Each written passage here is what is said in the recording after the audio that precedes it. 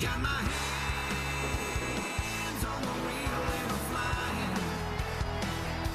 Heartbeat loud as the thunder rolls. Riding in on the stampede of lightning.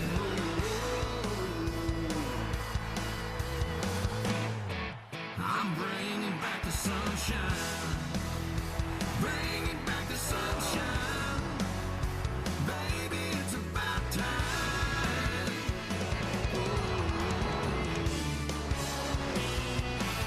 Bring it back.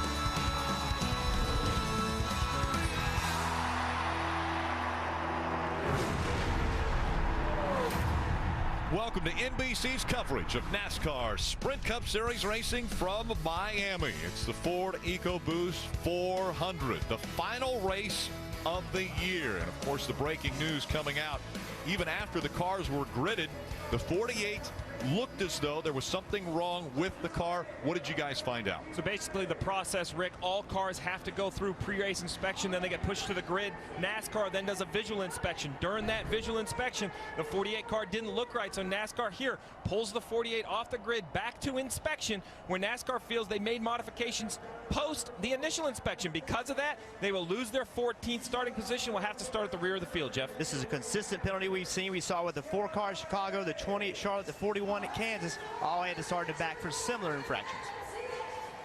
So Steve O'Donnell was the NASCAR official that you talked to about that, got the description of what took place.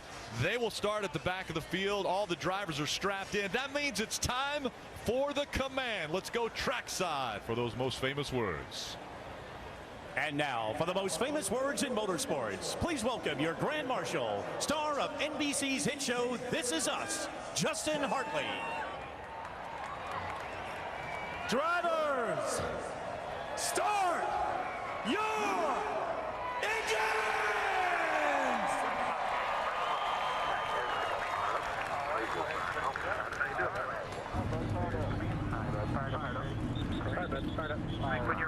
Justin Hartley, what a heartfelt command there. The star of This Is Us, great new show on NBC. What a command, what a way to start it off, to kick off the final race of the season. 4 drivers fighting for a championship. Who will end up in victory lane, and will it be the title's champion tonight?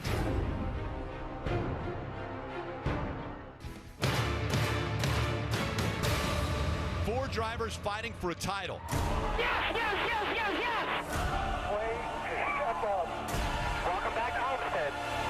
Great job, brother. Let's go defend this thing. Everyone brings their A game when it comes to winning championships. Each year, it's amazing to watch everybody's talent increase, the garage get more competitive, and how hard we all have to race one another.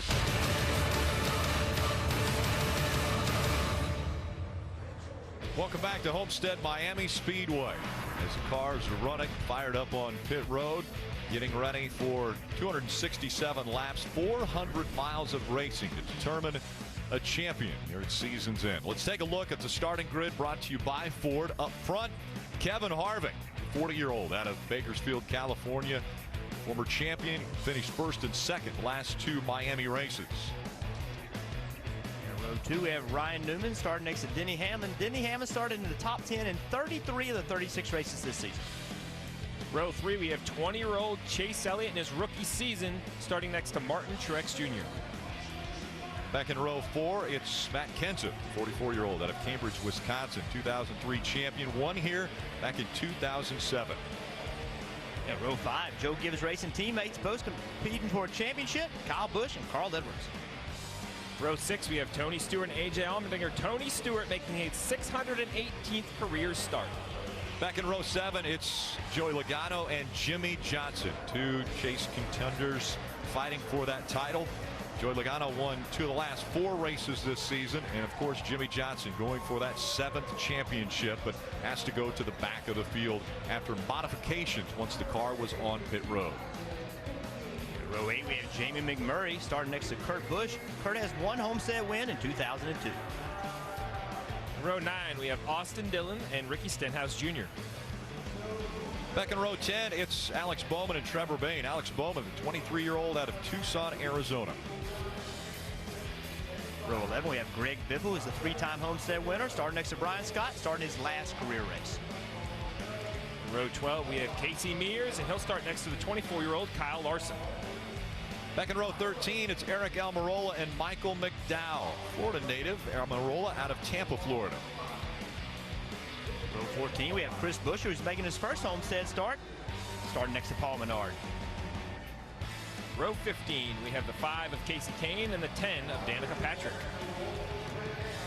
Back in row 16, it's Matt DiBenedetto out of Grass Valley, California, and Landon Castle from Cedar Rapids, Iowa. In row 17, we have Clint Boyer, who's moving to Stewart-Haas Racing next year to take over Tony Stewart's car, starting next to Ty Dillon. Row 18 makes up Regan Smith and David Reagan. Back in row 19, it's Reed Sorensen and Jeffrey Earnhardt. And in row 20, we have Dylan Lupton starting next to Michael Annette, who's making a move to Junior Motorsports next season in the Xfinity Series. Cars just beginning to roll off of pit road, and they'll make their way onto the 1.5-mile track. Today's aerial coverage provided by our partners at Smithfield Foods. It is a gorgeous afternoon for racing here in the Miami area, just a little south from Miami in Homestead. Want to chat with one of the 4 Championship 4, and let's tune up the 19 of Carl Edwards. Hey Carl, Jeff Burton, NBC booth, you with us? Hey, I've got you, Jeff. Well, Carl, a few years ago we saw you and Tony Stewart battle it out for a championship. You came up a little bit short. Tell us about your emotions trying to get that first championship.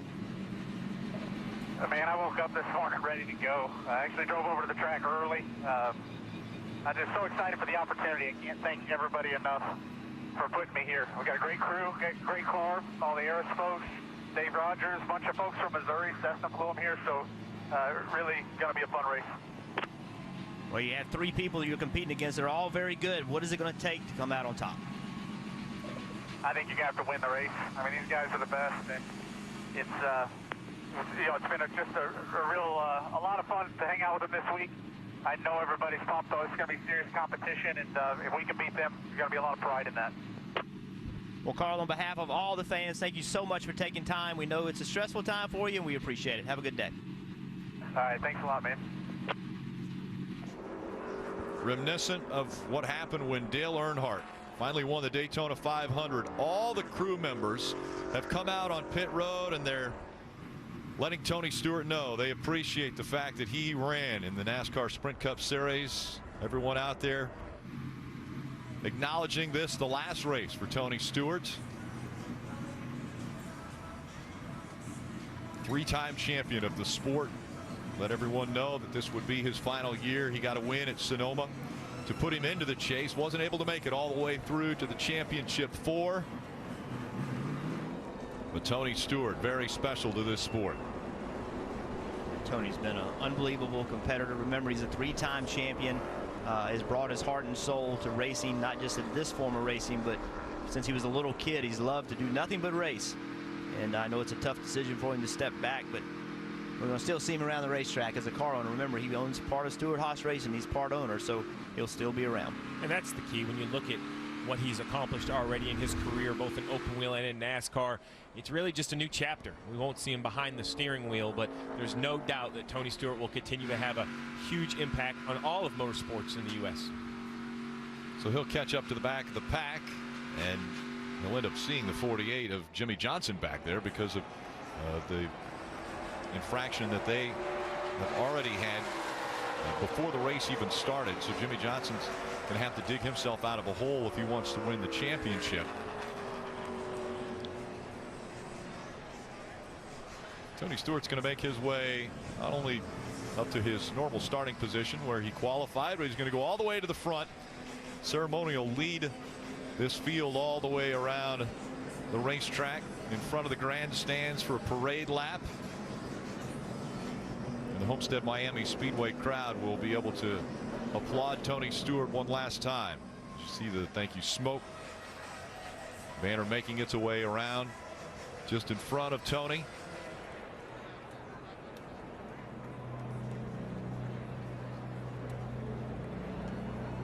It's been an incredible run. 49 wins for 45-year-old.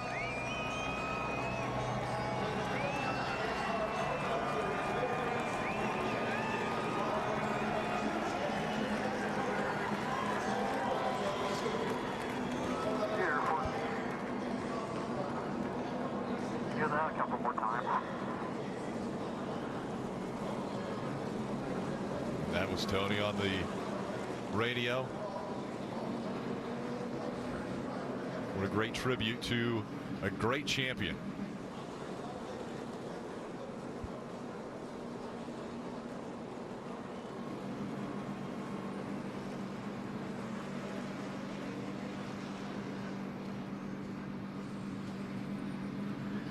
Jeff, when you call it quits, it has to be difficult. That final time you go out there to race against your friends, your competitors. Yeah, this is when it hits you. You know it's coming for months, and you've talked about it. You've made a decision, but when you get ready to climb in that car, what's going to be the last time? That's when it all comes crashing down on you. And it is, I think everybody has a different range of emotions. I'm sure that Tony has found this a little bit harder than he would have thought. You make a decision for all the right reasons to go and do something else, but it still is a difficult decision. He's let everyone know he's going to continue racing. He has a passion for dirt track racing, so that's the direction that he'll be spending most of his time. Owns a dirt track, Eldora, and will continue to operate that, but will step away from the driving side of the Sprint Cup Series.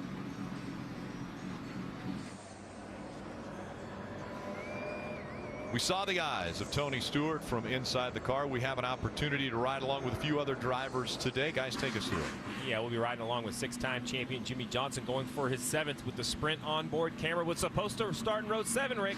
Now he'll be starting from the rear of the field, but he's won twice from the rear, both at Charlotte, the last time coming back in 2005. Joey Logano will carry the Ford onboard camera. He'll start in row 7 in the 13th position. And we just saw Tony Stewart. He started in row 6 and 11th, and he has a Coca-Cola camera. Then one of our championship contenders, Carl Edwards, row 5 and 10th position. He has a Subway camera.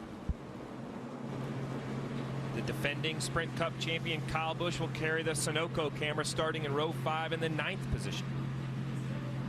And the guy with the best view of all, starting on the pole, Kevin Harvick.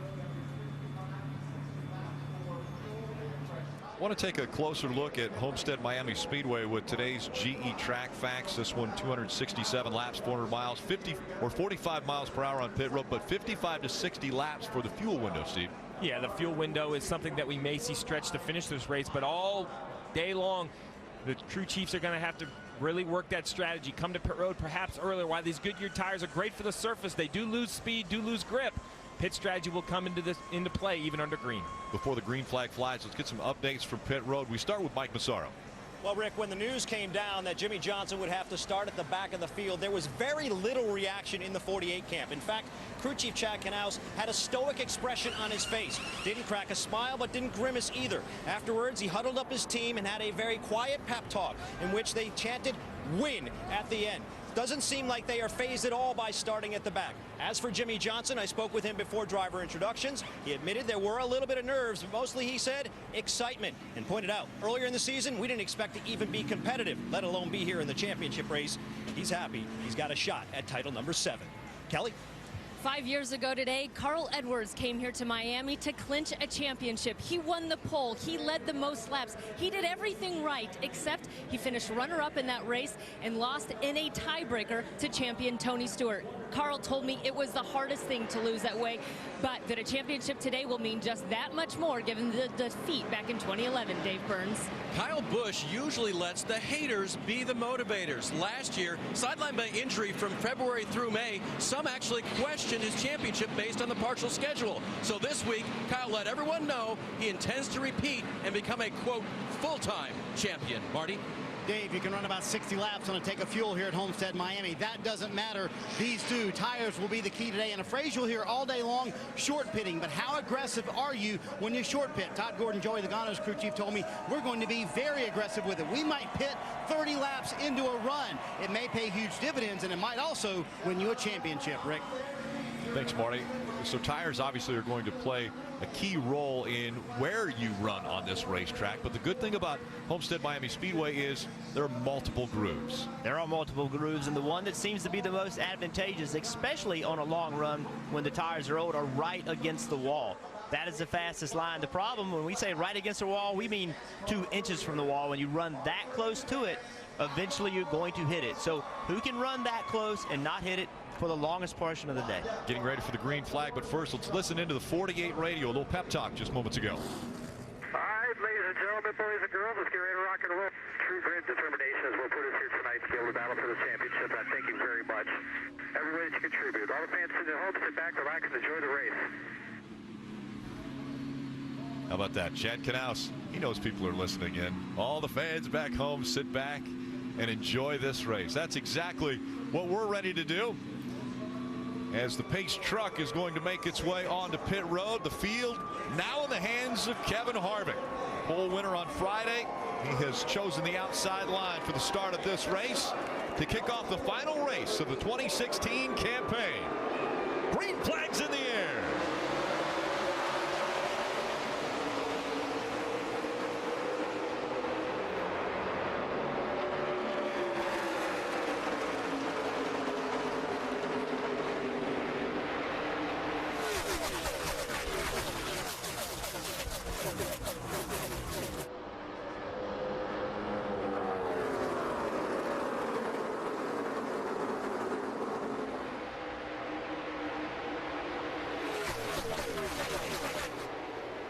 Kevin Harvick out front. He'll lead lap 1. When it's speed, these cars will enter the turns at nearly 180 miles an hour. Their average speed over 170 around this racetrack.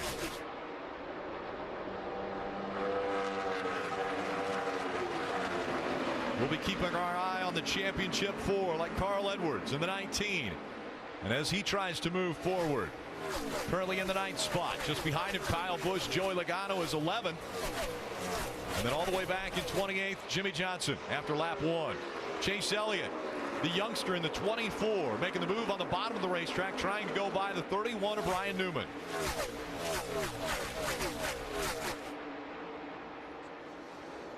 Battle for second brewing now as Denny Hamlin dives into turn 3. Down on the low side of the track, trying to get by the 2 of Brad Keselowski. Brad Keselowski up on top of the racetrack. There's more banking on top of the racetrack. The car makes more grip. Obviously on the bottom it's a shorter way around, but there's less grip. Even though it's shorter, the car does not drive as good on the bottom of the racetrack. Yeah, but the other thing the top of the racetrack has is more danger. While they're only 2 lanes up right now, when they get 3 and 4 lanes up, inches from that outside wall, Rick, that's where the speed is, but that's where the danger is. Contact with that wall, damage your car, slow it down, take away your chance of winning. Yeah, you say inches. We have seen cars all weekend long get into that wall, but it doesn't do enough damage that it slows the cars down. It just scratches the wall, and we've seen them scrape the wall a few times. Some will hit a little harder than others, but we will see cars rub up against that wall all afternoon long. Yeah, nobody's against the wall yet. Now you see Martin Truex in that 78 car. He's halfway up the racetrack. That's nowhere like they're going to be. They're going to eventually be right against it. We would expect to see the 42 of Kyle Larson be one of the first to head up that direction as we watch the 48 of Jimmy Johnson making his way toward the front, now to 24th, trying to take 23rd away from Brian Scott. In the 44, Brian Scott retiring after this race. And Jeff, this is that moment where the 48 knows he's better than these cars, but he has to show some patience. He can't panic, can't show an unrealistic sense of urgency. You talked about how dangerous the top of the racetrack is. Well, also 2 and 3 wide, you have to make sure the cars around you know you're there, not put them in a position where their mistake could collect you into an accident. And Steve, talking to various members of the 48 team and people surrounding Jimmy Johnson, almost to a man, they will tell you his strength, mental toughness, being able to stay focused. And you can see that right now on the racetrack. And also, if you listen to the radio, you can also make that out. All you hear is Earl Barbin, the spotter. Jimmy hasn't said a word. He's focused on getting to the front. Well, there's one of those decisions right there. He probably had a run to get to the left side of Paul Menard, but it's unnecessary. He feels he could get through these 2 cars on his own, taking time. But this is just the first curveball of the day, Rick. These other 3 championship 4, perhaps Jimmy Johnson will have more curveballs throughout the day. How How do you recover? Jimmy's the first one to be tested. He won't be the only one over 400 miles. And the big issue is you don't know when the caution's coming out. You don't know if you're going to get these long green flag runs. If you do, Jimmy Johnson, I know it sounds crazy, he's 21st position, but he has to, in the back of his mind, be thinking track position and not getting lapped. So you have to push hard, but you cannot push too hard. It is a real balance between aggression and patience. Again, it's 267 laps over 400 miles as we look at the 18 of Kyle Busch. He is just in front of the 78 of Martin Truex Jr. Martin Truex Jr. has been the best on mile-and-a-half tracks this season, has led more laps than any other driver on this type of a racetrack. But Kyle Busch making his way up front. He's currently 8th. Dave. And right now, Kyle Busch is definitely not the best. Here's what he just said on his radio. Really bad fight. I used it off of the 1 and that was better, but I used it off of the 3 and it didn't work.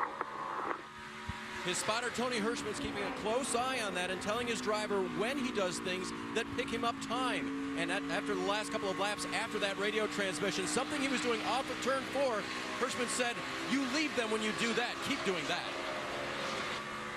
Yeah, that's so important. You know, that spotter giving the information to the driver, because the driver coming off turn 4, that's not a time he can look at the mirror. He's got to wait till he gets on the straightaway to look, to determine if he had a good corner or not, because you're basing it off the car behind you and in front of you. That spotter can give you that information without you ever having to look. So it just takes one more thing the driver has to do out of his hands. I'm sure Adam Stevens doesn't love what he's saying over the radio, but I think he loves how he's saying it. Still very calm early in the race, Rick. Kevin Harvick's out front of the field. Carl Edwards in front of the championship 4.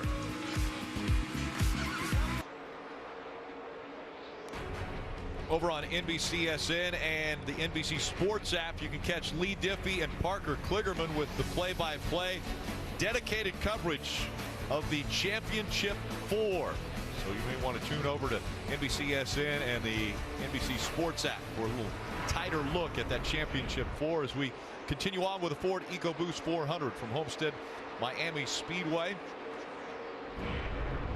Kevin Harvick out in front. The championship 4 has Carl Edwards currently 4th, Kyle Busch 7th, Joey Logano 10th, and Jimmy Johnson has already made his way all the way up to 15th. Again, whichever one of these 4 finish in front of the other 3 will be the champion today. Yeah, and Jimmy Johnson, as you mentioned, all the way up to 15th. Those other 3 championship 4 have got to be noticing that, you know, basically the 48 had to spot them the field, and he's recovering before we've even seen our first pit stops, only 16 laps into the race. Yeah, let's go ahead and make that 14th, because he just, you know, he just got by another car to get himself to 14th. Another car on the move is Carl Edwards. Carl Edwards has looked really good going around Denny Hamlin right now. So Carl Edwards started 10th, and he is right now in 3rd place. Those 2 are teammates, Denny Hamlin and Carl Edwards, both racing for Joe Gibbs Racing.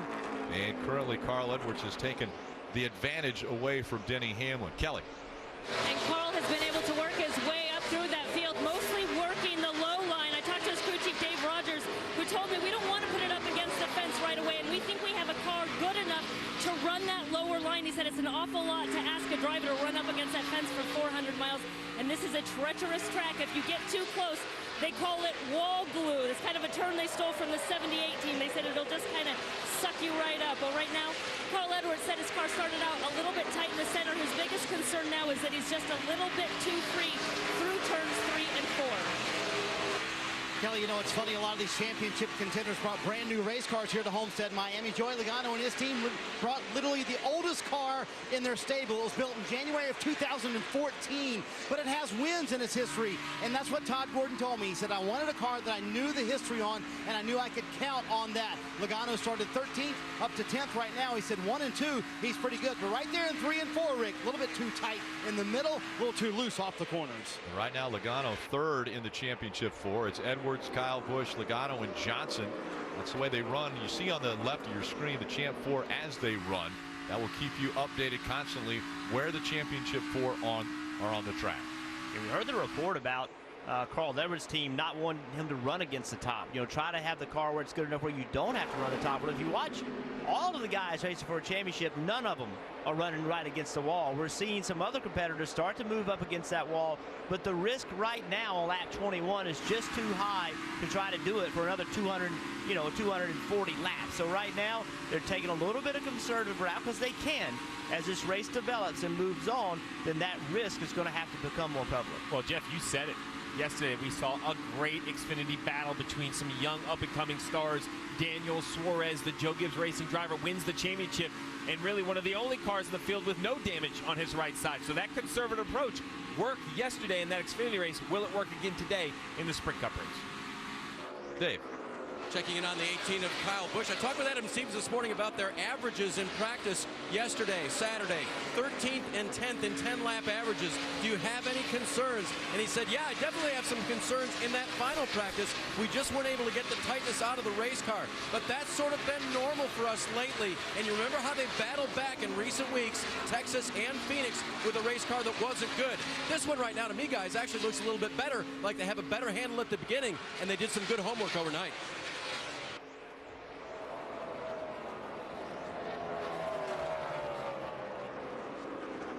Talk about running that top and the risk of doing it. But watch Dave Blaney in the 21 car. Has that car right against the wall. I'm sorry, he's talking about his dad. He has that car right against the wall, and that's really where you want to be. That's where the speed is. But the risk, again, is getting into the wall and doing damage. If you hit it hard enough, it will do damage. It will hurt your performance. 24 of Chase Elliott right up against the wall. That 20-year-old. Also has a father that was in the sport, Bill Elliott, Hall of Famer Bill Elliott. Chase Elliott still looking for his first ever win. Kyle Busch once again on the path to go back-to-back as far as Sprint Cup championships. Want to listen in on some spotter communication from the 19 Carl Edwards team. I think the leader's cruising out there, but he is struggling across the center in 3 and 4 a little bit. Struggling with tight or loose? I think he's a little bit tight. He's really just kind of stopping down there, just across the center. Tight, snappy loose. Yeah, that's what it looks like to me. An overall grip thing for him. As good as anybody right now. So just keep racing that racetrack. You're doing great. Slow ones up top. That was spotter Jason Hedleski for Carl Edwards. That spotter coverage presented by Liberty Mutual Insurance, helping drivers worry less. One of the things about these teams, and in particular with Jason Hedleski and Carl Edwards, Jason Hedleski was a racer himself. Used to race quite a bit. Was a driver that really enjoyed being behind the wheel, but at the same time was working with Carl Edwards as he was coming through the ranks of the Truck Series on up into the Xfinity Series and now in the Cup Series, and once again going for a championship. But the two have been together for quite some time. That experience giving him some eyes from up above to help out on the line. Carl Edwards looking for his first ever championship, Sprint Cup Series.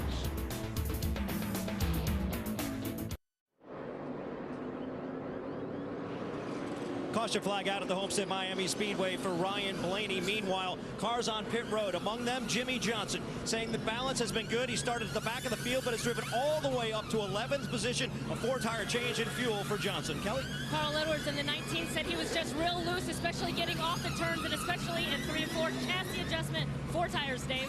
Clean pit stop so far for 6th place Kyle Busch. His car swung to the loose side, Marty. Joe Logano said, I'm really bad in 3 and 4 compared to some of these guys, losing a lot of time through there. Tight in the center, loose off. Rick, Denny Hamlin wins that race off pit road, Rick. Denny Hamlin had issues on pit road. That's why he didn't take tires. He missed his pits, and the 21 of Ryan Blaney into the wall early. Cup winner isn't the only champion being crowned today. Earlier this afternoon, Smithfield hosted their Whole Hog Challenge, another staple here at Homestead Miami Speedway.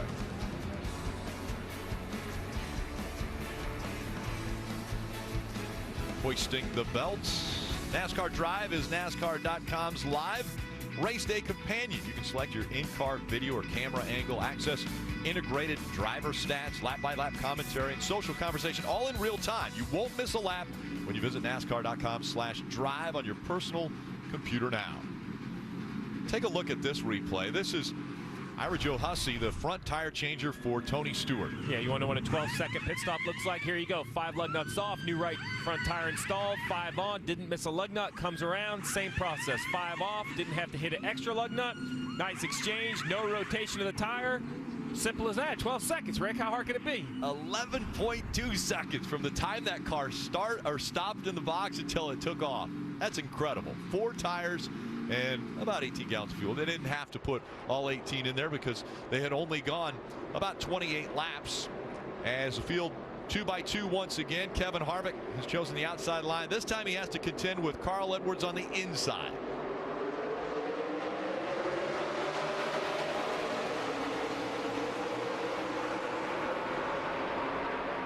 Fan out as they go into turn number 1. We saw the 18 go to the outside of the Ford. Kevin Harvick blocked, and that opened the door on the inside. Here comes Carl Edwards.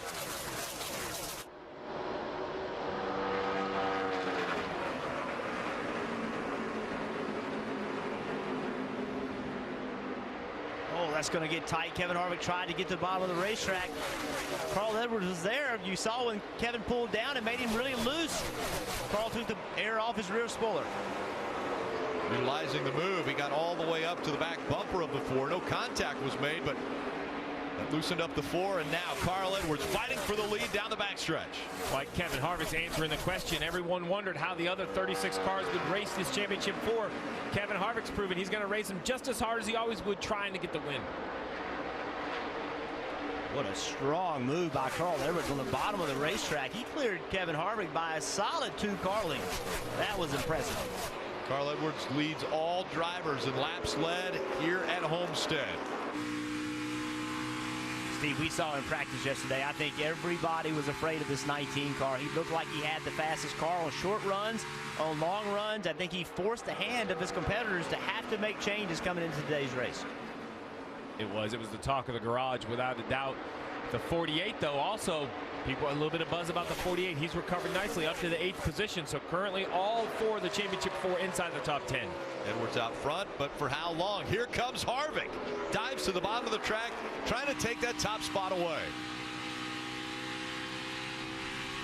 As strong a move as we saw out of Carl Edwards, Kevin Harvick has returned the favor back out front here at Homestead. I like this. And Kevin Harvick, you know the Bull tweet. He said it at the start of the chase. This is how he's going to race through the chase. It doesn't matter that he's eliminated. He's still here to win a race for his team, his sponsors. You see right here, though, trying to lead this race, the 19 of Carl Edwards right on that left rear bumper. Looked like the Ford's a little unstable. Drives to his inside, completes the pass. Yeah, right here. With no the 19, contact. The 19 that close to the Ford just pulls the air right off the spoiler, and that's why you saw the 4 car lose. Once again, Harvick dives to the bottom of the racetrack. Carl Edwards keeping the momentum up, running a little bit higher around this track. Progressive banking, 18 degrees, right up against the white line down at the bottom of the track in the apron, all the way up to 20 degrees of banking up against the wall. And remember, this is the first time that Kevin Harvick and his team have come here since he joined Stewart-Haas Racing, not contending for a championship. The first year in this format, they've been eliminated, so they have a point to prove. Let's listen into the 19 radio. Don't let it make sure you run your tires off it. Yeah, no problem. I'm just playing around. I'm just playing around at 185 miles an hour. And he sounded calm on the radio, too. That's another thing that we've been listening to all these championship 4 drivers. How are they handling the pressure? Listen, Carl Edwards, to me, has been exceptionally relaxed through this whole time. Even pre-race, he was standing by his car, shaking hands, laughing, having a good time. He seems to be enjoying this opportunity. And he just seems so right. Even when we interviewed him before the race, he's like, just laughing, having a good time. I really have liked his approach. Well, all the way back to Texas. Since the moment we spoke to Carl Edwards in Victory Lane in Texas, when he knew he was going to be in the championship for Miami, it seemed like there was a pressure lifted. Where everyone else talks about the pressure being on, he was relishing in the opportunity to get back to this stage to win a championship as he works inside the 4 car once again. Rick? Tried that inside line through 1 and 2 down the back stretch. He's right up to the left rear quarter panel. He goes down to the bottom of the racetrack again. Kevin Harvick up a little bit higher. I mean, think about Carl Edwards. In 2011, came to Miami with a chance to win the championship, race against Tony Stewart, who's retiring today. They tied in the points. It had to go to a tiebreaker. It wasn't this format. It was a point system format. Had to go to a tiebreaker. The closest points battle we've ever seen that has to eat away at a driver and a competitor and come that close to a championship. You mentioned the fact that Carl Edwards said been a runner-up. It's happened 2 times. Presented by Sprint. Sprint's network reliability now within 1% of Verizon. Switch today, save 50% on most current Verizon, AT&T, or T-Mobile rates. Visit a Sprint store or sprint.com/network today. 2 runner-ups for Carl Edwards back in 2008 and most recently 2011, where he tied Tony Stewart in points, but the tiebreaker went to the most wins, and that was Tony Stewart. Marty. Well, guys, as if Kevin Harvick needed a little more motivation. He had an interesting quote this week when he said, sometimes losing makes you better. He said, not being in this championship 4 is certainly motivation to us. That's what I love about competition. In terms of how the car is handling, he said it was a little too tight on that run. They decided not to make a change on that lap 28 pit stop. Now Harvick said the car way too tight, taking off that time, just not where he wants it, Kelly. You talk about the strength of Carl Edwards' car. Well, remember, he won at Texas just 2 weeks ago on a very similar worn-out racetrack using the exact same Goodyear compound tires. His crew chief, Dave Rogers, told me that had him feeling very confident, as well as the test they took part in ahead of the Talladega race. They were the only one of the championship 4 to participate in that test. He said although they've shared their notes with their entire team, including the 18 of Kyle Busch, he said that just being there, seeing the look on his driver's face, taking his own personal notes, may have given him a little bit of an advantage here today. Rick? Kevin Harvick out front, 38 laps. He has led the championship 4, all inside the top 6.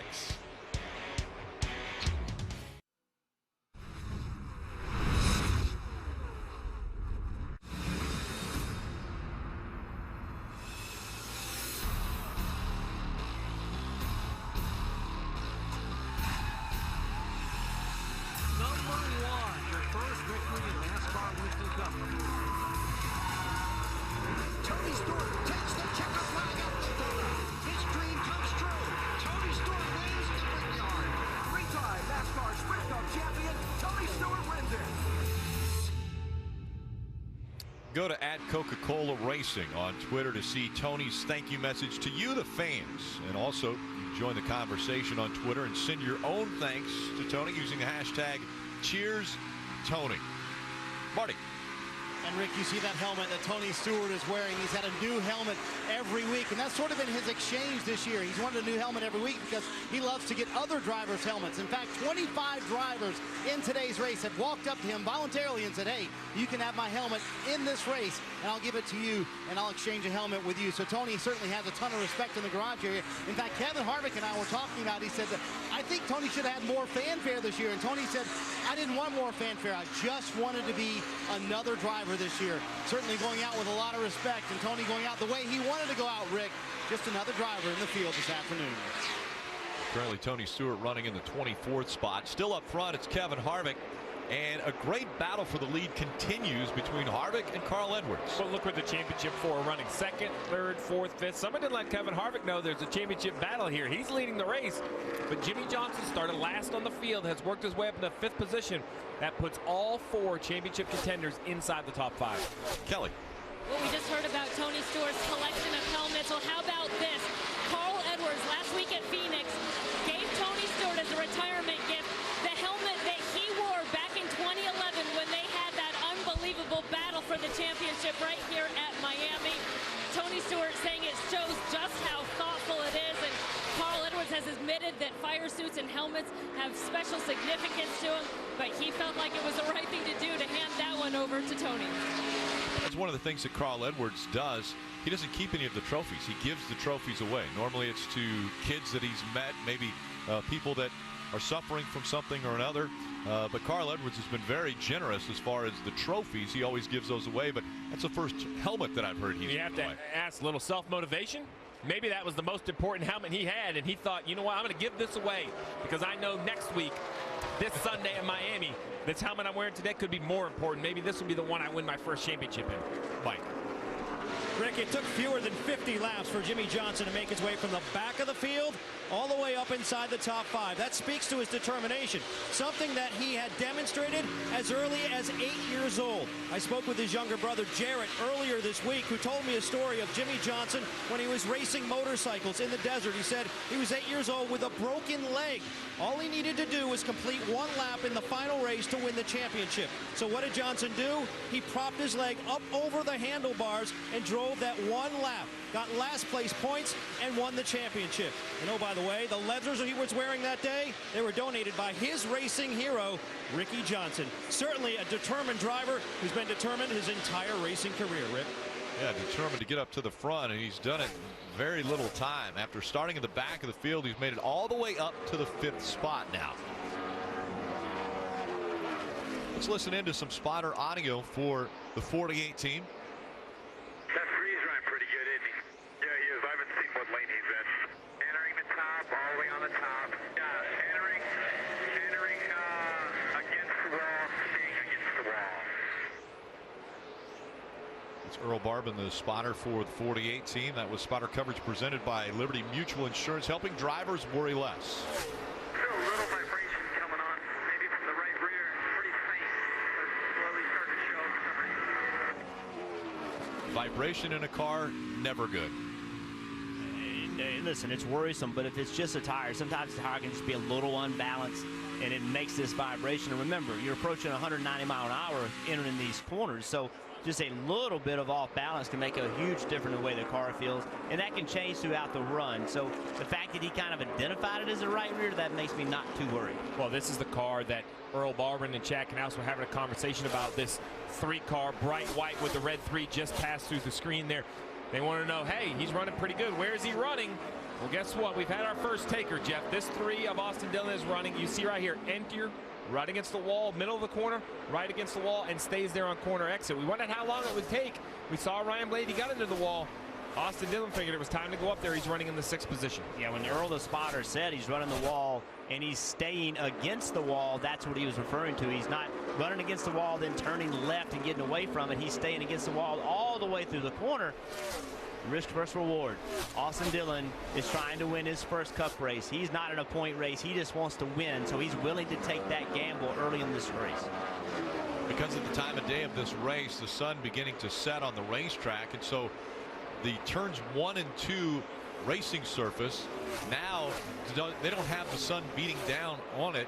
Those turns are in the shade, and then at the opposite end of the racetrack, 3 and 4, still full sun on that part of the track. Does that determine where you're going to run on the track because of maybe a little cooler temperatures in 1 and 2? I think the cooler temperatures help, but remember, we're starting to get, toward the middle of the run. We run 25 laps so far on this run. Tires are starting to wear out a little bit, so that affects it as much as the sun. These tires wear out quickly. The car is not going to drive as good on old tires. Jimmy Johnson, what a move he has made from the back all the way up to the 5th position. Johnson has never won here. It's one of only 4 tracks without a win for the 48 team and Jimmy Johnson.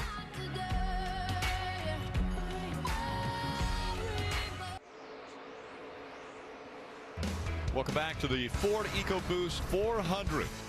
Homestead Miami Speedway still out front. Kevin Harvick. The championship 4 is Edwards Logano, Kyle Busch, and Jimmy Johnson. A beautiful sunny afternoon, and our aerial coverage provided by our partners at Smithfield Foods. On the left side of your screen, you'll see the championship 4 as they run and the order that they are in on this championship Sunday. 2nd, 3rd, 4th, and 5th right now, all running together toward the front of the field, and Kevin Harvick continues to lead. Carl Edwards leading the championship 4, but in the back of the championship 4, running 5th, is Jimmy Johnson. Mike. And he's had his share of adversity today, Rick, as well, starting at the back of the field, but he was able to make his way toward the front. But he just radioed in saying he has a slight vibration on the right rear. That's where he believes it is. Chad Knaus telling him just keep them posted. They're going to try to ride it out all the way until their pit stop, which should be somewhere between the next 10 and 15 laps. This has been the longest green flag run of the race at 33 laps and counting. One caution came out early for the 21 of Ryan Blaney after he got into the wall. Did some pretty serious damage to the right side of his car with right side tires going down. But again, different lines being run by the different championship contenders.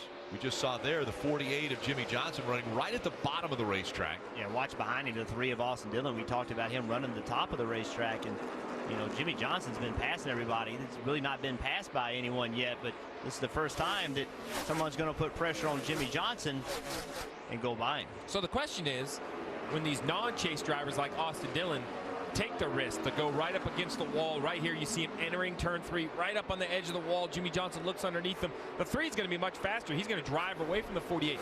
Is the 48 okay with that? Does he have enough confidence to let that 3 go? No, he's not racing him for the championship, and just stick to his guns running down the bottom of the racetrack.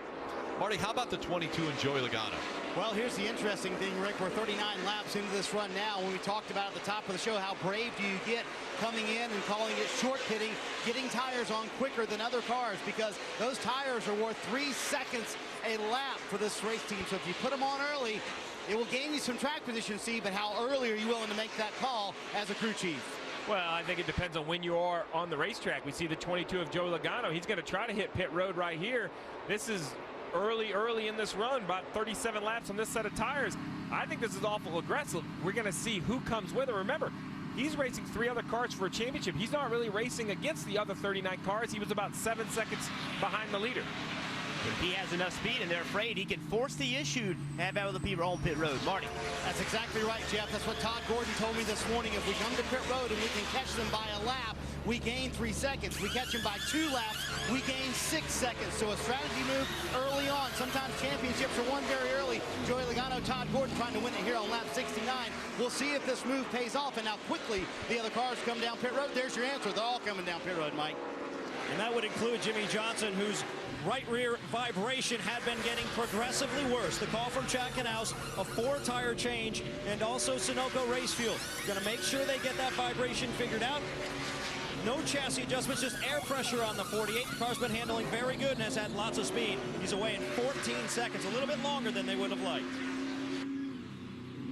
Jackman fell down for the 48 team. That's what made that stop a little bit longer. 45 miles an hour coming off of pit road. They can go all the way up to 50 miles an hour. They can't go 50 though, Dave. Adam Stevens, crew chief for Kyle Busch, said, man, 35 laps on green, that's super early. But you saw it just 2 laps later. Kyle Busch gives up 4th place to come down pit road. His car this time just a little bit loose. He'll get 4 fresh Goodyear Eagles and a fill of Sunoco fuel.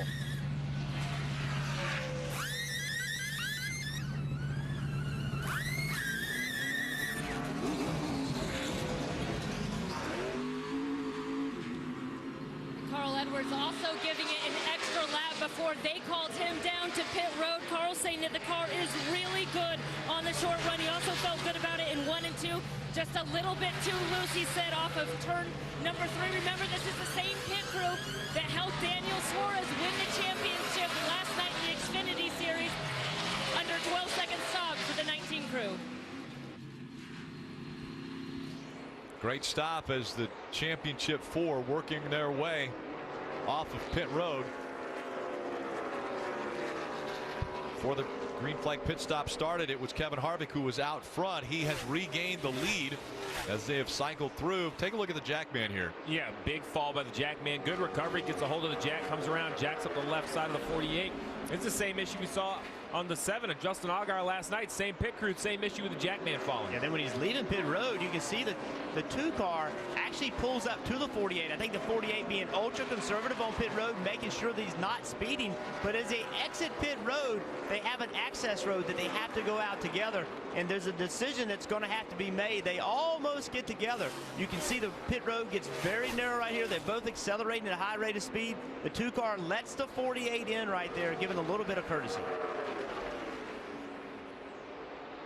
And a lot of times they will spray a sticky substance like a soda, Coca-Cola or something down on those pit boxes to have a little bit of grip when they come and try to run around the cars.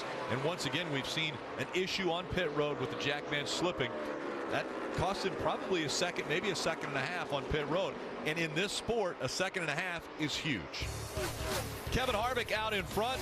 He has a 6-second lead over Carl Edwards.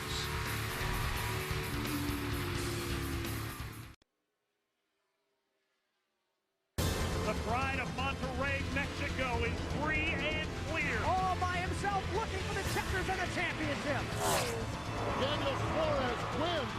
Daniel Suarez from Mexico, the first Latin American driver to win a NASCAR National Series championship. Daniel Suarez had the whole country behind him. Kelly had mentioned that the team, the pit crew, was pitting Daniel Suarez last night that also is pitting the 19 of Carl Edwards. It's the team for Carl Edwards that actually went and did that stop, or the stops, for Daniel Suarez last night. And what an incredible feat for Joe Gibbs Racing, Daniel Suarez, and that Latin-born driver. Yeah, what a nice young man. Works very hard, puts tremendous amount of effort into it, and has made vast improvements over the last 2 years. Good to see a young man that works exceptionally hard realize a dream. Interesting, I mentioned that they normally put a sticky substance on the surface, but when the surface is a little uneven for a pit stop like we saw here with the 48, take a look at what he actually stepped on. You see Jackman goes to make the step. Well, here's the lug nuts off from the right front tire. They're on the two lug nuts, as a matter of fact, right underneath his left foot, and I can't explain how much this hurts. That is some hard concrete down on his left knee. He jumps up, does a nice job, as we have a caution on the racetrack. Caution comes out for the second time now. Looking at the 83, Jeffrey Earnhardt had spun on the track in turn 4, and so that brings the caution out once again. Now the teams were just on pit road, varying anywhere from lap 67 all the way up to lap 70 as we take a look again at what happened here with Jeffrey Earnhardt. You see, he just got really loose. Sure, maybe he was trying to come on pit road. That's what I think. It looks like his speed wasn't up, so I think he was trying to get on pit road, and just this is a very difficult road to get on because it's hard to see the entrance to pit road, and then there's this huge difference in banking on the racetrack versus the apron. So it looked like he had trouble getting on pit road to me. He's running a couple laps down. He's been put 2 laps down. And so, Steve, crew chief, 10 laps. They have put on their tires. Everybody will come in. Will they get 4 tires? Well, I think that everybody will absolutely pit, and I expect that most of the leaders would take 4 tires. It would be a big gamble to take right sides. We've just seen tires mean so much. We saw it last night in the Xfinity race. We've seen it all weekend long. We've seen it in past races here at Miami. So I would expect to see everyone on pit road and on pit road for 4 tires. Kevin Harvick will lead the lead lap cars. They are able to come to pit road first when pit road is open. Let's go to Mike. Jimmy Johnson said the car was getting a little bit more loose over the course of that run. Jimmy's crew chief, Chad Knaus, asked him if he had changed the Panhard bar at all inside that race car. Jimmy said no. Chad advised him to start working on that and perhaps helping the car. 4 tire change in Sunoco race fuel on the 48, Kelly. Carl Edwards said he was on the splitter a little bit more than he'd like to start. Otherwise, pretty happy with the car. They made a chassis adjustment to the left rear. 4 good years, Dave. Little tight at the 1/3 mark for 4th place, Kyle Busch. 4 Goodyear tires, Sunoco fuel, wedge adjustment, Marty. Joey Logano said the car was better off of the turn 4 exit, but I needed a little bit more, about half of what I needed. You got me last time. They gained another spot on pit road for that 22 bunch, trying to tighten up that car a little bit more, Rick. Logano gains a spot. Edwards loses a spot. Newman grabs 2 spots to get into the top 10 off pit road.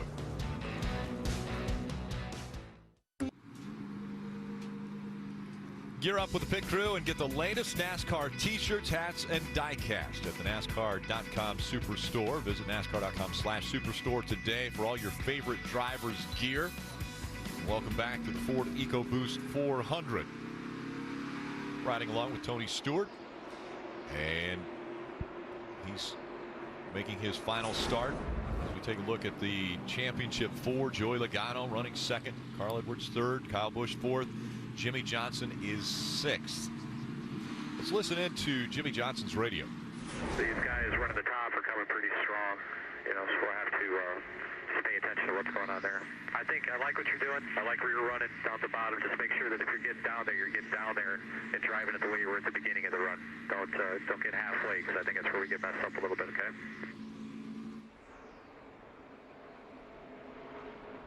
12 drivers are going to take the wave around, and what happens there is when pace car comes out and catches the leader of the race, drivers that want to stay out onto the racetrack will end up in front of the leader of the race, and so those cars have the opportunity to go all the way around past the pace car and go back to the front. They just cannot come to pit road for fuel or tires. 10 of those cars waved around to the lead lap, so that now puts 29 cars on the lead lap as Harvick and Logano bringing the field out of turn 4 for this restart.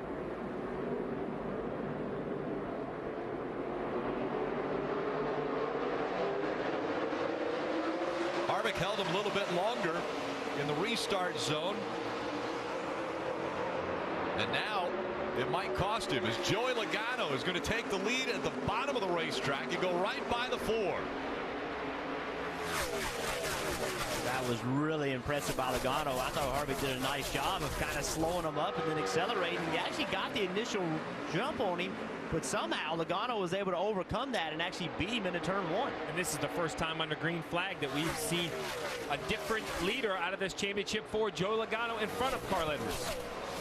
First lap led by Joey Logano, and Carl Edwards giving chase. So now it's Logano who's leading the championship for that title. Logano and Edwards, the 2 drivers looking for their first ever championship. And you said it, Steve. Carl Edwards has been looking at the back of Kevin Harvick. He's not been looking at the back of another guy trying to win the championship. So a different mindset now. Does this push their patience? Terrific restart by Joey Logano. And it's funny, Todd Gordon and Joey had a conversation this morning, and Todd told Joey, I think it's going to come down to a late race restart. I want you to concentrate all day long on your restarts and make sure that they're perfect. Jeff, it's something you do as a driver. You kind of make a book as you go out throughout the day, and that's what Joey does on every restart. How the other guys restarted, what they did, what they tried to do, and maybe they tried to snooker him a little bit as well. So Joey making a book as he goes along about restarts that could be key late in the race. Marty, I think that's a really interesting point, because on the initial start of the race, we saw Joey Logano pick up a spot immediately. He was 3 wide getting into turn 1. We've seen his pit crew perform on pit road, picking up spots. So restarts and pit road, Joey Logano and his team have done a great job. See right there, Kevin accelerates and gets moving, but right here, Joey Logano kind of turns left. It just makes a shorter way to turn 1. Right here, the 4 accelerates. He's outrunning the 22. The 22 gets through the gears well. I think maybe the 4 had a little trouble, like maybe had a little problem getting in the gear, because the 22 just pulled ahead of him getting into turn 1. It's now the 22 and the 19 out in front of the 4, and then Kyle Busch and Jimmy Johnson in the 18 and 48 behind Kevin Harvick. And once again, the top 4 or the top 5 have 4 of the championship 4 in it. The best of the best racing for a championship, all inside the top 5, led by Joey Logano. Carl Edwards currently running in the 2nd spot. Kyle Busch is 4th, and Jimmy Johnson 5th. Mentioned at the top of the show, how will the other 36 drivers race against these championship 4? We saw, for the most part of this race, 90 laps complete now, Kevin Harvick has been fairly aggressive. He's wanted to run up front. He hasn't really given anyone any spots on the racetrack. He's raced everyone hard for every position, and right now Kevin Harvick just in front of Kyle Busch. Dave? When Kyle reported a vibration just after the green, the crew chief goes to work deciphering what he can from the crew. First of all, he checks with all the tire changers, or both tire changers, to make sure all the lugs were tight. Remember, they had one missing at Phoenix last week. That was a thumbs up. And then they reasoned that there's always one set of tires that just may not be the best set. That may be the deal they're working with right now. So no panic in the 18, but there was a report from the driver on a vibration. So now that's 2 drivers in the championship 4 that we have heard mention of vibration, as Carl Edwards looks to get in front of Joey Logano. Edwards wanting to lead once again to the bottom of the racetrack and diving into turn number 1. He'll take the lead away from Joey Logano. So Edwards back out front. Harvick's led 78 laps. Carl Edwards 8.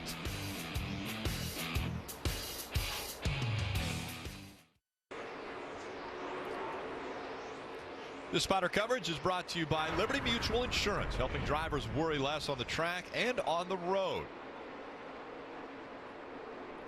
48 team of Jimmy Johnson has been getting advice from Earl Barban, who's up on top of the spotter stand. Yeah, so we heard the conversation earlier between Jimmy Johnson and Chad Knaus about what line he needs to run and watch the cars coming from behind. Well, that's information that Earl Barban on top of the spotter stand is going to have to give to Jimmy Johnson. Kyle Larson behind him, actually just past the 48, running the top. As you watch him down going into 3 and 4, Earl has to give this information if more cars are coming up top. You see the 42 now right against the wall, but the 48 continues to run down the racetrack, Jeff. Yeah, and Steve, I just want to add here, I spoke with Chad Knaus here early this morning about that particular line on the racetrack. He said, we need to maybe run up at the top, but we didn't practice there. We practiced down at the bottom throughout the course of the weekend. I found that interesting. A lot of people, I noticed that Kyle Busch, he made almost every lap in practice right on the bottom of the racetrack. And I thought that was an interesting strategy, not to try to run the top of the racetrack, but we'll see as this race develops if they needed to. Sometimes it's just easier to go to the top. If you can make your car work on the bottom, then when you move to the top, it seems to drive better. So maybe they just tried to put their car in the worst situation in practice to ultimately get the best handling car. We know where the chase drivers are running. Let's get an update on a few of the non-chasers. We'll start with Kelly. Well, Rick, we know that 24-year-old Kyle Larson loves to run that high line. So when I talked to his crew chief, Chad Johnson, and asked him if this track really plays into their hands, if they should be really fast here, he said, yeah, I think we'll be fast so long as we're running next to the wall and not getting into it. As far as going for the race win here, he said, look, we don't want to do anything to interfere with the championship board, but we are going to race these guys as hard as we do each and every week. And you saw right there, he didn't hesitate to make that move on Jimmy Johnson in the 48. Mike? Kelly, Austin Dillon and the 3 team taking a very similar philosophy, wanting to end this season very much on a high note. Having conversations with Dillon's crew chief Slugger Labby throughout the course of the season, you got a good understanding how there had been frustrations throughout the course of the year, but still optimism that they could score a victory before the season concludes. This was a race they targeted. They tested here just after the Kansas race, and they practiced that high line then. They practiced the high line yesterday. They want to be able to make that work. As you can see right now, they've been pretty fast, although just a little bit loose on takeoff on that last run, Dave. Mike, at this point, 20-year-old Chase Elliott runs into 10th position and cannot make that high line work. He's been going to the bottom recently just because they said the car will not handle up in the extreme high line. Talked to his crew chief, Alan Gustafson, this morning about his rookie season. And while they didn't get the win, Alan said they were pretty happy with a few things they did this year. Remember, they didn't want to define their season by winning. After all, he was replacing Jeff Gordon, the 4-time champion. But it's been a good year for Chase. Marty? Dave, this is not Michael McDowell in the 95 car. It's Ty Dillon this weekend, running in the 17th position right now. He's a young guy behind the wheel, but he has a veteran on the pit box in Matt Borland this weekend. But struggling with a race car that's just a little bit tight, but he's made his way up to the field from 32nd to 17th. When I asked Ty earlier this week, hey, we're going to see you full-time in Sprint Cup next year? He said, we'll see. Maybe an announcement coming soon. So a little bit of a teaser, Rick. Might get to see this young man full-time here next year. Brother Austin, as we see the 42 running right up against the wall. And it's simple, Rick. Not only is the 42 a reasonably fast car and Kyle Larson very good at the top, but the top of the racetrack is just faster, much faster than where Kyle Busch in this 18 is deciding to run. You see Kyle Larson is basically taking all the risk right against the wall, the quarter panel, inches off the safer barrier. There'll come a time that everyone will have to make this decision. I mean, when you see a guy like Kyle Larson, he just passed Kyle Busch, and he just passed Jimmy Johnson and drove away from Jimmy Johnson. So at some point, you're going to have to get up there. That's where the speed's going to be. He's running down Kevin Harvick. He's not a little faster than even Carl Edwards, who's leading the race. He's a lot faster. Carl Edwards ran a 34.10 running the race, leading the race. Kyle Larson ran a 33.70. Close to a half a second faster run on the top of the racetrack. You mentioned when he went by the 48 of Jimmy Johnson. We've seen the 48 of Jimmy Johnson have his hands full, especially recently. It seems as though that car might be a handful for him as Kyle Larson continues to run right up against the wall. Would that be a determining factor if the 48 goes up there, if he's got an ill-handling race car? Well, I think that this track, you know, we're 21 laps on this set of Goodyear tires. This track is really hard on tires. They lose grip very quickly. And this 48 Jimmy Johnson, he does not like a tight race car. He likes that car to rotate, especially on the throttle. But a few laps back, we were riding on board with the 48. And see right here, this correction he has to make. He's trying to pick up the throttle and look at the correction, the wheel back to the right. Oh, wow. That is loose. And now the sun's coming into play too. We saw that. The sun will be in their eyes as they come out of turn number 4 and head down the front stretch. And remember what his crew chief Chad Knaus told him. Hey, if you're going to run the bottom, run the bottom. Don't run the middle. It seems like when we run the middle, we're not as good. That was the instructions prior to this long run. So look where he's gone back to. He was on the middle, in the middle of the racetrack. Car was exceptionally loose. Now he's turned the car, got the left side's on that white line, trying to make him find more grip. And here it is. Risk versus reward. How high does Joey Logano dare run? Not as high as Kyle Larson. He's going to easily drive around him on the outside. How about that? He took away the second spot easily. And Kyle Larson continuing to march toward the front. Joey Logano now has dropped back to third. Kevin Harvick looking to the bottom of the racetrack to try to take that spot. Edwards still out front.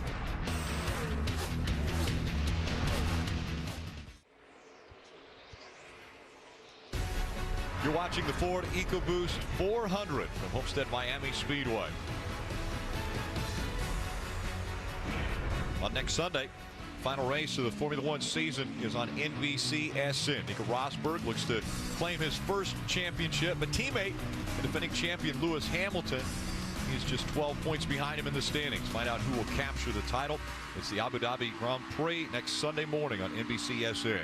Yeah, it's going to be a great battle. It was a crazy race last week in the rain to watch two teammates battle it out for the World Championship. Logano has dropped back to fourth, Marty. Says his car's a little bit too free off right now. He told Todd Gordon to have about 3/4 of what I need. I need just a little bit more if we want to get up there and lead.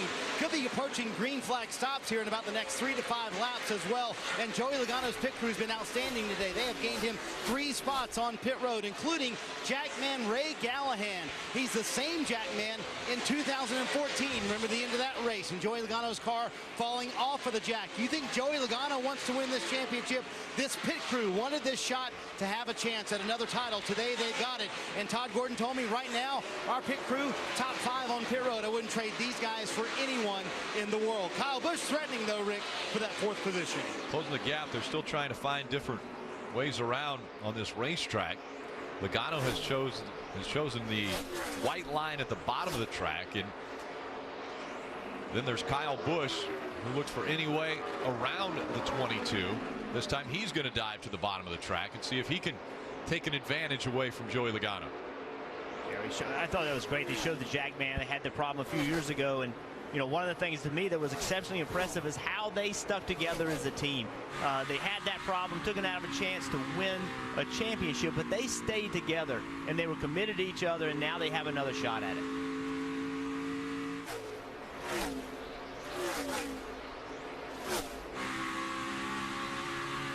Kyle Busch, after winning a championship a year ago, looking to defend that title. I thought I saw the left hand of Joey Logano come out of the window going down into turn 1. Like maybe he's coming to pit road. We'll have to see. He's running to the bottom of the racetrack, but he was the first car we saw come to pit road before. This is about that same amount of time. I don't know if he was just signaling Kyle Busch what lane he was going to run, but I thought he was coming to pit road.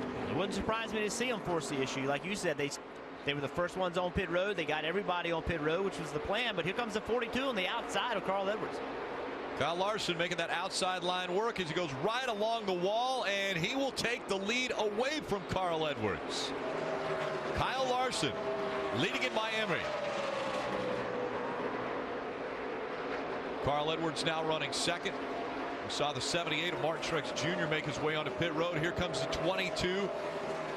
Joey Logano has decided to bring his car onto pit road for 4 fresh tires. Marty.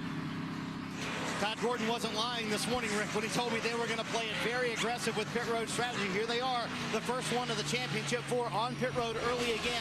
Last time they pitted 1 lap earlier than most of the championship 4 contenders. It only gained them around a second. Logano said, again, as we mentioned, I have 3/4 of what I need a little bit more, meaning he wants that car to tighten up just a little bit. Center off 11-4. Another great stop for this 22 crew. Dave. Here comes Kyle Busch, 4th place running. You saw him get around Joey Logano just a minute ago, but he's not real happy with his race car. The left front doesn't seem to be working for me, he said, and we need to get the back attached. The longer we go, the rear goes away. So they'll make a 4 Goodyear tire change. They'll fill it full of Sunoco fuel and an air pressure adjustment to try to correct that situation for this championship hopeful.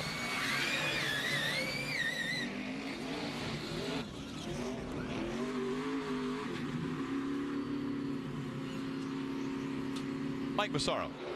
Well, Rick, as we saw from the onboard camera in Jimmy Johnson's car, the car was awfully loose and sawing on the steering wheel. He's been working on the track bar to try to change that from inside the race car. Meanwhile, the team going to work with air pressure and a chassis adjustment here for tire change. Kelly? Carl Edwards has already completed his service. He said that he was a little bit tight on the short run, but loose off. They continue to make wedge adjustments to the left rear of that car. It was also 4 Goodyear tires and Sunoco fuel for Carl Edwards. And now you'll see the leader, Kyle Larson, who's made his way to the front of this field, although he continues to say that he needs more grip out of his race car. They're going to make an air pressure adjustment, as well as 4 Goodyear tires and Sunoco fuel. Kyle Larson with a good stop. Yet he took the lead away from Carl Edwards, who has been very strong here this afternoon. Kevin Harvick's led 78 laps. Carl Edwards has led 33 laps. Joey Logano has been out front for 6. And you wonder why the 22 would pit early. It's a little bit risky if you pit early and the caution comes out. But the reason why, remember, we just saw the 18 of Kyle Busch get by Joey Logano. But that one lap, Steve, made this difference. Now Kyle Busch is a second and a half behind Joey Logano. So that's the difference in one lap on old tires. Well, Jeff, you talk about the risk. If the caution comes out, there's really not a risk. If you draw everybody to pit road in 1 or 2 laps, at some point, I don't wonder if the field is going to continue to let Joey Logano come. One of these times, Jimmy Johnson back there in the 10th or 11th position, he might say, you know what, I'm just going to stay on the racetrack and maybe catch a caution. If you can't beat them on the same strategy, you have to get off strategy. Sometimes that's just not coming to pit road and running out the other 15 laps of Sunoco fuel. After the green flag pit stops, Carl Edwards has jumped back out up front ahead of Kyle Larson. Carl Edwards, the former substitute school teacher, now racing for a championship.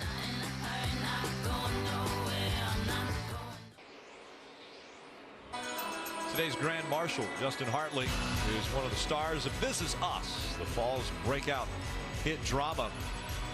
Don't miss an all-new episode of This Is Us. It's Tuesday at 9, 8 Central on NBC. What a great command he gave to fire the engines to get this one underway. Carl Edwards has lost the lead to Kyle Larson. Edwards now about a half a second behind the 42. Take a look at how it happened. Larson once again has been utilizing that high line. This time he dove right in between the 83 and the 19 for the lead.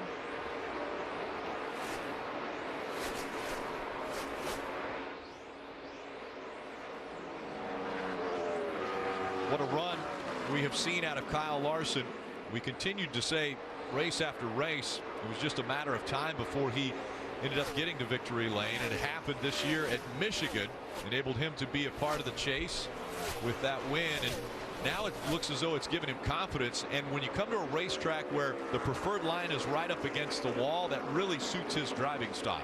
Yeah, everybody talked about Kyle Larson when he made the chase after winning that race. If he could work himself through this format and come here as one of the 4, he would have a great shot to win the championship, because this racetrack suits what he does so well, and that's right there. Lay the right side on the wall all the way around the corner. Now listen, at some point he's going to hit it, because that's just what he does, but he is willing to take the risk because it's so much faster. Well, you say at some point he's going to get into the wall. We talked about the 3 of Austin Dillon earlier in the race and how much speed he had found up top. Well, here's the dangers. You see right there, a couple times into the wall, kind of pulls you in. You can't really fight your way off from it. Has to ride the wall for a little bit of distance. Another good shot of it here. You just see how much it slows you down when you get into the wall too. Damages the right side of your car. Aerodynamics plays such a role, Rick. You really need to try to keep that whole outer shell, the body of the race car, as pristine as possible. But that's a major test when you run right up against the wall. Yeah, and not every hit against the wall is the same, right? I mean, you can just touch the wall, no big deal. But if you get in the wall and the wall kind of sucks your car up, and that's what it does. Like if it hits the right rear hard enough, then it'll slam the right front into the wall, and then it's hard to get away from it.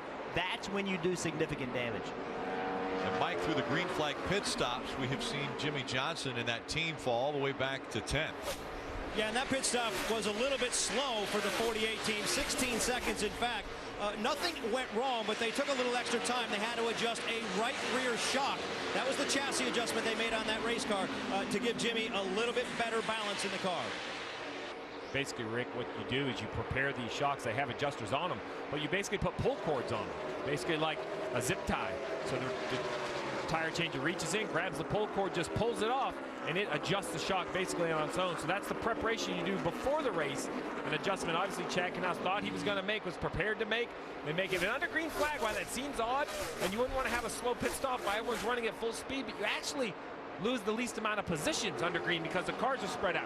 You have the same adjustment under caution. When cars are nose to tail, you could lose 10 or 15 spots in those extra 3 seconds. Yeah, in this case, though Jimmy Johnson did have a slow stop, he's all the way back, just got by Dillon for 9th. But if you watch the right rear, when the right rear comes off, he goes in, very quick adjustment, tire gets put back on, but look how long it took to get the lug nuts tight. So the adjustment was quick, but getting the right rear wheel was not quick, and it looked like maybe the gun switch, something happened to the gun, but that little bit of a holdup put them back in 10th position. Yeah, the tire changer hung the tire on there, and it looked like he had the gun in reverse and was taking the new lug nuts off. You don't want to do that. And look how close it is now for the lead. Here comes Carl Edwards once again, trying to take it back away from Kyle Larson. Drives right by the 42. I think Kyle Larson's gotten loose up there. We saw the car moving around a lot with Carl Edwards underneath him. And when you're loose right against the wall, meaning the back of the car wants to spin out, it's hard to lay that right rear quarter panel against the wall. You're better off being a little bit tight running that high line. Dave. Kyle Busch was right in the middle of an explanation of how his car was handling, and then he started shouting, "Coming to you, coming." Actually, he was very calm. He said, "Coming to you, coming to you." The crew rifled out of their sitting positions and onto the pit wall, and the right front appears to be down. Kyle reporting it himself. He felt that at 180 miles an hour. He knew what to do, which was get to pit road and let the crew change these 4 tires.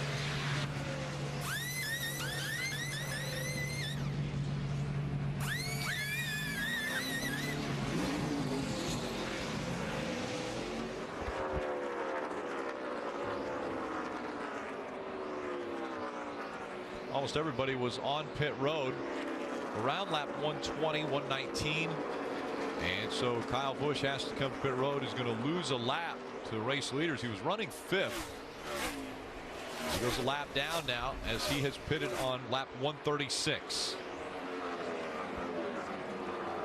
Jeff, we've talked about this. We talked about at the top of the show. There are going to be moments that define this championship run. Well, this moment for Kyle Busch looks like a negative because it had to come to pit road. But look how close it was.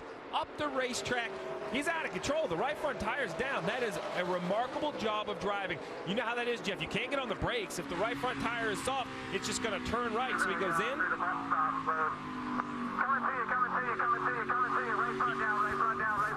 How quick the driver felt something was wrong with that race car.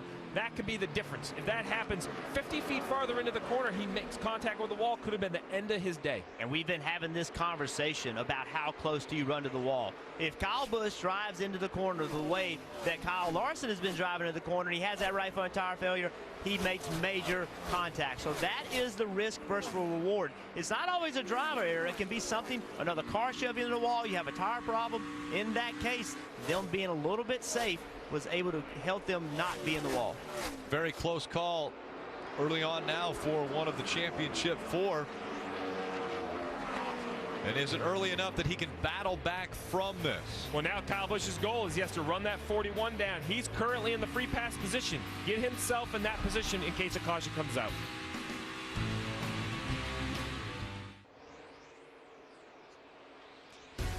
And welcome back to the Ford EcoBoost 400.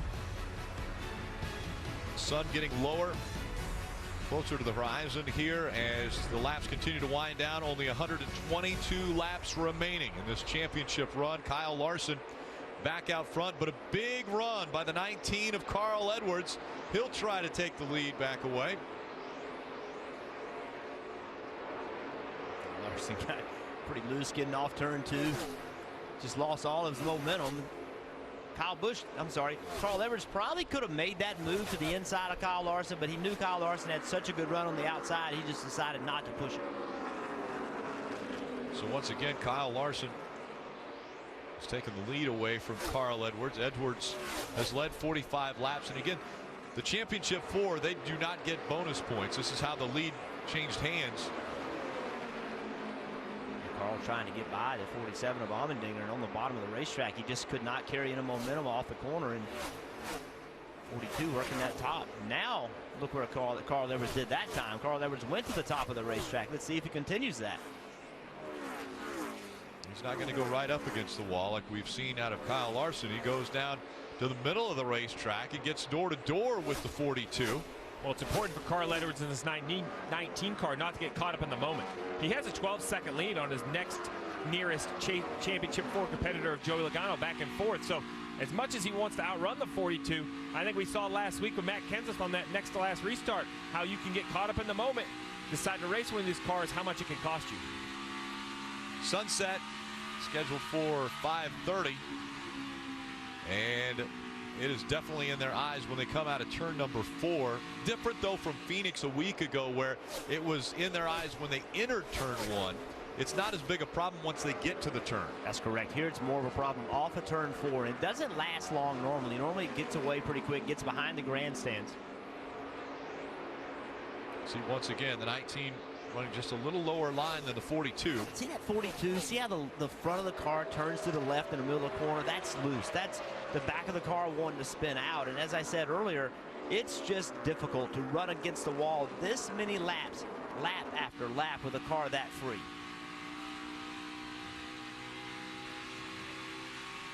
Carl Edwards continues to chase, but is out front of the championship 4, running for that title.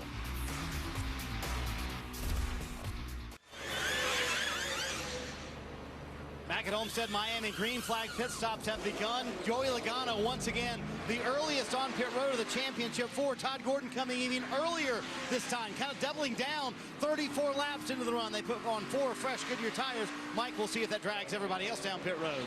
And Jimmy Johnson is one of the guys on pit road. He's been fighting a loose race car throughout the day. This time they're going to go to the wedge adjustment to try to help Jimmy get the car a little bit more tight. 4 tire change there, along with Sunoco race fuel.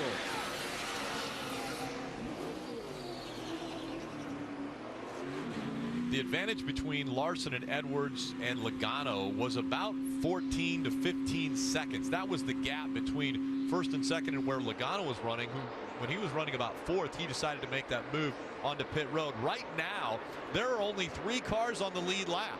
Kyle Larson, Carl Edwards, and Kyle Busch. And here comes Carl Edwards. Kelly. You see the 42 of Kyle Larson, who's just been struggling to find some grip. You see the wrench go in. They're going to make an adjustment there to the right rear of the car, along with 4 Goodyear tires and Sunoco fuel. Meanwhile, the 19 of Carl Edwards, they've been making gradual wedge adjustments to tighten him up. Well, they're going to go back on that adjustment just a little bit. Carl saying that he was just a little bit too tight on the short one speed. 4 Goodyear tires, Sunoco fuel, and the 19 is away.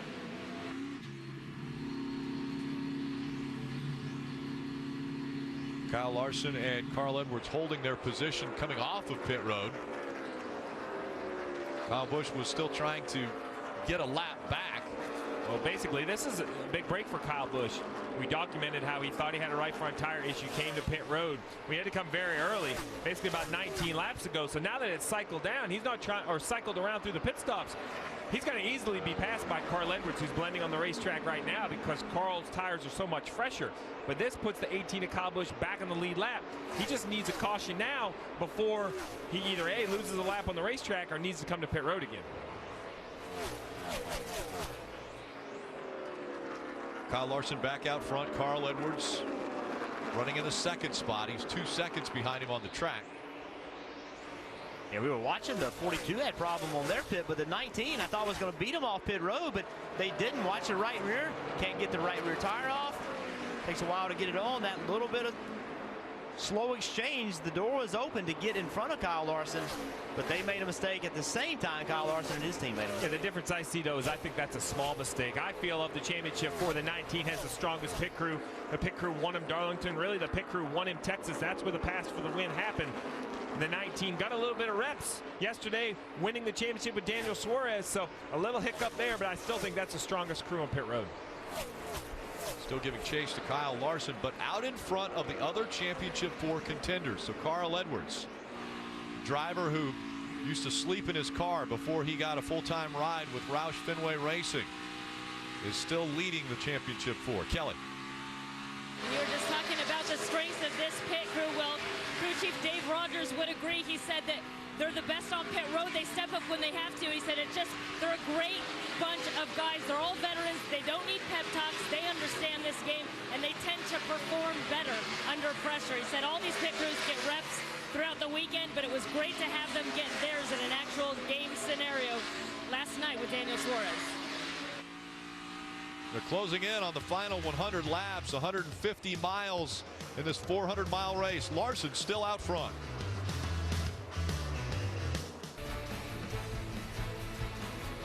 Race leader Kyle Larson continuing to run right up against the wall, unless there's somebody in his way, which right now is Tony Stewart.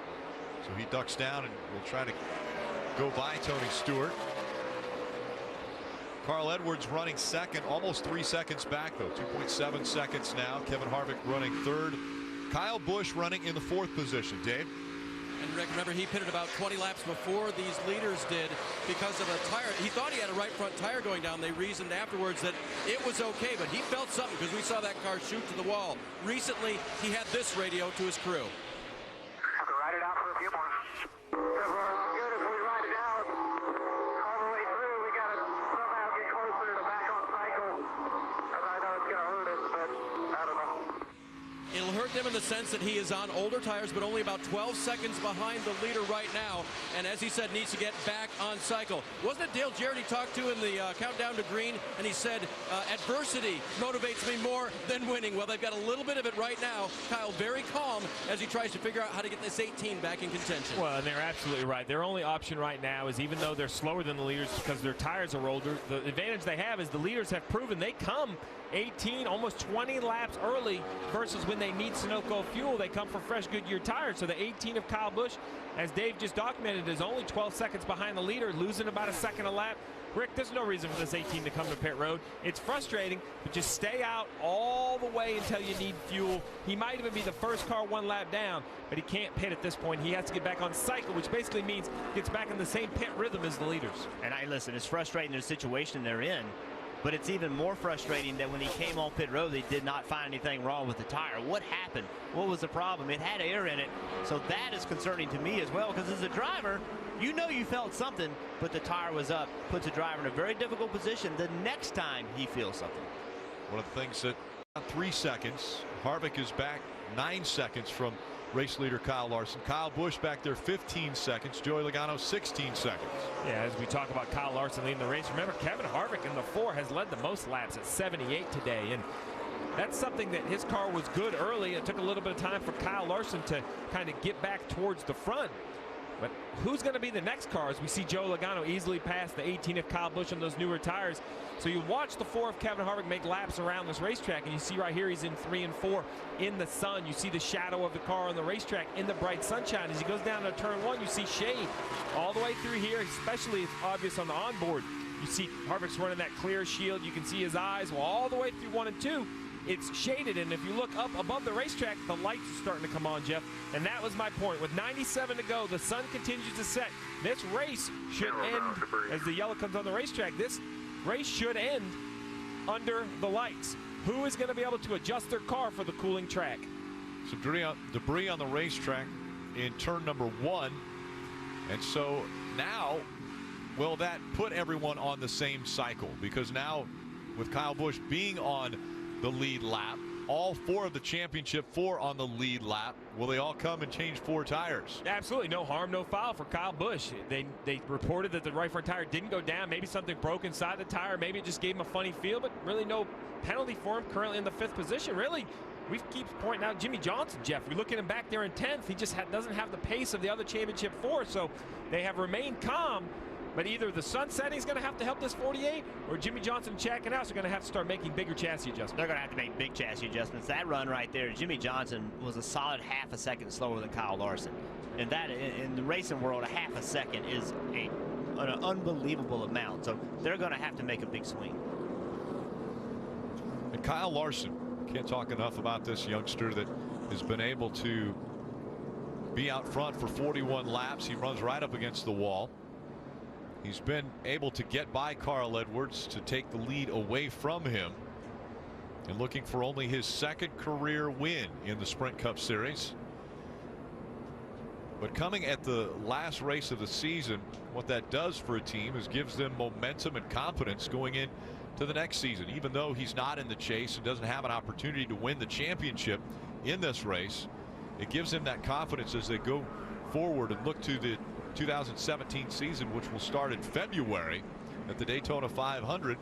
The last person to win the race in 2016 gets to enjoy the spoils all the way through the off season into February.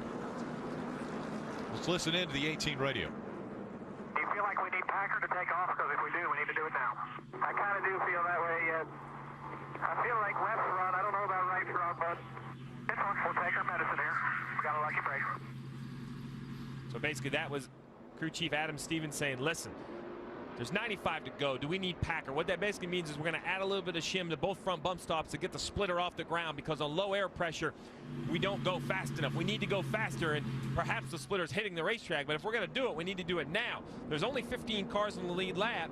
Kyle Busch is 5th.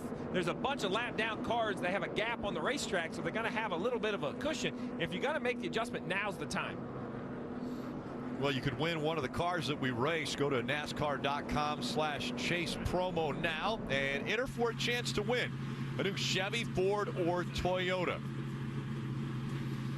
And I misspoke, Rick. There were only 12 cars in the lead lap. So Kyle Busch, if you're going to make big chassis adjustments, now is absolutely the time.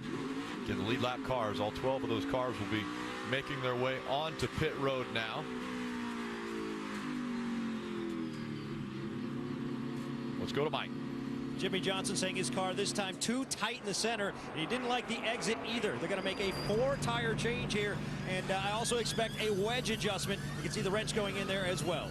Kelly? Carl Edwards has had a car that's been a little bit too tight. They continue to make chassis adjustments to the left rear of the car, as well as 4 Goodyears, Dave. Wedge adjustment as well as that left front suspension adjustment for Kyle Busch. 4 Goodyear tires, Sunoco fuel, Marty. Joey Logano said his car is tight in the center now, which is what they wanted to get it to. He said, I can also move further down the racetrack as the sun is setting. I think the track coming to us 12-0 on that stop, Rick. Some quick stops there. Larson, Edwards, Harvick, Logano holding their position. Keselowski gains 1. Truex Jr. gains 2 spots on pit road.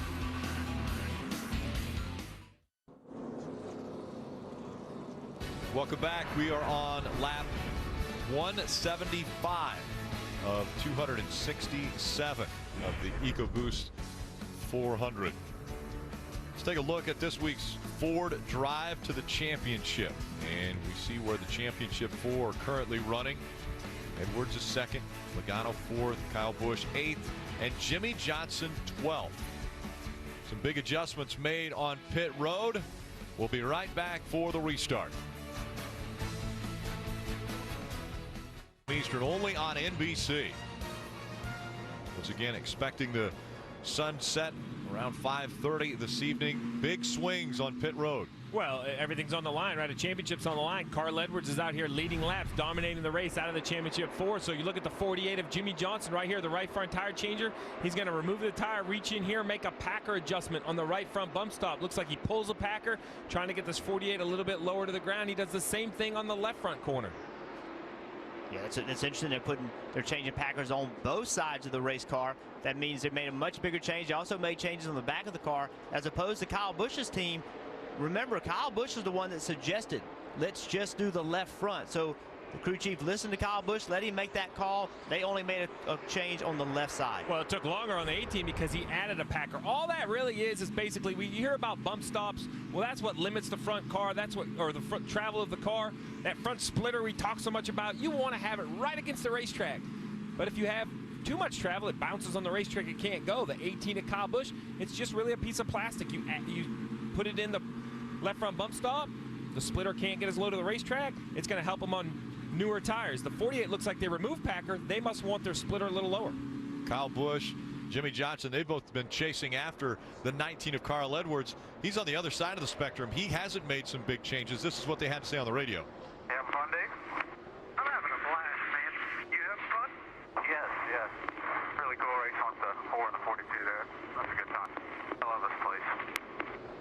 Once again, that voice, calm, sounds like he's having fun. They come back into the restart zone. Green flag back in the air.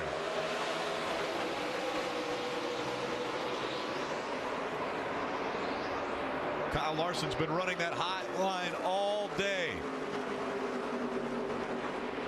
And he shoots out in front of the 19 as they go down the backstretch. Now the 19 has the 22 of Logano on his outside, trying to take second away.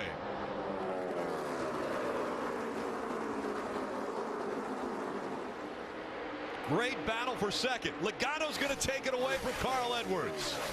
Logano's done a really good job on all these restarts we talked about early in the race, how they put an emphasis on that.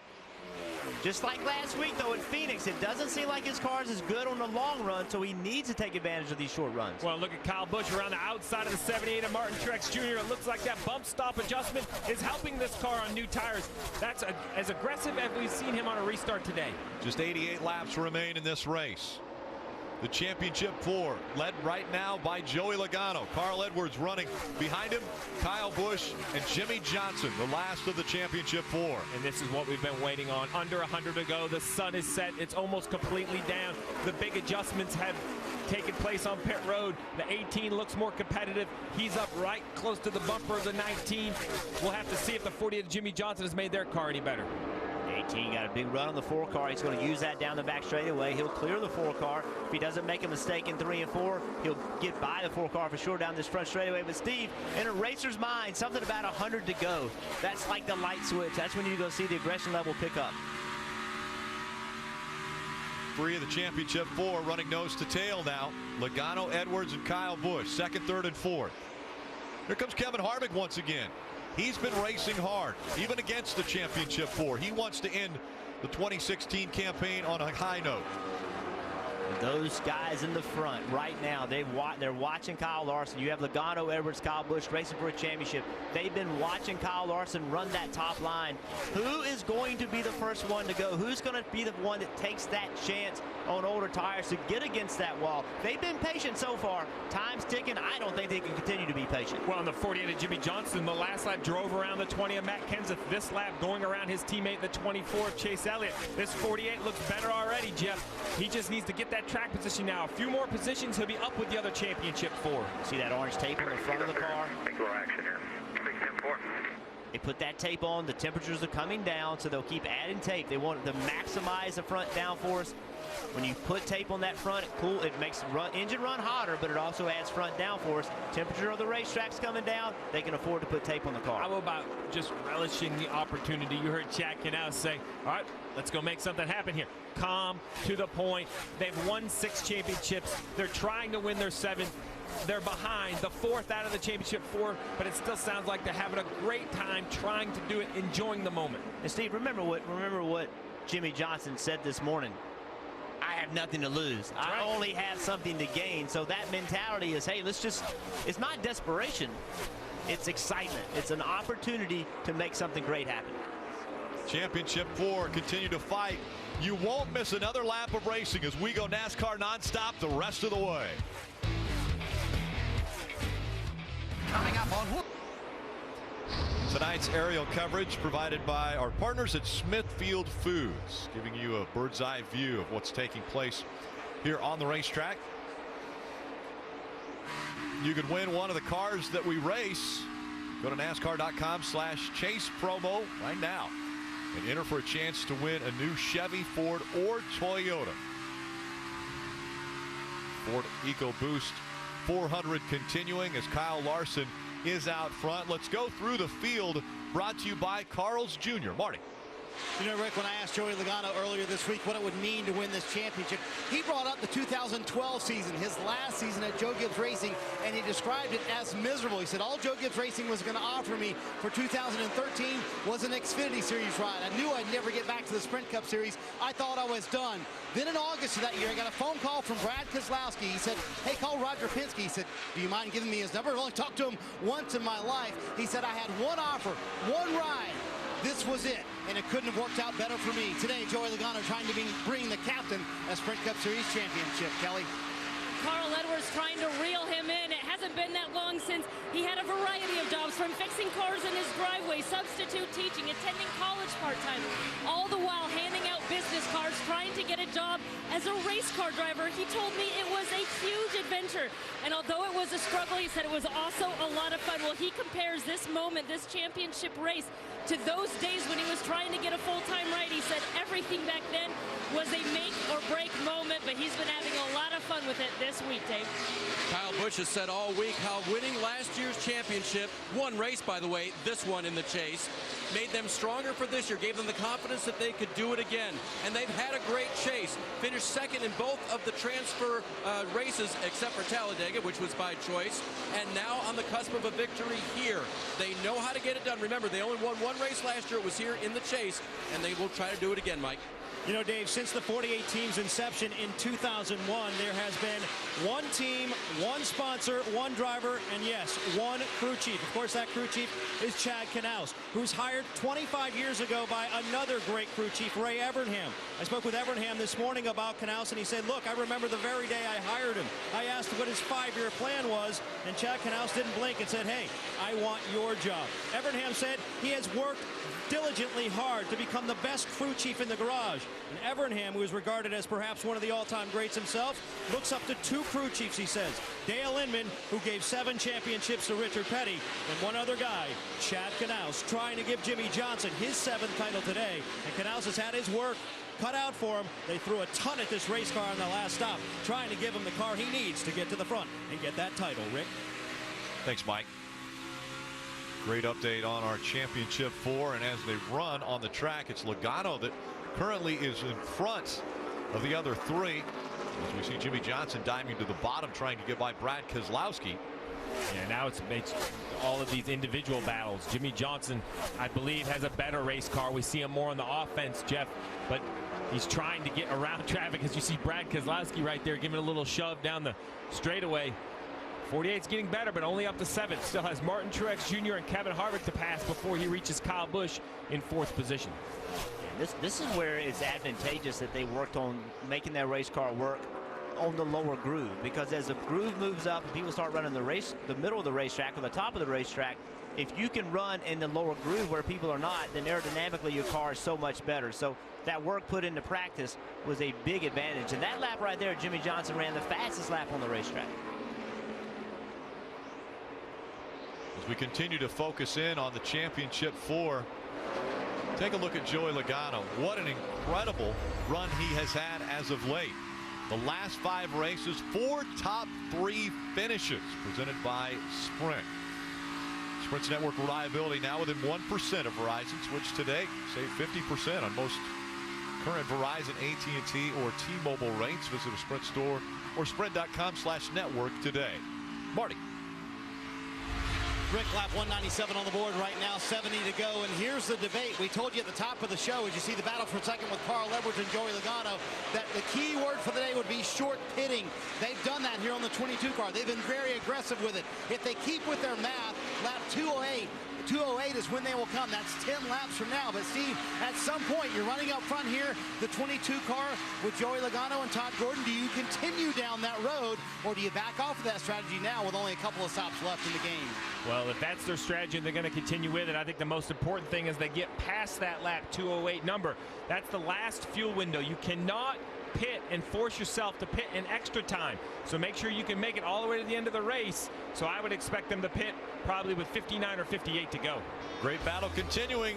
You'll see it all as we go NASCAR nonstop.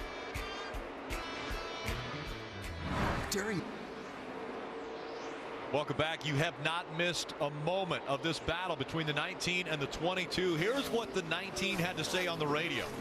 Next time you're going to have a flat side. I'll say anything there? The next time 22's going to have a flat side. Get your rhythm back. A little bit of frustration now, or maybe the anxiety is ramping up as there are only 62 laps to go in this race, in this championship run. I think that's what it's all about. This championship means so much, and doesn't take a whole lot to push you from excited to anxious. And you're racing the guy that you might have to beat for the championship, and You heard that in Carl Edwards' voice. So again, Carl Edwards is running second in the race, but right now leading. There you have it. So again, you're hearing Carl Edwards aggressive as caution comes out again.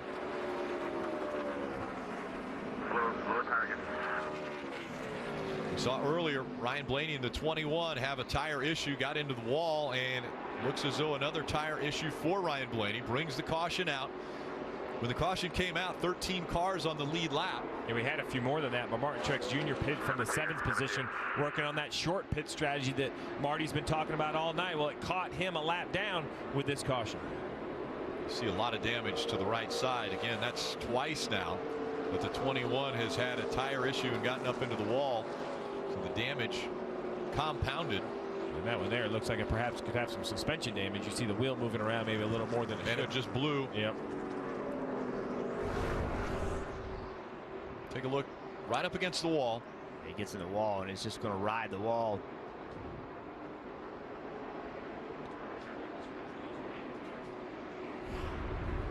So they go to work on the right side of the 21. Disappointing year for this team. It looked like they were going to be, they had a lot of speed, but they were never able to really put it together. So this is going to be a stressful situation for the crew chiefs. There's no doubt you're going to come to pit road, put on 4 new Goodyear tires. They should have enough Sunoco fuel to run 59 or 60 laps to the finish. But the issue is the longest these leaders have run on tires tonight are 40 laps. So if they can go 60 on tires and fuel, what adjustments do you need to make to your car to be good for 60 laps, Jeff?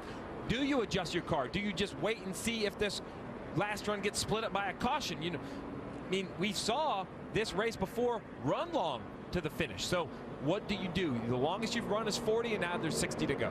Yeah, and already we heard a little bit of anxiety and a little bit of pressure start coming out of Carl Edwards. And guess what's going to happen on this restart? You know, after these pit stops, you're going to have to be aggressive on these restarts.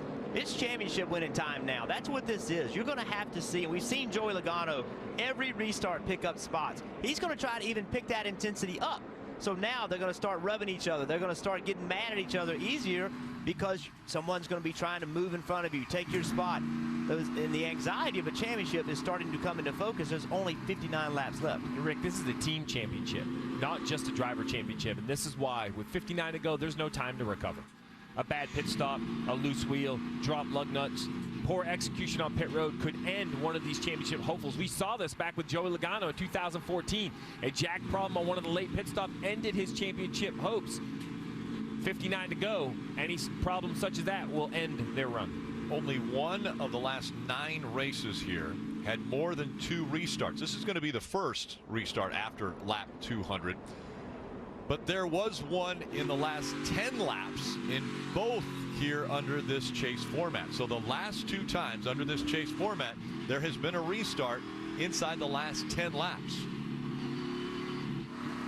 I've learned that whatever strategy I wanted to play, I could find a stat to support it, but then we had to see how the race fell. Pressure goes on to the pit crews now as the team's entering pit road.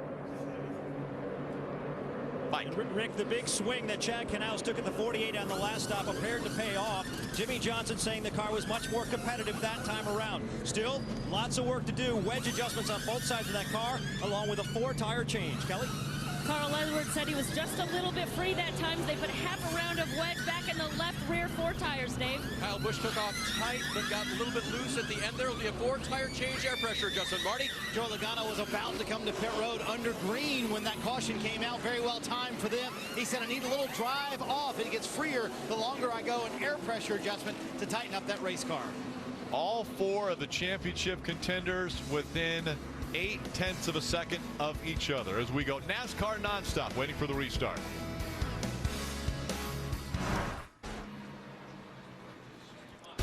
There are just 56 laps to go in the Ford EcoBoost 400. Under the lights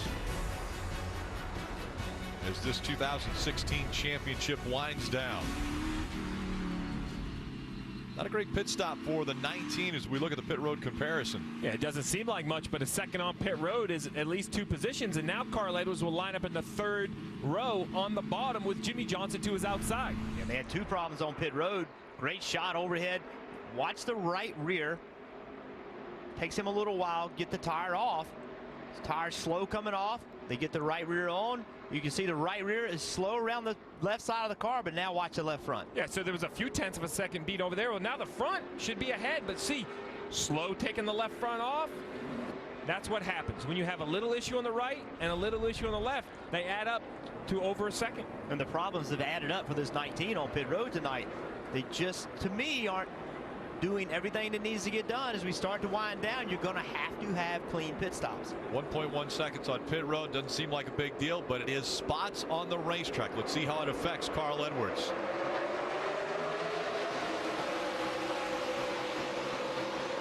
This is the lowest the 19 has been tonight among the four.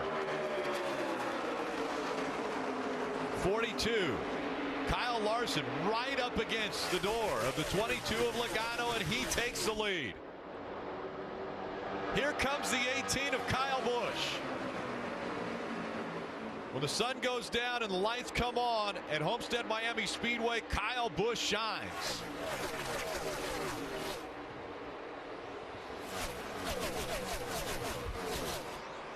Now it's Kyle Busch in front of the other three. Kyle Busch, Logano, then Edwards and Johnson. Remember those big changes that the 18 made. They put that Packer in the left front, and since they made that change, it surely seems to help that race car. Here comes the 48, looking at the outside of the 19. That's for position. Not able to keep the momentum up. And you have to wonder now, Chad Knaus, that 48 made a big adjustment. It looked like he removed some front Packer, got the splitter lower to the ground, and now he just doesn't seem to be able to keep up on new tires. But we're only a few laps into this run. If it goes all 60 laps, that might be just what the 48 needed. And this is the first time all day long that Kyle Busch has led these four championship contending drivers. Still 53 to go. And Rick talked about it at the drop of the green, how when the lights come out and the sun goes down, here comes Kyle Busch. All evening long, he's been describing his race car, comparing it to last year. Remember, he won last year and won the championship. Things like, hey, I didn't have this last year, or this was in last year, let's get that back. So he has something really good to compare with, including that his car came on great at the end of the race last year. And Dave, remember this racetrack, we only run here once a year.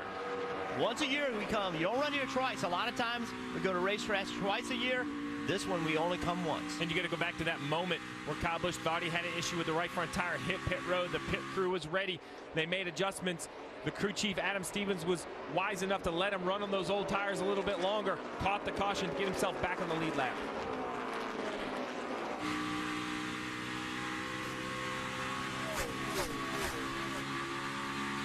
Kyle Larson still out front, as Larson has run a great race tonight.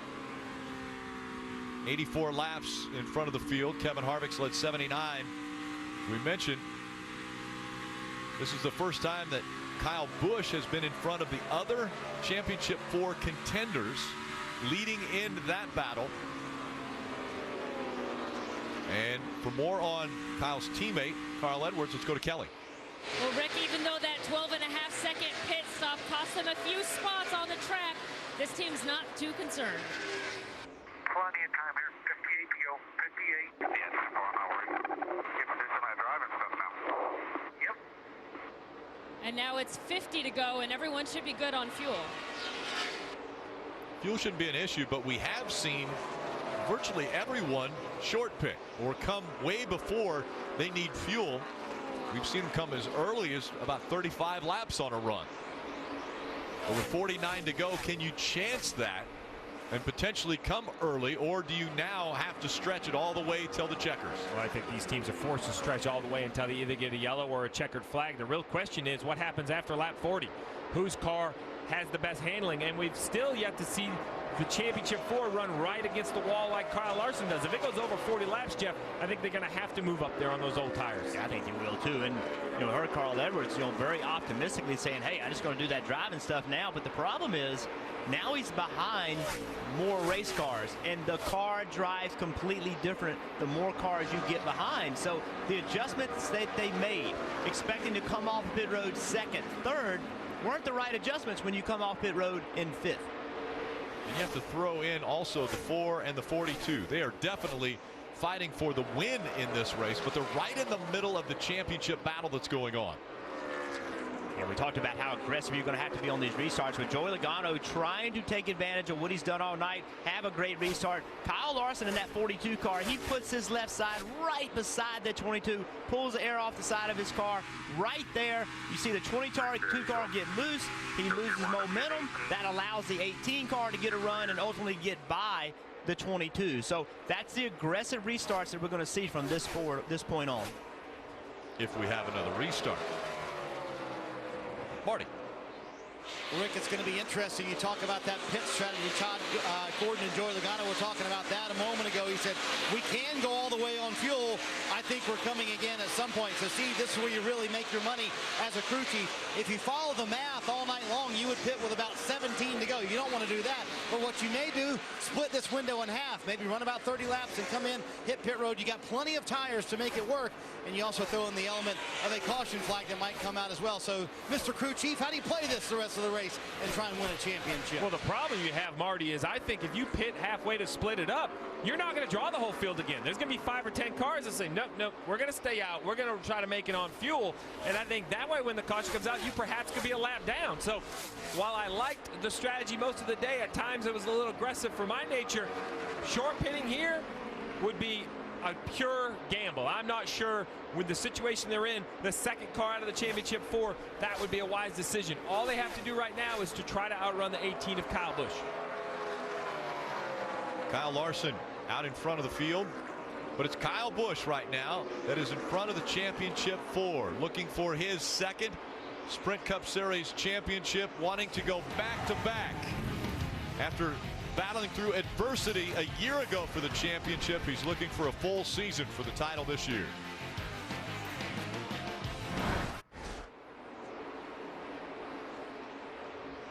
Following race coverage on NBC, tune in to the NASCAR America post-race show on NBCSN, presented by Advance Auto Parts. And following the post-race show, be sure to catch Victory Lap live from here in Miami. Between NBC and NBCSN, over 2.5 hours of post-race coverage to end the evening and the season. Let's talk about strategy as we're now under 43 to go, brought to you by Smithfield Foods. Well, we're under 43 to go for the entire season. The championship's on the line, so the pressure is mounting, Jeff. If the caution comes out, the pit crews are going to be tested. The drivers are going to be tested on the restarts. Yeah. Pit stops are going to be huge. Restarts are going to be huge. And as you said, there's so much on the line, people are going to be able to risk it all. Championship out in front of 4 drivers. Kyle Busch right now has the best look at it. He's in front of Joey Logano, Carl Edwards, and Jimmy Johnson. But Jimmy Johnson has been able to battle back. He's just behind Kevin Harvick. The 4 championship drivers running 2nd, 3rd, 4th, and 6th. Well, decision has been made by Carl Edwards. Carl Edwards, they got themselves back with a poor pit stop. They're now 2 seconds behind Kyle Busch. And as he's run Joey Logano down, he's moved his line. He's moved his line up the racetrack to get to Joey Logano. Now he's got to try to find his way around him. So he's been right against the wall. When he called Joey, he wasn't against the wall as much, but it has worked to get to him. That time he entered a little bit lower into the turn, but then moved all the way up to the wall. So right here, he's going to try to get underneath him. He got that big run on corner exit, running to the top. Now he's going to try to slide up in front of Joey Logano. I think he'll be able to pull that off easily. Let's see where he goes now. He's cleared Joey Logano. What's he going to do when he enters turn 1? Is he going to keep working that top, or is he going to go back to the bottom? And Rick, we still have 35 to go. This is only 20 laps on the tires, and we have mentioned a few times, you know, the longest they've run is 40. So they're going to be way past that if this thing runs all the way to the finish under green. Do you wear less tire when you run up against the wall? I think potentially you do, yes. Depends on how your car is handling, but Carl Edwards is running down Kyle Busch at a big rate of difference. I mean, Kyle Busch ran a 33.70. Carl Edwards ran a 33.38. So he's coming. 0.4 of a second better for the 19 as he continues to race against his teammate. Kyle Busch and Carl Edwards both racing for Joe Gibbs Racing. And the gap closing every lap. Want to get a few updates, and we'll start with Kelly with Kyle Larson. Yeah, this young kid out of California leading this field and doing just what they set out to do, to run that high line but not get into the wall. You see how clean the right side of that 42 car is. He's looking for his second career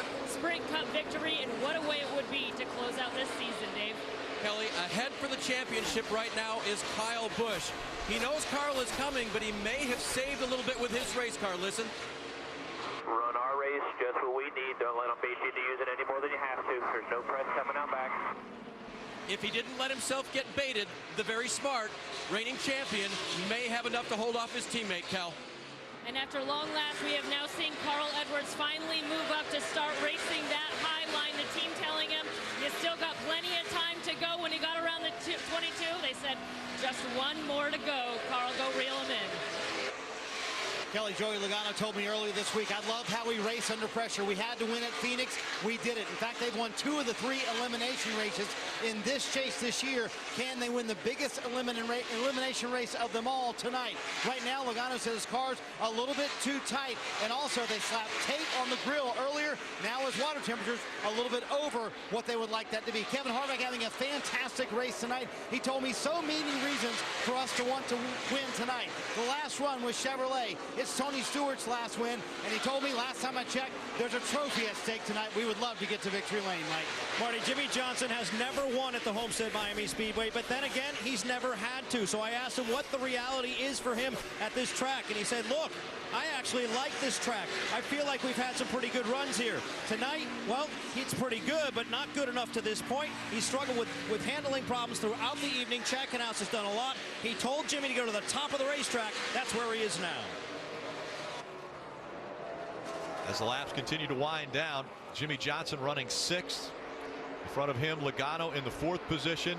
The gap closing between the 19 and the 18, and we've seen this before, and these drivers know exactly what the other will do in this situation, especially if it's for a race win. It was earlier this year at Richmond when Kyle Busch in the 18 was leading and the 19 of Carl Edwards was battling for the lead. He decided late in the race he would put the bumper to him, moved his teammate out of the way, and went on to win the race.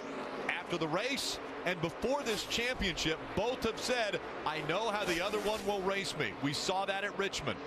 Now they are nose to tail for a championship. Kyle Busch is in front, Carl Edwards is behind. There wasn't much said about that until last week. You know, right before this race, Kyle Busch brought it up.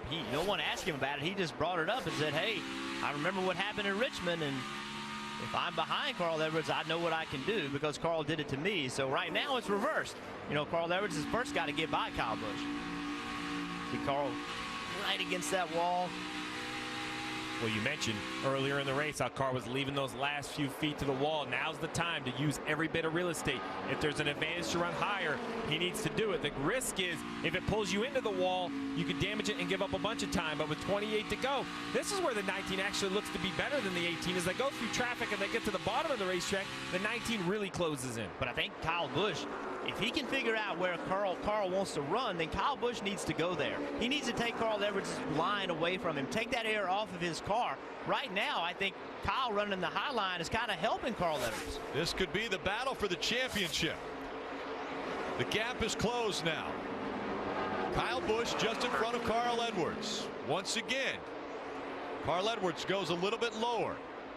Kyle Busch stays up high. He'll try to keep the momentum up and try to stay in front of that 19. And Kyle Busch, he's got a difficult spot right here. It's obvious Carl Edwards is a little bit faster. What do? Do you try to take his line away, or do you run where your car is the fastest? And again, closing in on that territory of we haven't gone this far on tires in this race. This is an opportunity right here. You're going to see Carl Edwards hang a left, get into the corner to try to pull alongside.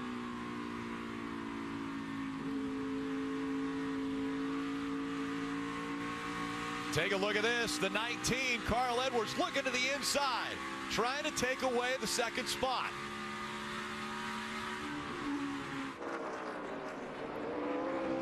Inside there. On your tight. Down to the bottom of the racetrack.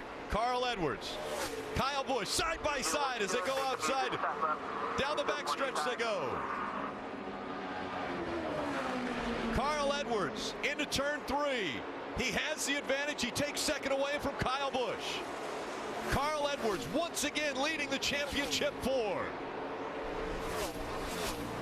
more time, Trigger. Nice and smooth. Let's drive away. 24 laps to go. Kyle Busch, does he look to the inside to try to take the spot back? That lower line working for the 18 now as well. Not able to clear him.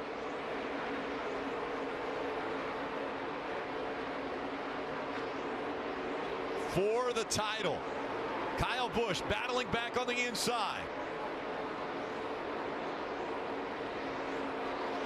Carl Edwards keeps the momentum up on the high side. You can see the advantage Carl Edwards gets running that top line. It just makes the back straightaway, the front straightaway, makes the speed so much higher. Remember, Kyle Larson is in front. He's winning this race right now. He's leading the field. He has a 3.5 second advantage over these two. But these two could care less who's in front of them. They know that this is the battle for the championship. Carl Edwards right now in front of Kyle Busch. Carl Edwards looking for his first ever Sprint Cup Series championship. He knows what he has to do. He has to stay in front of the other three competitors. See Casey Mears going by both of them. He just pitted 5 or 6 laps ago, so he has newer tires. Now the question is, can Carl Edwards stay conservative? Can he stay a line off the wall? Can he take care of the right side of his car? We're getting to that point. 33 laps on this set of tires, 22 to go. We've seen him run 40. We haven't seen them run past that. As the tires wear, is Carl Edwards using his stuff up? Is Kyle Busch saving some tire right here, or does he just not have enough car to keep up? How hard does he push it? That's a big question right now for Carl Edwards. He's out in front, and now he's put a big gap between himself and Kyle Busch. Those two were racing side by side hard, but now with Carl Edwards a big gap, does he save a little bit of his equipment in case there is a late run by Kyle Busch? Well, I think you're absolutely right. The 19 of Carl Edwards really races like this is for the race win. He manages about a 1 second gap back to the 18. That's safe margin. Jeff gives him a little bit room for error, but doesn't push those Goodyear tires any harder than he needs to. Two teammates racing for a title. Out in front right now, it's Carl Edwards. Kyle Busch running in the 3rd position, but just behind Carl Edwards for the championship. We've seen what these teammates will do to win a race. What will they do for a championship? If Kyle Busch is able to get back to his bumper, he made a comment earlier. He said, if I can stay with him, if I can get to his back bumper. When he was talking with Dan Patrick earlier this week, he said, if I can get to his bumper, I know how I'll race him. And in an effort to get back to his bumper, you've seen him change his line. Now he's running up on the high side. We saw him down at the white line, the corner before. He's searching, trying to find a place to make his car drive better. And Jimmy Johnson in the 48 back in the 6th position with 19 to go, trying everything possible to try to gain on these front two. You see right here, it's still fighting that loose condition. A big slide by the 48. I think the 48 of Jimmy Johnson needs to be thinking a caution. They must have a caution. Come in, make adjustments, maybe gain some positions on pit road. Laps winding down. Under 19 to go. The 19 out front. Thing is, though, Rick, it's only 0.6 of a second between these two. Lap traffic, we saw this yesterday in the Xfinity race. Lap traffic somehow doesn't know which line they want to be in. They could block Carl Edwards. They could get in his way. This is the line Carl Edwards wants to be in, but as he goes to lap cars, how much time will that cost him?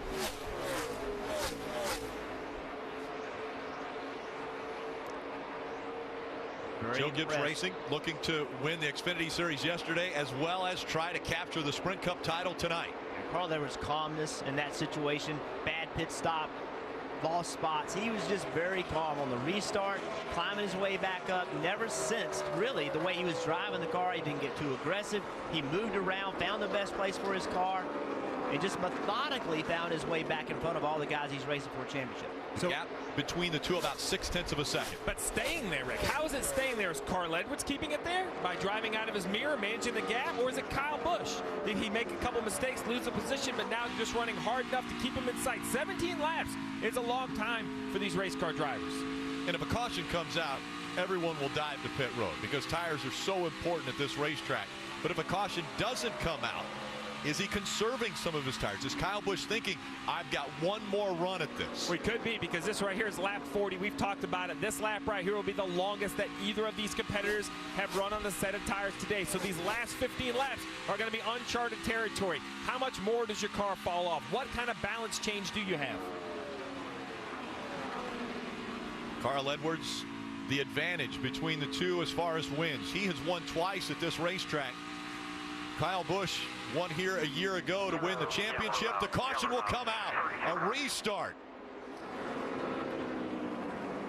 You see a flat left rear tire on the 32. And now the pressure slides directly onto the 19 pit crew. They cannot make the mistake that they made a few pit stops ago. With only 15 to go, if you make that stop, you don't have a clean stop. It can cost you a championship. So much pressure now on the teams, on the pit crews, to not make a mistake. And does somebody gamble? Does someone like Jimmie Johnson gamble because they haven't shown the speed on the track? Could they gamble to get track position? Well, it's going to be a tough gamble. Jimmie Johnson's in 6th. If he was back in 10th, 11th, and 12th, I think you take 2 tires because you have nothing to lose. But in the 6th position, a good pit stop, restart 4th, you can win a championship from 4th. So I think Chad Knaus has to put on 4 tires. The question is, now it's a 15-lap run. We talked about how's your car going to handle for 60 laps. Put some air pressure in the tires, tighten the car up, put a little tape on the grill right here. We can do this. Come on. What do you need? Let me know. Come on. Chad Knaus needs that information from Jimmie Johnson to make good adjustment. That way he can make the change. But I agree with you. I think what you do is you say, okay, pit crew, I trust you. I trust you to give me some spots. We can't gamble. We can't race these guys on 2 tires. Pit crew, get me those 2 spots. Get me into the 2nd row. The other thing, do they need fuel? Can they use the gas man to do something different to speed up the stop? Yeah, as we see here, this is what caused a caution with the 32 in the left rear tire, but that's what it's going to be about. I would put a little fuel in it just in case we saw some NASCAR overtime, so you'll have that extra man to maybe pull a left rear tire. The bigger thing is how much fuel do you want to put in for balance of the race car? If you don't put fuel in, Kyle Busch's wife, she's excited to give Kyle one more shot at this, but if you don't put fuel in, Rick, A, the car's lighter, which is great, but B, it also puts nose weight. The percentage of the weight is on the front of the car, should fire off a little quicker. There are 100 decisions going through the crew chief's mind right now. How about the driver? What's going through the driver's mind right now? Right now, clean pit stop, do everything I need to do, get closed up to the cars in front of me the best I can, get on the pit road, do everything right on pit road. That's the focus now. We'll get to the restart after the pit stops. Pit road is open. Here they come. Kyle Larson, race leader, leads them onto pit road. Mike. Jimmie Johnson telling Chad Knaus he can't rotate the center, needs more drive off. The call has been for 4 tires and more wedge adjustment. We've seen a lot of that from the 48 throughout the course of the day. This is the money stuff for the 48, giving him an opportunity. Kelly. And the 19 of Carl Edwards said he was a little bit tight to start, but that could have been the dirty air, so I don't see any adjustments, just 4 tires, a little bit of fuel. You guys made the point. Gas man Tom Lampy went to the front of the car to carry a tire, now grabs the fuel, puts a little bit in. We had a slip at the back of the 18. Jake Seminara is back up, but he puts the tire on, Marty. Joey Logano's guys have gained him 4 spots this evening. It looks like they will gain him 1 more here this afternoon. Up to 3rd right there for Logano. It said it took off better. Car was a little bit too tight. They took some tape off and made an air pressure adjustment, Rick. You see the red arrow pointing down next to Kyle Busch. The big mistake on pit road will drop him back. We'll be back for the restart.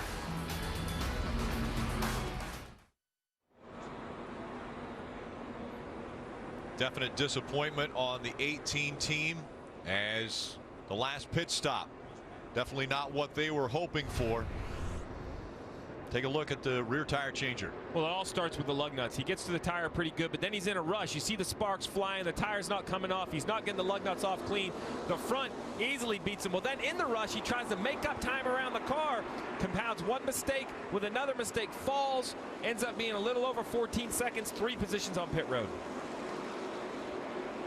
Those 3 positions most definitely could be a championship. Kyle Larson still out front. Carl Edwards came out in front of Logano, Johnson, and Kyle Busch.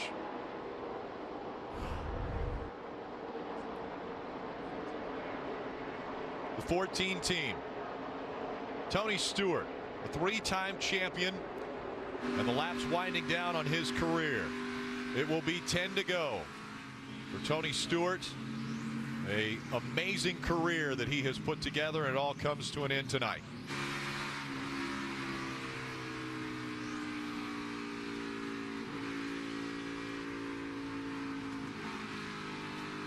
So now as they line up, Kyle Larson picked the outside. That put Carl Edwards on the inside. The guy that's done the best job all night long on restarts is Joey Logano, starting right behind Carl Edwards. Can Joey Logano lay back a little bit, get a run, get alongside the 19 as they enter turn 1? Yeah, and the 48, 6-time champion Jimmie Johnson, the car just hasn't agreed with him. Chad Knaus, you heard him before the pit stop. What do we need? Big adjustments on the 48 and to his outside. The 18 of Kyle Busch, a poor pit stop, but now he lines up in the outside. No one's better rolling the top than the 18 of Kyle Busch. And you can bet Kyle Busch will try to make that happen. He's unbelievably good on that outside on restarts. 10 to go. They come into the restart zone. Kyle Larson, the outside. Carl Edwards on the inside. Green flag back in the air. They're blocking. Go down low. Carl Edwards into the wall. He got tagged by the 22. Big hits by the 19. And the caution comes back out again. That is exactly what we saw Joey Logano was going to try to do. Big fire of the 78. But that is what we thought was going to happen. Obviously, the wreck isn't what we thought. Martin Truex Jr. needs to get out of this race car. Very aggressive on the restart. The flames rolling out from underneath the hood of the 78. Red flag comes out. Martin Truex Jr. is out of the car.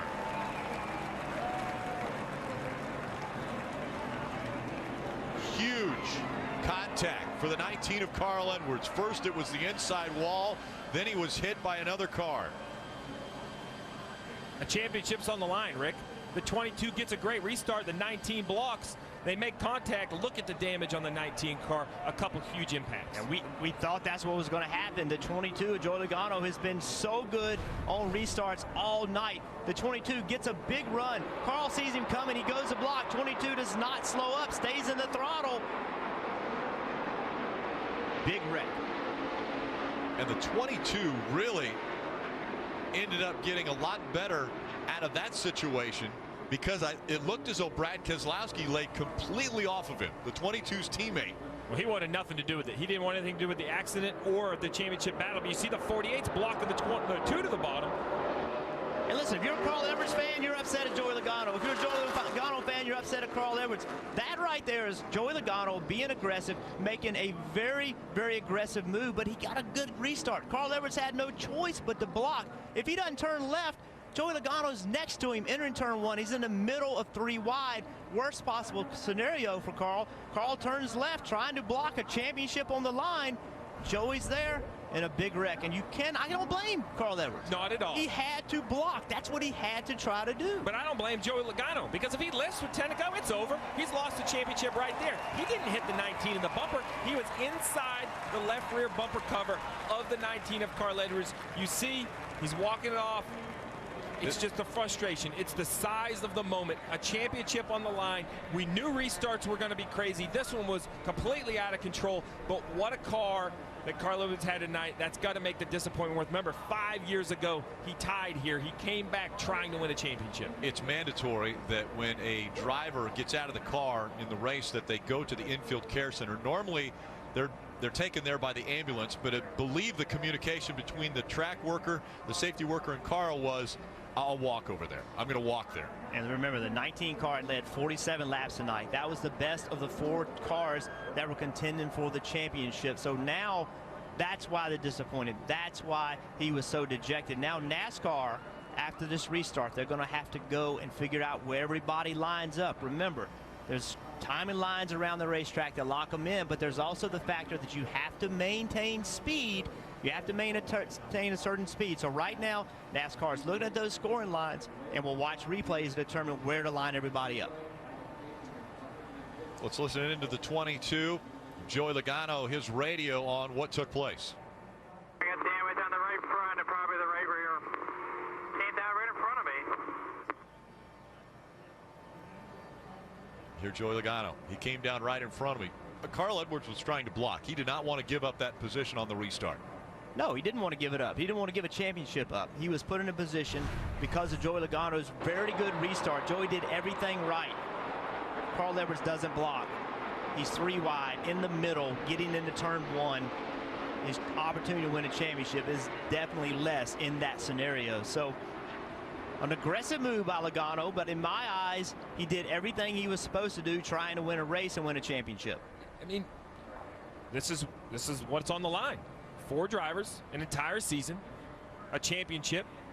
Neither Joey Logano nor Carl Edwards have ever won a championship.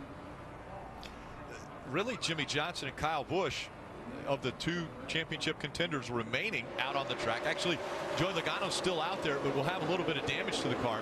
But those two benefit the most from this because they were able to get through.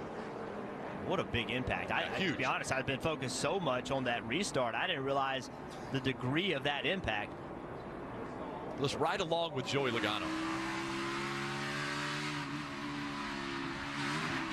So you hear Joey Logano. He's to the inside.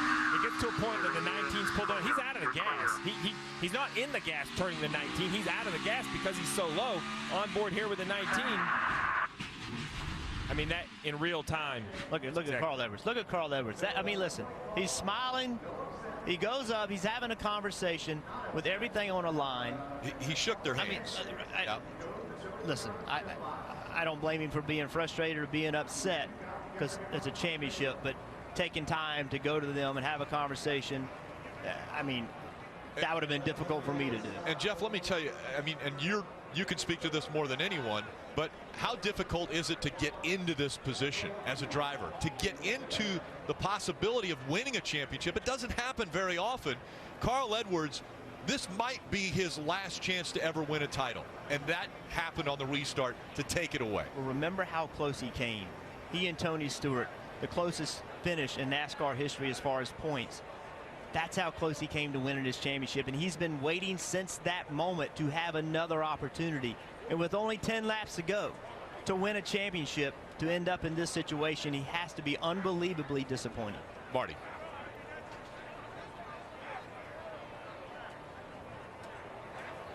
Walking along with Carl Edwards, and he has to go to medical first and be cleared, guys, just as you know. So he's going to go do that first. But he walked up to apologize to Todd Gordon, said it was 100% my fault. And in fact, he told Todd Gordon, he said, tell Joey, go get it, go win this thing. So that's what he told Todd Gordon when he went up there. Shook everybody's hand on top of that pit box, said, my fault, 100%. I'm sorry that I came across his nose like that. So what a class move by Carl Edwards. And we saw that after the 2011 championship. First guy to Tony Stewart's window, Carl Edwards. Tonight, a big wreck here.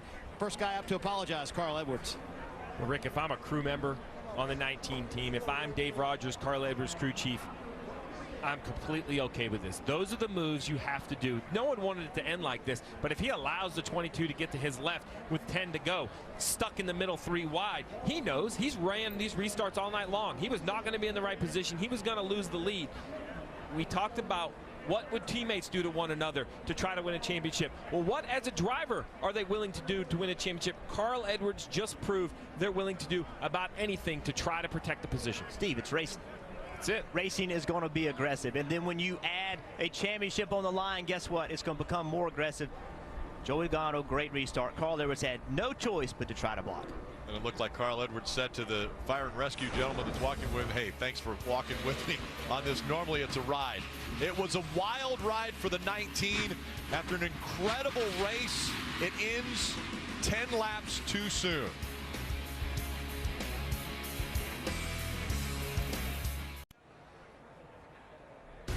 Welcome back to Homestead Miami Speedway, still under a red flag condition with 10 laps to go.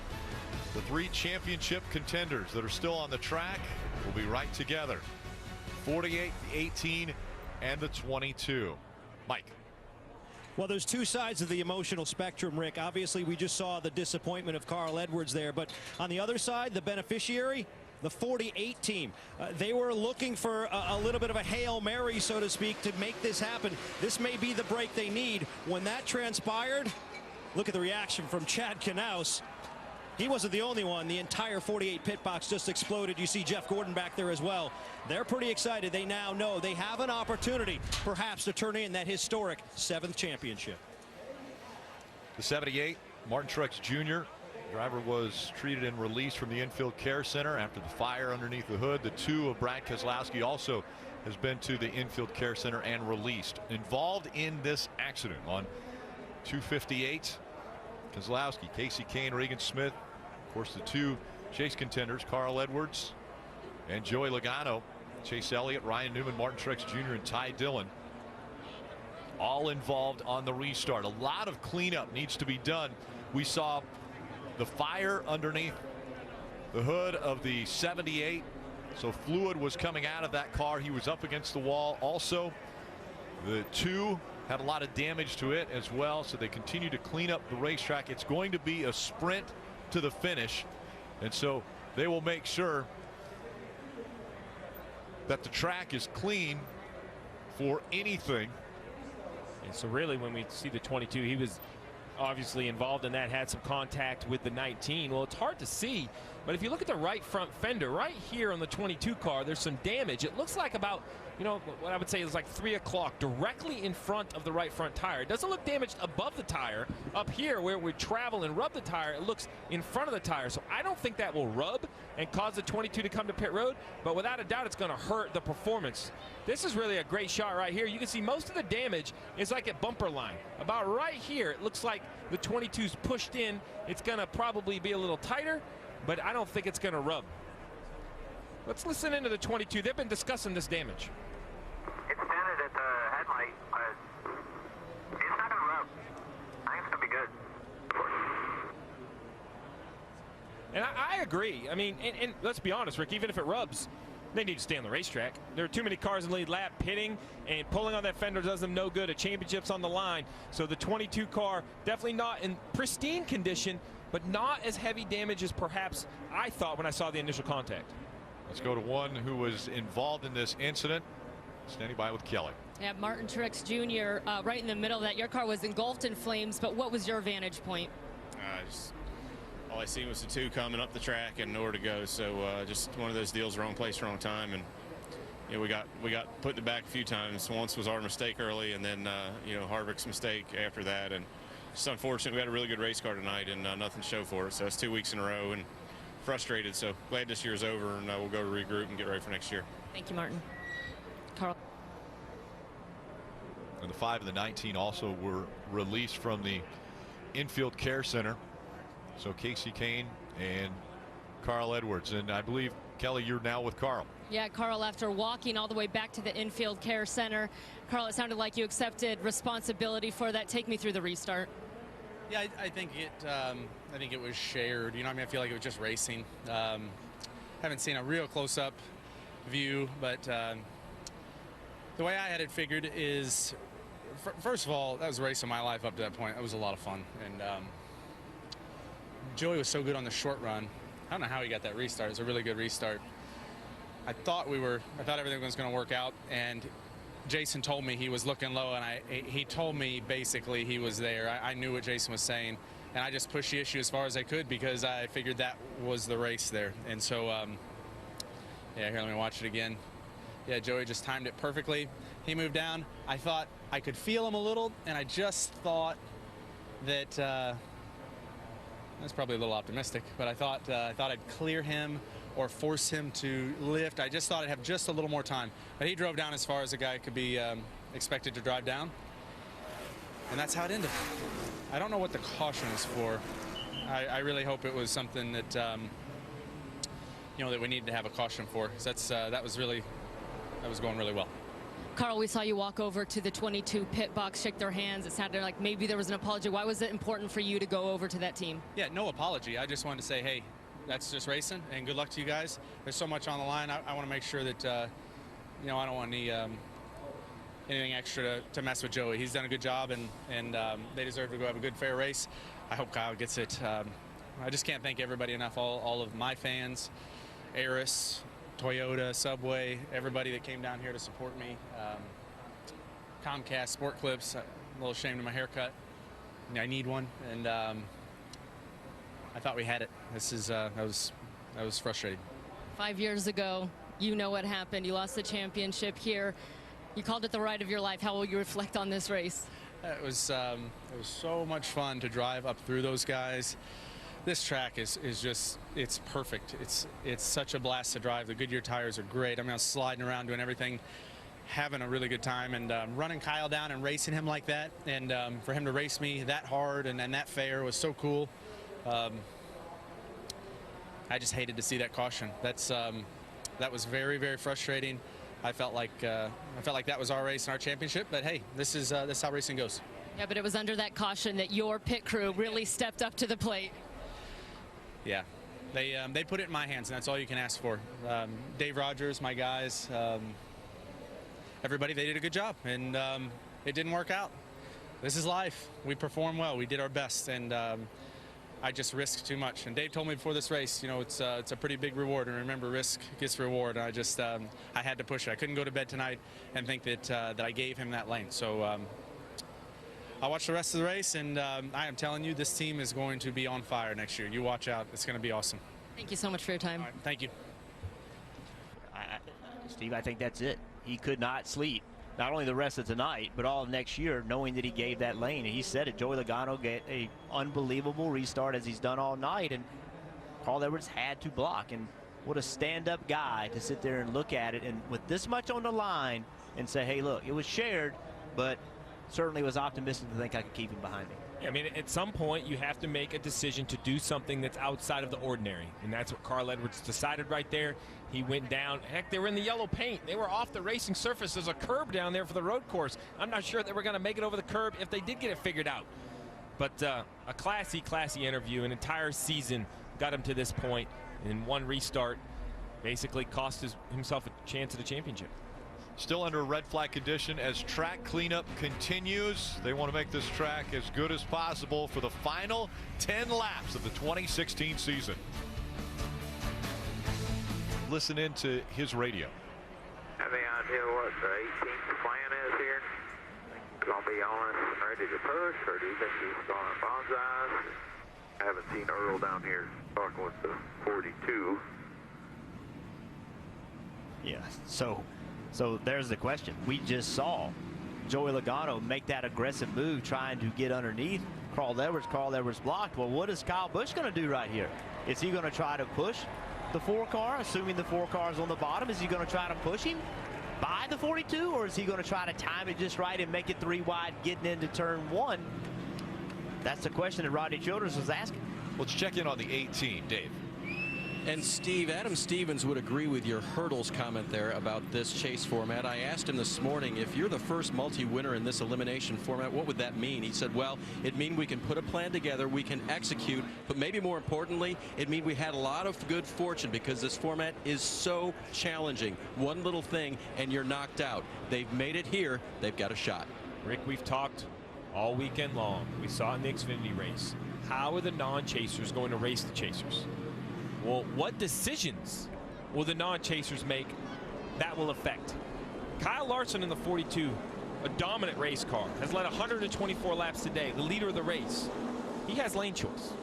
Why that's important is because when you look behind him, the 18 of Kyle Busch will be in the inside of the second row. The 48 of Jimmy Johnson will be on the outside. Arguably, I would say whoever starts behind the leader is going to have the biggest advantage. Maybe, Jeff, you disagree. Maybe the guy on the inside can jump the restart. But Kyle Larson's decision, and it should be his decision on how he thinks he should win the race, is going to directly affect which one of those championship hopefuls has the advantage on the restart. Yeah, knowing Kyle Larson and how he races, I would be surprised if he didn't take the top. Unless he looks at the racetrack, we saw that oil dry on the racetrack, but he doesn't feel like that's clean, and he's going to have to run the middle through that, then maybe he would take the bottom. But I think Kyle Larson will probably take the top, putting Jimmy Johnson behind him. But that's my opinion. That's what I would do if I was driving a 42. But guess what? I'm not driving a 42. After a 31-minute, 9-second red flag, drivers had a lot of times to think, and 2 drivers potentially could affect the championship. They're out front. We saw that last night, Steve. We really did. Last night, it seemed to was going to come down to the 4 championship 4. They had run the race, but Cole Witt in the 14 decides to stay on the racetrack. They were out of tires. They feel their best strategy is to stay on the racetrack. He stays out. He doesn't go on the start. Elliott Sadler on 2 tires gets a good start. The 19 of Daniel Suarez easily goes by them. The 19 of Daniel Suarez wins the championship. That choice by the 14 car, although unpopular, he had the right to do it. I didn't agree with it, but it definitely hurt a driver like Eric Jones and his opportunity to win the championship, as well as Justin Allgaier, the 2 cars that lined up behind him in the outside row. This situation's a little different. Kyle Larson has been the best car. He's going to pick what lane gives him the best choice to win the race, but it's the same premise that a non-chaser could inadvertently affect the championship. But I think this situation is completely different. You have two cars on brand new tires at the start of the, with a chance to win the race. Last night we had a car with old tires, way older tires, without a competitive car leading. Here you have Kyle Larson, who's had the best car all night, Kevin Harvick, who's won a bunch of races this year, both on the same tires as the guys behind them. I think the best thing they can do is go run their race. Just go race to win the race. That's what these guys need to do, because that's what they're here to do. They're here to win the race, and they have cars capable of doing it. Kyle Larson has led 125 laps. And second to that is Kevin Harvick. He's led 79 laps. Yeah, that's the big difference. Those two have run up front all night long, so they have been good all night long. Totally different from what last night, where Cole Witt hadn't run up front at all. Right. And I'll argue that if they don't go try to win the race, that's more of an effect on the championship than anything else. Just go do what's best for your car. That's what racing is all about. That's what we just saw with Carl Edwards in the 22. I think the least of our concern is Kyle Larson and Kevin Harvick trying to win this race. I mean, those two guys, they're going to be giving everything they got. That's what they're supposed to do, and that's what they will be doing. I mean, winning a cup race is a special thing. It's hard to do. It's difficult to do. Kyle Larson's only won one of them in his whole career. And Pit road's going to be open here. I'm expecting that we won't see anyone take advantage of open pit road other than some guys at the back. Well, Chase Elliott came with damage. So the only reason why I'm bringing that up is, unfortunately, it's a negative for Chase Elliott. He's going to have a penalty. But more importantly, for the third of our championship four that's still on the racetrack, Joey Logano, that moves him from 9th to 8th, gives him the outside lane. We still have 8 to go. There's a lot of racing left. So I don't think we want to, close our eyes to the fact that Joey Logano still on the racetrack will be lining up outside row 4. More than likely, it'll be a 6-lap shootout. They'll go around one more time before they let them know 1 to go. And Rick, you mentioned all the speedy dry that was put down in turns 1 and 2 required, and we saw fire and fluid all over. But now the question is, Jeff, you think you know which lane is preferred, but is going to be a lane. I mean, look at this mess down here. Is the top lane, the safety workers are going to do the best they can, but nothing cleans off the track like race cars. So is the grip level going to be there? Is it going to be the same grip level these drivers have had all night entering turn 1? Yeah, that's such a difficult call for a driver right now when they go through that corner. First of all, when NASCAR says, okay, track's good, we're going to go race, Joey Logano on pit road right here. 22 decided to come to pit road, Marty. It worked out perfect. Todd Gordon was planning that the entire time, and everyone behind them came. That's a game changer for this racing. They're going to work on that right front damage. 4 fresh Goodyear tires. He said the car, not bad. It was a little too tight on that one corner that he had, or actually a little too tight on the run before, but 4 fresh Goodyear tires. I don't know, guys. This could be a big difference for the 22. The fresher tires are going to be really a half a lap. So, yes, they are fresher tires. Yeah. And he didn't lose track position because of the fact everybody behind him came with him. So let me applaud Todd Gordon understanding the details. A lot of those cars had taken the wave around a little bit before this caution. He knew they had to come down. So while the tires aren't an advantage, tugging on that right front fender is a big advantage. That was definitely going to affect the handling. He got the right front fender repaired. Perfect example, Todd Gordon. You see kind of the smile on his face right there, Marty. I think Todd Gordon continues to race for a championship. Very impressive call. Continues to be aggressive, no doubt about it. All right, tell me about the call and why to come to pit road there. I felt like a lot of guys behind us to come. Obviously, everybody came, but had damage in the right front. I want to get that pulled back out. Tail corner had some damage. Wanted to get a cap on that and pump tires up. This guy on a restart with 5 to go, I'll take him any day of the week. Was there any question in your mind you were coming? No. All right, what did Carl say when he came up here? He said that was good, hard racing. Totally my deal. Go take care of this thing. All right, there you go from Todd Gordon. So no question in his mind, was he coming down pit road? They did it. We'll see if it pays off. Interesting thing right there I heard Todd Gordon say is that get the tires pumped up. And what that means is these tires, you know you're going to have a short run. Put up more air pressure in it than you would if you were going to have a long run. So that makes more grip. The other cars, they did the same thing, but they have sat under red flag for a period of time. Quite possibly, they have less air pressure than where the 22 car has of Joey Logano. Joey Logano's cars have no heat cycles whatsoever. So I think there is an advantage. I don't know if it's enough advantage in 5 laps to get back to the front, but I think he has an advantage with tires. So Jeff, my question is, we see row 2.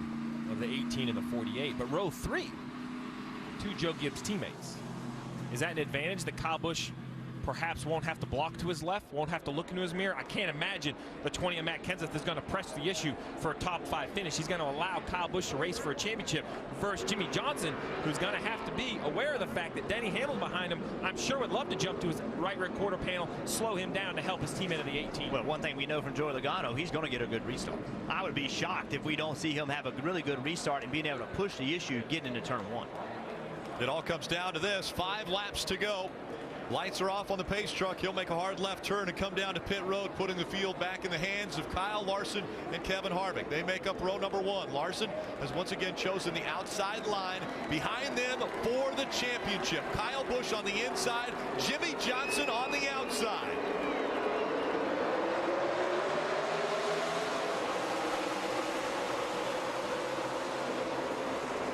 Great restart for the 48 of Jimmy Johnson. Trying to get by the 4 now to put a gap between himself and the 4. Here comes the 22. Around goes the 17. Ricky Stenhouse Jr. slides into the inside wall. Caution still not out. As they come out of turn number 4. Caution now will come out. Caution down. Crash. Safe. Well, he said it. Joey Logano once again with an unbelievable restart. Ricky Stenhouse Jr. with damage on the back straightaway, obviously. Joey Logano with a really good restart, and Jimmy Johnson had a really good restart as well. Save, save, save. We heard just as that caution came out. Take a look at what happened to Ricky Stenhouse Jr. See, they're 3 wide, and he was on the very bottom of the racetrack in a really bad position. Less banking down there than on the top of the racetrack. Cars on the outside and pulling the air off his rear spoiler, and it just comes around on him. NASCAR tried to not throw this caution. You see right here, it just spins around. They tried to let this thing just continue on, but not throwing a caution. But this damage right here and him not being able to get moving as quickly as they thought he needed to, they ended up throwing it. Yeah, I mean, there's nothing that 17 can do here, but what a restart by Joey Logano in this 22 team. And when does the caution come out, and where are they going to line up now? Is the 22, did he beat the 4 car, or is he going to line up 3rd, or is he going to line up 4th? And remember, just like the last time, it all comes down to the electronic timing lines around the racetrack. It's Kyle Busch's wife, Samantha. And now we see the 18 on pit road. Dave. Rick, they want the fresh tires. They want the car to be freed up just a little bit. That's what Kyle asked for as he came to pit road. So he'll get the fresh ones. What about track position when he leaves, guys? He's going to lose a lot of track position. Only 3 or 4 other cars came to pit road with him.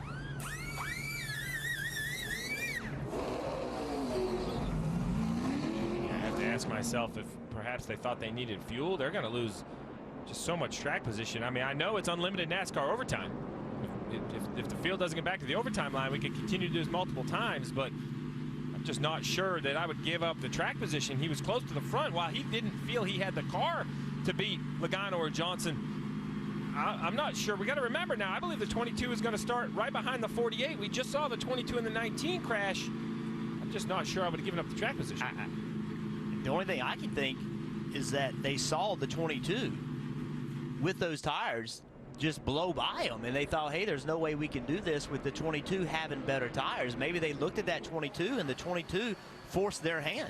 Yeah, I mean, in my mind right now, Larson and Jimmy Johnson are on the front row. Joey Logano, it appears, is going to line up 3rd. We'll get confirmation from NASCAR off the electronic lines to make sure that's true. But if that is the case, that's going to put him inside row 2, which is really the same situation he was in when the big accident happened. We already know Joey Logano gets great restarts, so I expect to see Joey Logano on the bottom 3 wide.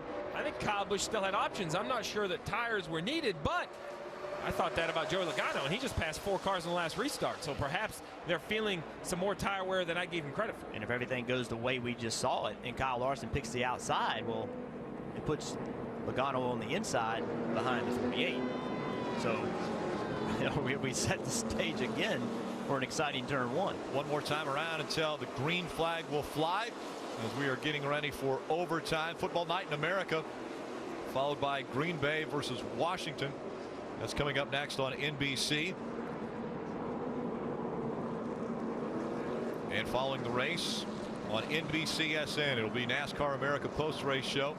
The championship celebration, trophy presentation, all will take place on NBCSN. 2 hours of coverage of post-race.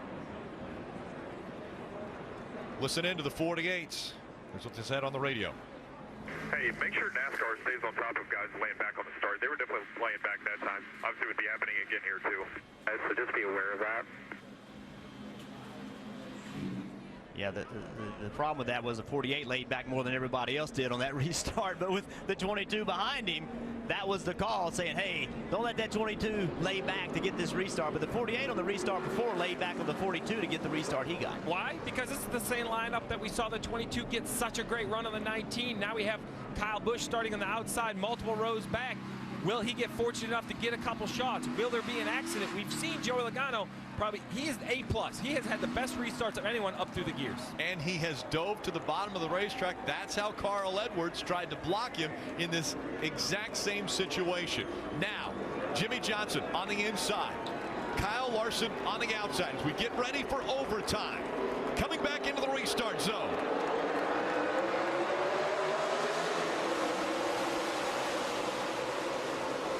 Great restarts by both the 48 and the 22. Kyle Larson drops back to second, but he fights back on the outside. Here comes the 4. Kevin Harvick racing that 22 hard. Jimmy Johnson out front. They've passed the overtime line. Larson looking to the high side. This time by. White flag in the air. One more time around from Miami. Jimmy Johnson has never won at Homestead Miami Speedway, but he's never been in a position where he's had to win for a championship. Down the backstretch he goes. A half a lap away from the championship. Jimmy Johnson through 3 and 4. Make room. Richard Petty and Dale Earnhardt. There's another 7-time champ. Jimmy Johnson wins his 7th NASCAR Sprint Cup championship.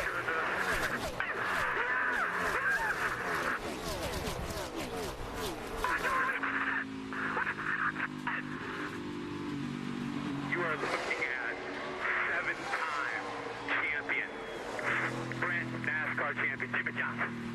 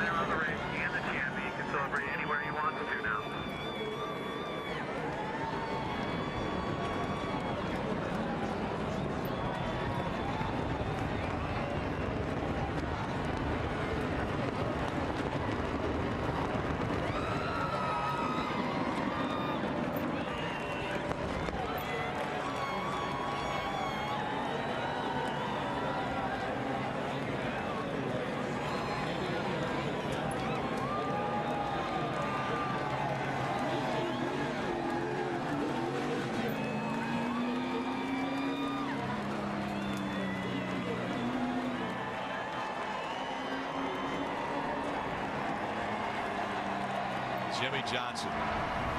He's celebrating at Homestead Miami Speedway. This moment presented by Sunoco, fueling victories all season long.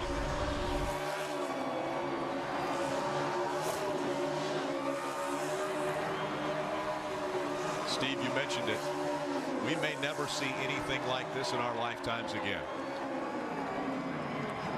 The way in which they did it. They persevered all day long. perhaps with not the fastest of the 4 championship cars, but Chad Knaus has been on top of the box for all 7. Rick Hendrick has owned for all 7. Jimmy Johnson has driven, obviously, for all 7.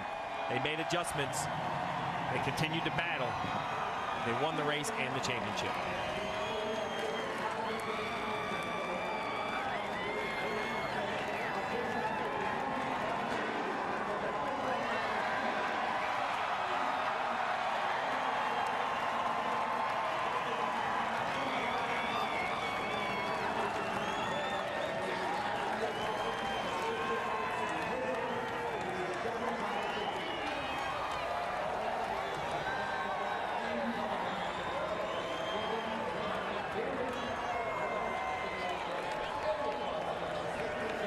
He started the race at the back of the field.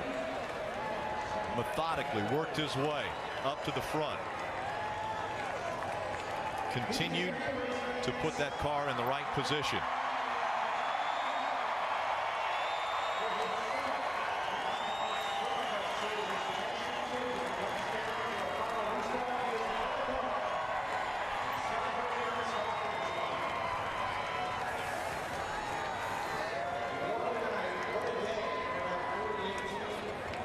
Final restart. Had the best one of his life. Had to get out front. Stay in front of Joey Logano and Kyle Busch. And he did it. He wins the race and the championship. Jimmy Johnson and the 48 team, they're going to head to the championship stage. We will talk to Jimmy Johnson right here on NBC. As he works his way back, the 7-time champion about to celebrate. He mentioned it when he won and knew he was going to be a part of the championship 4. He couldn't avoid thinking about the possibility of winning the 7th championship and joining Richard Petty and Dale Earnhardt as the only drivers to ever win 7 championships in the Sprint Cup Series. Jimmy Johnson has joined that elite fraternity. 7-time champion Jimmy Johnson. We return.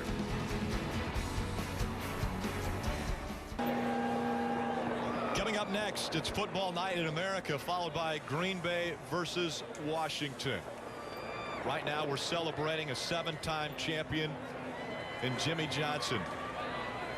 Richard Petty won his first title in '64, his 7th title in '79. Jimmy Johnson has done it faster than any other driver. He joins Richard Petty and Dale Earnhardt as the only drivers ever to win 7 championships. It's been 22 years since Dale Earnhardt won his 7th championship, and now Jimmy Johnson joins that duo. They're holding him in turn 4 until the stage is set in front of the grandstands for the hardware to be distributed.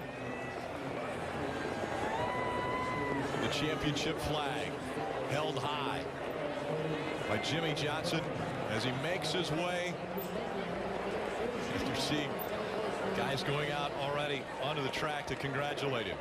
It was Eric Almirola.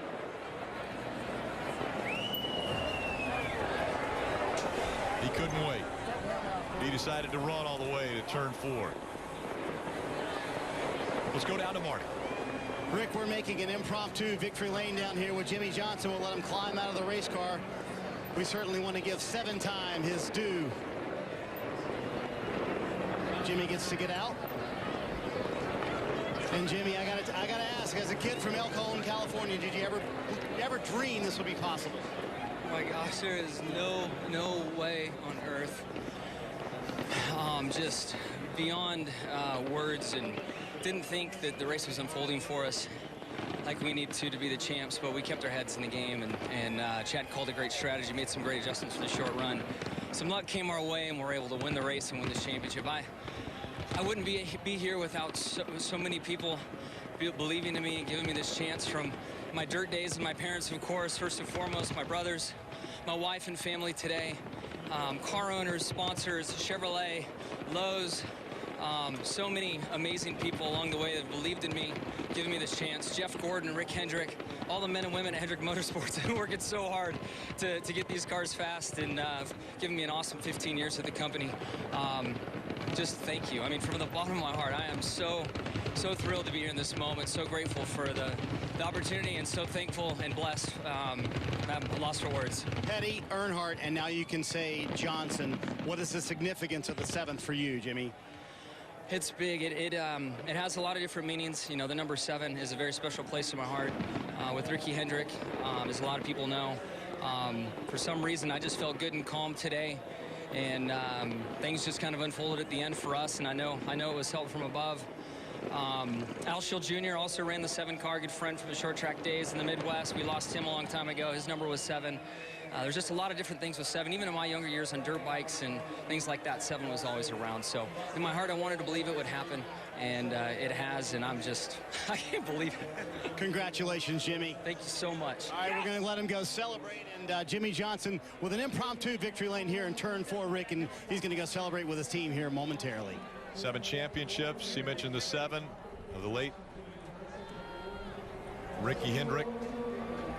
Rick Hendrick's son, who died tragically in a plane crash. Coming up next, it's football night in America right here on NBC. On NBCSN, you will have complete post-race coverage. We'll hear from the champion again and more interviews on NBCSN.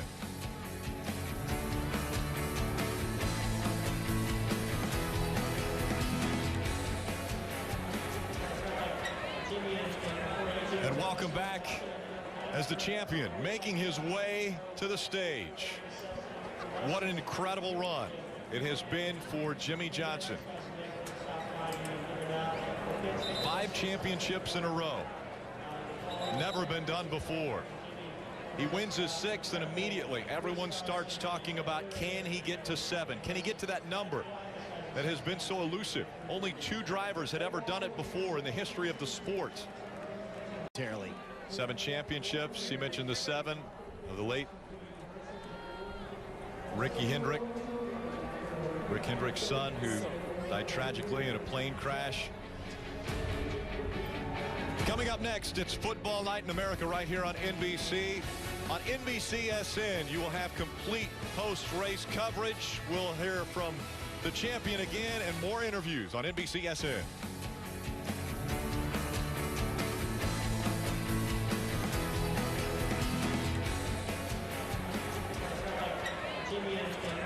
And welcome back as the champion making his way to the stage.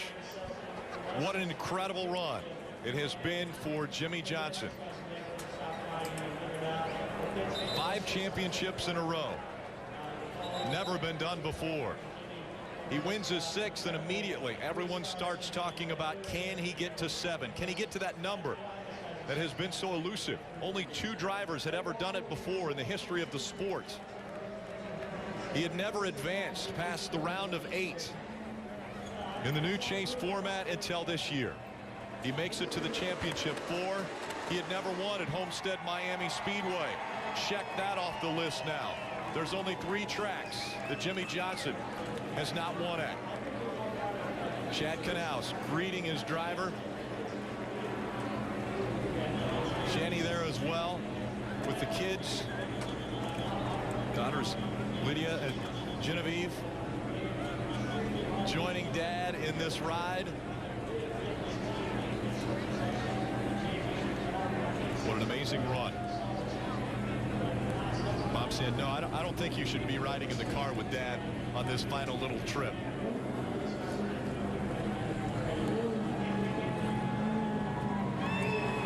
The stage set up at the start-finish line. Amazingly, when the green flag flew to start this race and to start the day, Jimmy Johnson was at the back of the field. When the checkered flag flew, when he crossed that line the last time, he was in the front of the field, winning the race and the championship.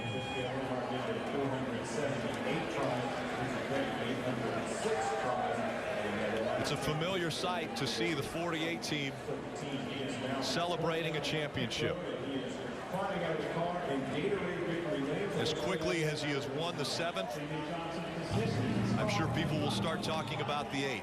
Can he outdo the 2 greatest of all time in this sport? That's Rick, what I was sitting here thinking is that you see Richard Childress has his head in the window. And Richard Childress, of course, longtime car owner for Dale Earnhardt, who won one of those 2 that won 7 championships. But now that's the talk right now. Before he can even celebrate this, it's about, can you do that 8th? Can you beat can you beat Richard Petty? Can you beat Dale Earnhardt? But to be in that category with those 2 legends of this sport, unbelievable. Richard Petty was on the set, countdown to green earlier, talking about 7 championships and how he went about it, how he got there. He mentioned that he thought the 5 consecutive championships was a bigger deal than making of the 7th championship as Jimmie Johnson climbs out of the car. The year in which they did it. Not a dominant year. Started the year with some speed, lost it through the summer. Didn't have the competitive fire we have seen out of the 48, but that man right there, Rick Hendrick, rallied the troops, was vocal in the media. They would fix it. They would find what they needed. They would give their drivers the cars they needed to compete. He vowed to do it, and here he is standing in victory lane with a 7th championship. He's 41 years old. So as we talk about his career, 7 championships, obviously spectacular, but still at an age, and obviously with the skill level, that he can go out and compete against anyone in the sport. So an 8th championship definitely not out of the question. Let's go to Marty. Joey Logano chatting it over with Todd Gordon. They came so close, and I got to ask you about a couple of things. One, the restart. You guys took tires there. Were you thinking, I've got this? Well, Todd made a great call. You know, I think we're about to get run over. Race is over. We're still about to get run over. Yeah, Todd made a great call. I would never have thought of coming down pit road to put tires on and pump it up and tape this thing off and go for it. But had a good restart and was able to gain some track position. And then I passed the 4 off of 2, and I wish I didn't, because that would have gave me the outside lane behind Larson and allowed me to get to the outside of the 48 if that was the case. And just, man, it's amazing how close it comes down to that. And everyone did a great job today. They recovered after the incident and a restart before that, and we gave ourselves a shot to win a championship. I guess that's all you can ask for. Just second really stinks, and there's no real good way to put it besides it just hurts a little bit right now. But it's motivation for next year to come back and get that championship. Got to ask you about the restart before that, the contact with a 19. He kind of said it was shared blame. He went and apologized to the crew. So what was your take on that? Yeah, I mean, it's hard racing. I get exactly what he did, and I assume he understands what I was trying to do. We're racing for a championship, and there's 10 laps to go. That's the race at that point. And I had a good run and got underneath him. And then this is the first time seeing us actually here. Yeah, I mean, I don't blame him for running me down there, you know, and I don't think he blames me for putting my nose in there. So it's just racing. This stinks because it hurt both of us a lot. You know, it hurt both of our shots to win a championship quite a bit. We were able to recover. Unfortunately for him, he wasn't able to, but yeah, we just have to suck it up and move on. At that moment with a restart with 11 to go and a championship on the line, is there any other move for you or Carl Edwards? At the end of that one? Yeah. No. I mean, I don't know. I mean, if he lets me in there, I'm probably going to pass him, and it's going to cost him. Our car was fast in the short run. I knew what our strength was, as we've been good on the short run all day, and we fell off really hard on the long run. So that's my shot. If I don't get him right there, I don't win the race. So I didn't have an option. I had to do something to try to win this thing, and that was my only play. How would you summarize this chase for this race team, Joey? You proved time and time again that when your back is against the wall, this team can do it. We almost did it again. You know, we ended this season with a second, a first, and a second. Or I guess we didn't finish second. It feels like second. It hurts as much as second, but overall, like I said, I'm proud of the way that the team went through this whole chase. We didn't have the fastest cars to start, and we ended up with some really great race cars that were capable of winning some races. And you know, like I said, just came up short tonight. You can understand his disappointment. It looked like the championship was right there for the grasp, but Joey Logano will wind up second here in 2016.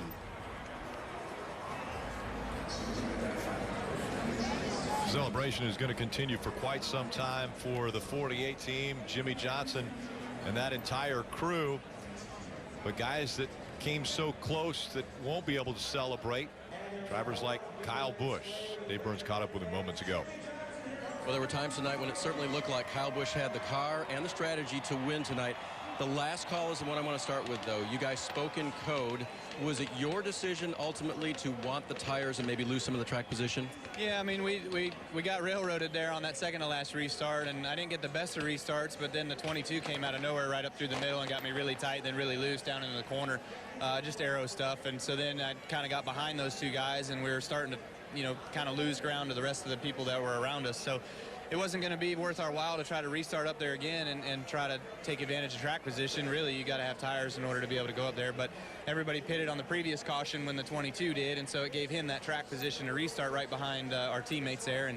And then when we pitted, we were so far back that we weren't going to make up that much ground in 2 laps with only those guys having 1 lap on their tires. So I wish we had more, but you know, it wasn't meant to be tonight. It just seemed up and down a lot of the night. But this M&M's team, they had great fight all year long, and we did all the things we needed to do. We battled hard tonight as well too, and we were in position a couple times, and just wasn't meant to be. Just wasn't our night. So congratulations to the 48 guys and Jimmy on picking up number 7. That's pretty special, especially in this time and in this age of the sport. And you know, one of these days maybe we'll have another chance to race against him and beat him out. But you know, we go home this offseason with a 3rd place in points and try to come back and do it again next year. And you don't feel like there's any way this slows you down for a second championship somewhere down the line here? No, not somewhere down the line is going to be fine. You know, you certainly wish you could go back to back, but there's been a lot of guys that have done that. We came close tonight. We had a couple opportunities. It just kind of slipped away. Can you describe for us a little bit of what it was like to have Tony in the final race of his career, and then, as you already mentioned, to see Jimmy making history here, or tying history? Yeah, it was certainly, you know, a little bittersweet to have both Jeff and Tony retire in consecutive years, but it certainly would have been a heck of a lot sweeter for us to go out on top and win the championship in both of those seasons, respectively. But, you know, again, it just was a great fight all year long. I got to say thanks to M&M's and Toyota and Interstate Batteries and Snickers, NOS Energy Drink, Skittles, everybody that's been a part of this team and has fought with us all year long to get us to this point. And you know, we did the best we could. We didn't have the best car this weekend, but that's nothing to be said that we won't be better and better prepared next year. Kyle, this was your season to reign. What will you miss about being the Sprint Cup champion? Well, first and foremost, going to the banquet and having the room that you get out there and having NASCAR at every beck and call to take care of you. But, you know, Johnson knows plenty about what that's all about, so he gets it again. But other than that, you know, it's just you're always going to have that nameplate. You're always going to have that title, and feels good to be able to have that. But one of these days, I'd like to certainly add 2 time to that. Way to fight. We've enjoyed it this year. Thank you. Kyle Busch finishing just out of the championship tonight. Thank you, Dave. And it's time for the hardware to be distributed. Let's go to the stage and Chris Devoto. Well, Rick, no question, fans need to remember where they were on November 20th, 2016, the day history was made when a California kid who grew up on 2 wheels joined the greatest in this sport on 4. Jimmy Johnson adds his name to the likes of Richard Petty and Dale Earnhardt. The official championship presentation. It's begun for the last 13 years with the Senior Vice President of Marketing for Sprint for the final time, Steve Gaffney. Well, we stood on this stage 10 years ago for the first time with Jimmy Johnson. 7 times later, it's still as thrilling for us as I'm sure it is for him. And as Sprint departs this sport, we couldn't be more proud to have you as our exiting Sprint Cup champion and to be synonymous with the Jimmy Johnson era in NASCAR. So thank you so much, and congratulations to you, to the Lowe's team, to Hendrick Motorsports. It is our pleasure to call you Sprint Cup champion in 2016.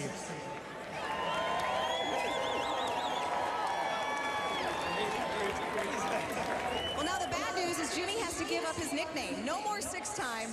He is going to get his 7th Sprint Cup trophy. For the honors, our chairman and CEO of NASCAR, Brian France. Well, you're making history, number 7.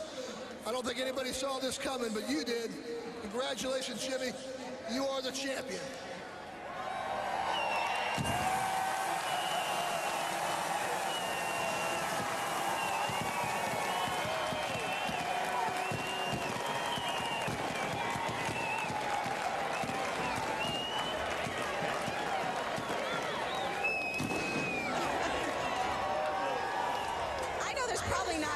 That haven't been asked, but Jimmy, you joined us on our pre-race show and we asked you about head versus heart. That was about 3 hours ago, and you said, my heart is full. That was before you had a 7th one of these. How's your heart right now? Hey, it is so full, and I had this crazy calmness over myself all day long, all leading into this. And even with us running 5th and the championship not looking like it was going to be there, I just felt something. My heart was full because I was thinking of some loved ones like Ricky Hendrick and his influence, me being in this race car and dedicating the 7 hashtag to him and kind of building up to this. And man, something happened from above there, those last few restarts to give us this opportunity. And I'm just so thankful to have Robert Niblock here from Lowe's. They've been with me since day one and believed in me. Chevrolet, it's the only car I've ever driven. Hendrick Motorsports, it's made home for me. It's been the perfect place, and my family. Friends as well. You wish that you could say something really impactful in these moments, but there's just so much swirling going on right now in my head, and I'm just overly blessed and thankful. What do the girls think of this right now? They're pretty happy. I'm not sure they understand what's all going on, but their hearts look a little full too. Genevieve has a lot of stars in her hand, that's for sure. I know after you won your 6th title, you sent Michael Jordan a text that said, "What now?" Do you remember his response? Go get 7. I do. We got it. MJ, where are you, buddy?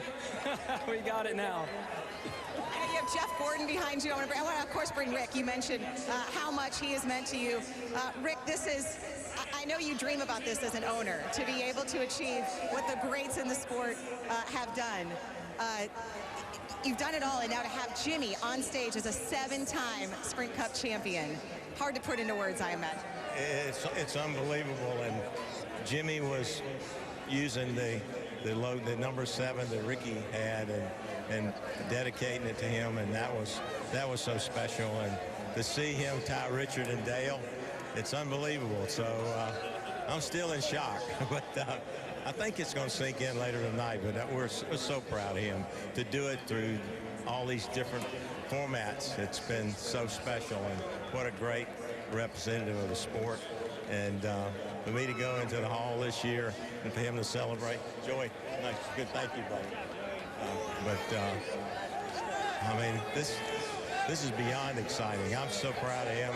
The team, so proud, so proud. It is. I mean, there's a sense of celebration, but there's a sense of shock as the crew yells out their battle cry. I know Chad's around here somewhere. Did I just miss Chad's going back to celebrate with the crew? But you have Jeff Gordon up here. Every driver, I think, came out to celebrate and congratulate you in some way. What does that mean, to have those sort of congratulations from your peers? It did mean so much. I mean, we're working away each and every week, and have so many great friendships and relationships in the garage area. I know they hate losing, and they don't want me to win at times, but to see Joey, Kyle, Casey Mears, all of my Hendrick teammates come over, and I have to give a big shout out to my Hendrick teammates, and Alex Bowman for the incredible job he's doing, Jeff Gordon and his participation in the car this year, Casey Kane, Chase Elliott, their crew chiefs as well. We've had a lot of support from those guys to get this 48 ready for today, and I'm so thankful for it. Well, I found Chad. He's back here as well, so let's bring him in. Chad, congratulations. To have a driver and a crew chief have the kind of success. Tony Stewart just joining the party here on stage. Of course, no, absolutely. Hey, if I'm going to be cut off by someone, it better be Smoke. That's really incredible for a driver and a crew chief to not just have success, but to have this kind of success and to be together this whole time. All 7 have been won with the 2 of you. What a journey it's been. It's just it's been an amazing trip. Everybody at Hendrick Motorsports worked so hard. It's just been awesome to be able to be a part of 7 championships with a great driver, but I've got a great team, a great sponsor, a whole great organization. These guys behind me, they pour their heart and soul into this. So to be able to come out here and do this and witness this and be a part of it with Jimmy is just fantastic. Well, congratulations. This party, I think your guys are ready to party. We're ready. We're ready. We've been working long and hard. There's been last 12 weeks we've been nothing but full focus forward, and it's definitely paid off. Congratulations. I know you're going to enjoy it. Let's bring Tony's back here talking to Mr. H right now. We've had Jeff Gordon here as well. The helmet, is it the helmet exchange going on? Yeah, I promised him I'd give him a helmet, and I wanted to wait and see if I could give him this one. He doesn't really want it. He said if I want it back, I can have it back, but I promised him I'd give him a helmet. It's very special. I know Tony has been exchanging helmets with drivers all day. Tony talking to Mr. H. We said Jeff Gordon's up here. We're going to wait Robert Niblock, who's been with Lowe's, and Jimmy Johnson and Chad Knaus through all of this. Chad mentioned his family. Jimmy, I don't know if you know either. I was standing about a yard from your dad, Dale Jr. I don't know if we could fit more people on this stage. Bravo.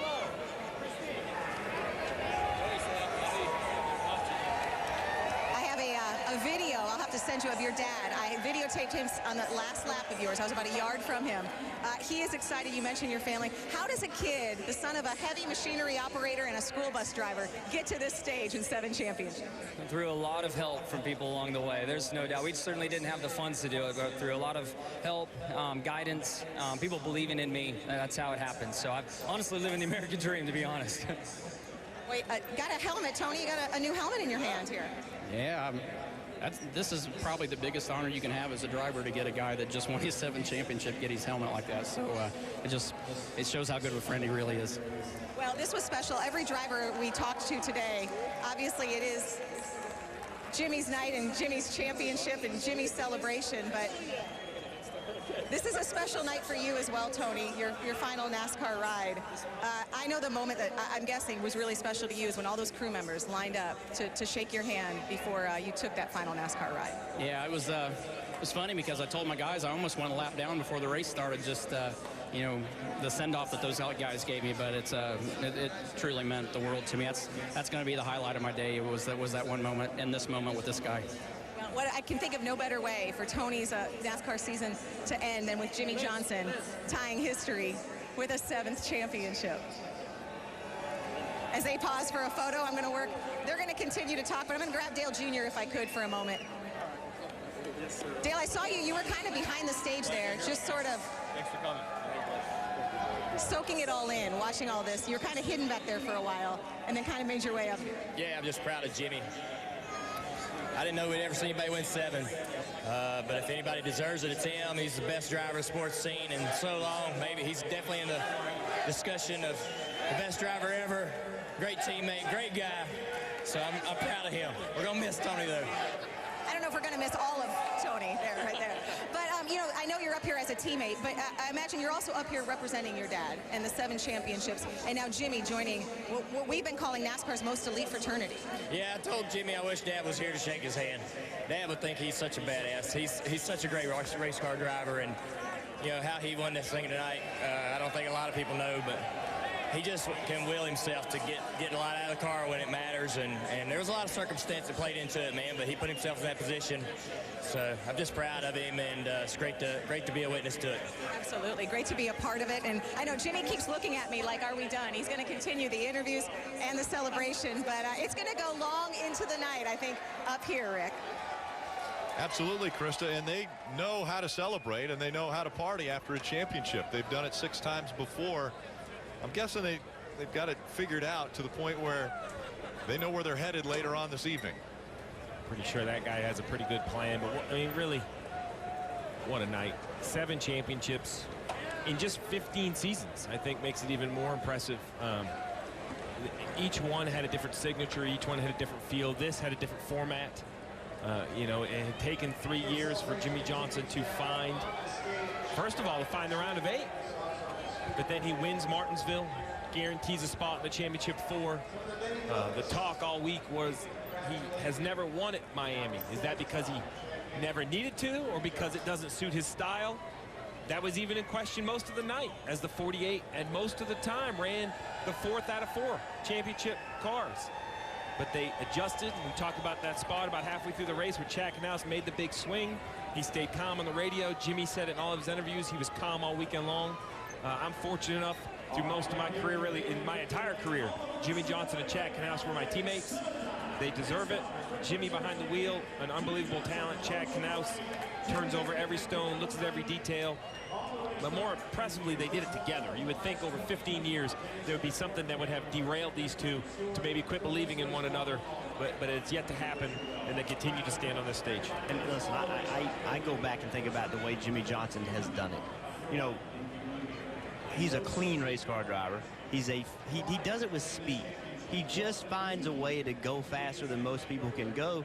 He doesn't knock people out of the way. He doesn't run people out of the way. He's a clean driver. He gives people room. He doesn't spin people out to win races. And a lot of people say, well, he's not as good as some other people because he doesn't do that. What I say is he's fast enough to where he doesn't have to do that. And he has always impressed me in the speed he can get out of a race car. And I think his strength from the day he arrived at the Cup level was that he doesn't mind a car being loose, and that allows him to do things on the racetrack that some others can't. It helps him on long runs. The long run speed is better. And I just, whenever you're this good, you don't get the credit for it while you're doing it. When he retires, everybody talk about how great he was, right? Great driver, 7 championships, at least 7 championships. But when you're doing it, people don't acknowledge you because that's your competitors. Right. And your competitors don't want to say, well, he's better than me. Well, guess what? He's better. He's better. The numbers show it. It's quite simple. The numbers show it. He's done it consistently in different formats.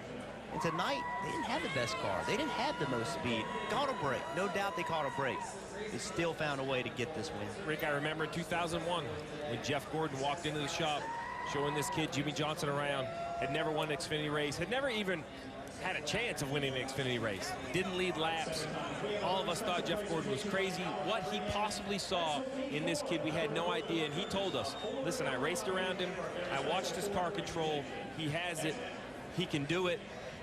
That year, that man, Jeff Gordon, won the championship. The next year, Jimmy Johnson burst on the scene, winning at California.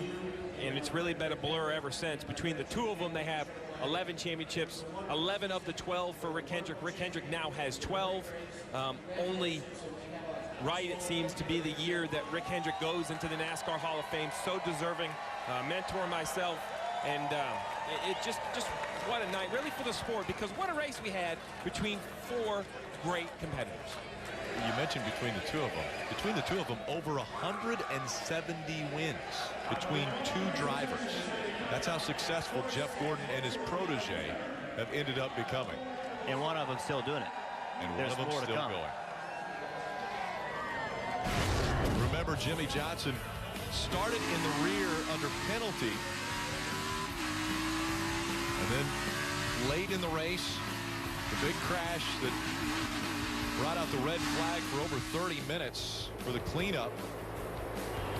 It was Carl Edwards trying to hold on to that championship spot.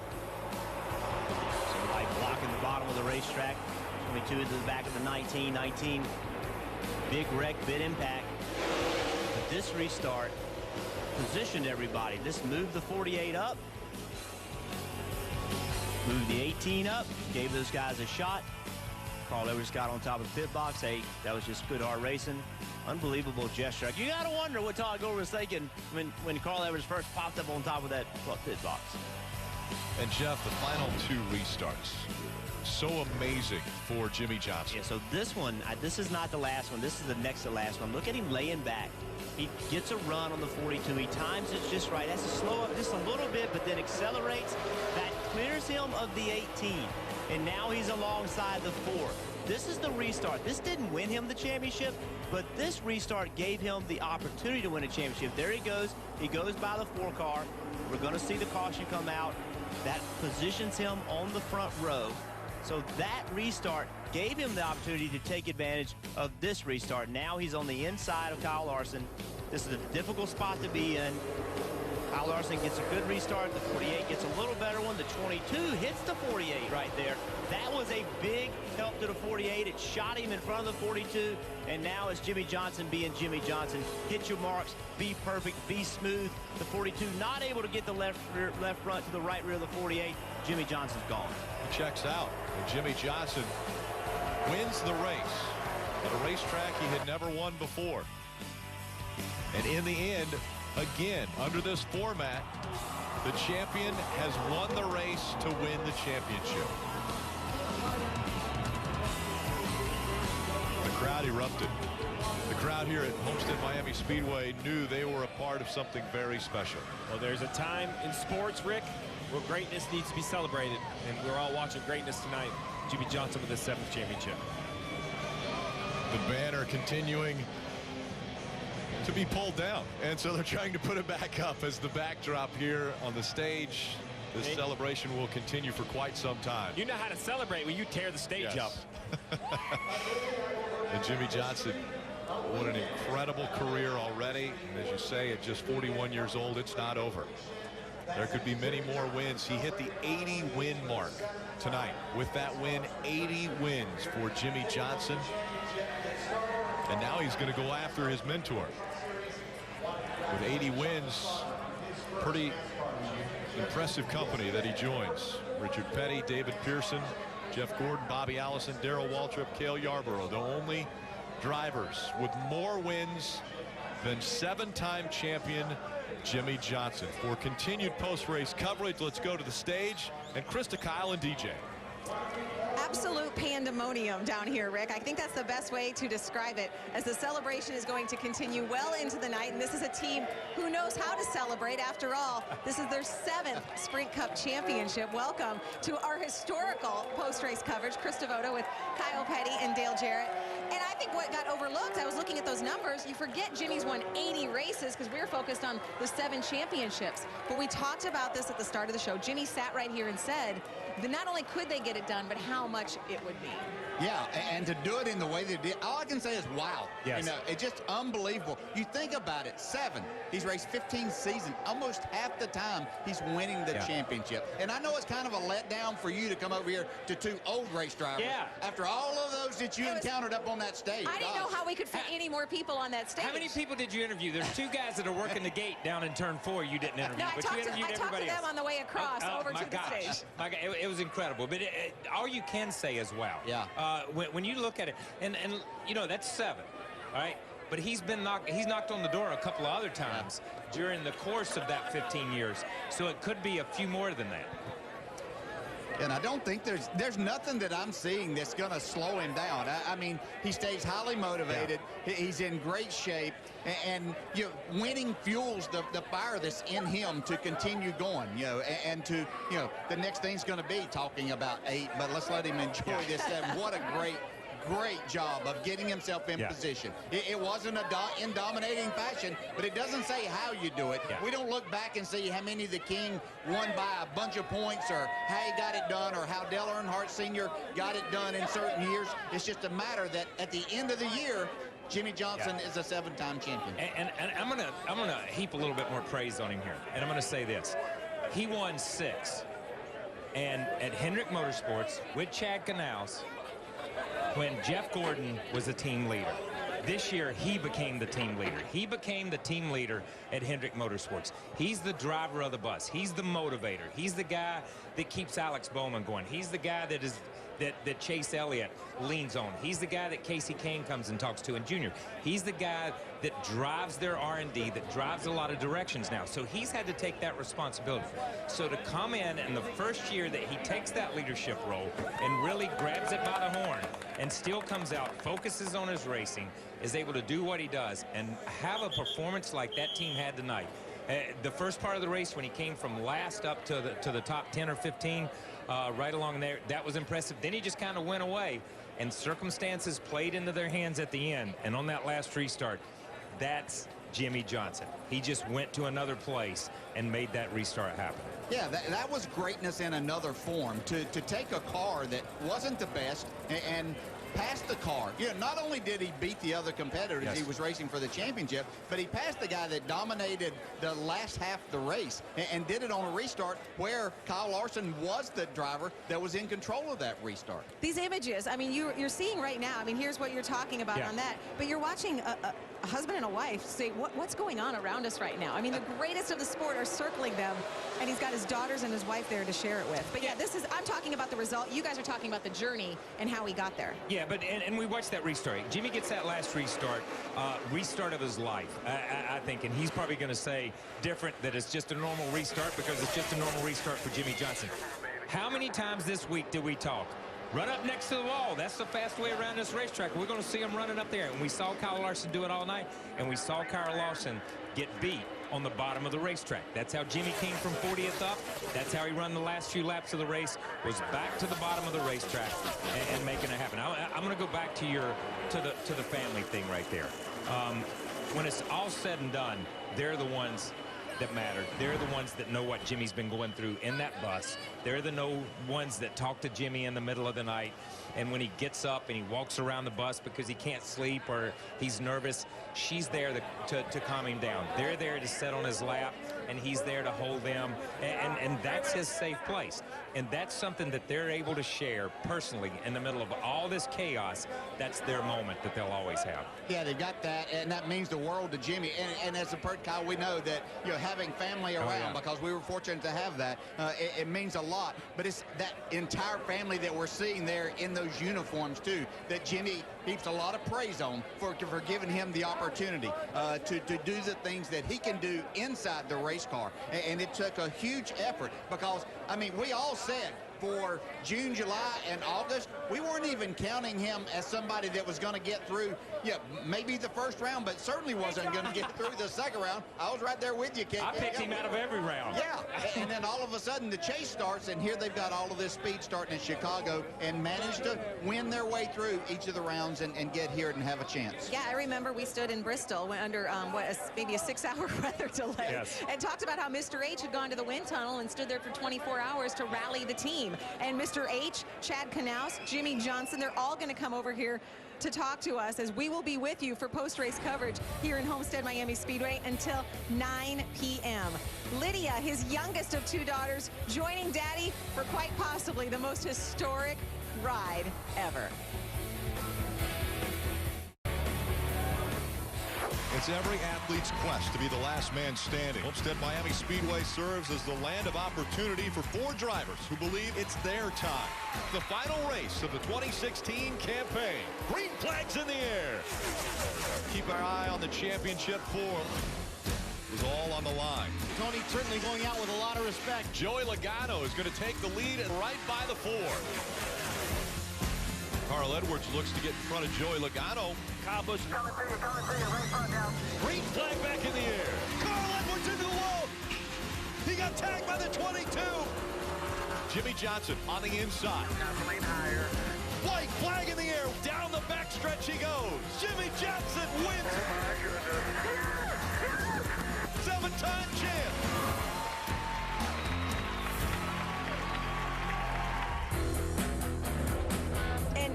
I had standing on that stage, it's really, Mr. H said it, shock. For Jimmy, it was disbelief. Yes, they are celebrating Jeff Gordon, you see there, Jimmy's crew chief, Chad Knaus. But it's just, I mean, Jimmy said, I was a kid that grew up in the desert. How did I get here among NASCAR's great? Of course, he joins Dale Earnhardt and the King, Richard Petty, now as 7-time champions. Here is what the King had to say. Records are a mark, and they set something for everyone to shoot at. Jimmy and his team have done that tonight. They set a goal to get where they are. Circumstances and fate made it a reality. They did what they needed to do. Now they are at 7 championships. Congratulations to him and his team. Jimmy is a great champion, and this is really good for our sport. I don't know if I read it in the King vernacular, Kyle. Should have read a little bit there. No, but let me say this. All right, obviously that's a PR press release that somebody called my dad because he's not here right now, and they wrote it that way. We did a deal, and I talked to him last week when we were in Phoenix, and obviously, knowing how he is, he's not a man, just as your dad probably's not, that gives out compliments and gives out credit a lot and acknowledges what other people do, because they did such great things. It's almost like if I acknowledge what somebody else does, I'm belittling what I did. But my dad said, okay, he was blown away at 5 in a row. Could not believe that 5 in a row didn't get any more publicity or any more credit than it did. Are you seeing what they're doing there? He can't hold the trophy and hold up 7 championships, so Jimmy was holding up 5. One of his crew members had to add 2 fingers to be able to make 7. Yeah. Sorry, I didn't want to interrupt you there. I was just, the images are just so strong. Yeah, let's just watch it then, because I mean this is what it's all about. This is about Jimmy Johnson right here.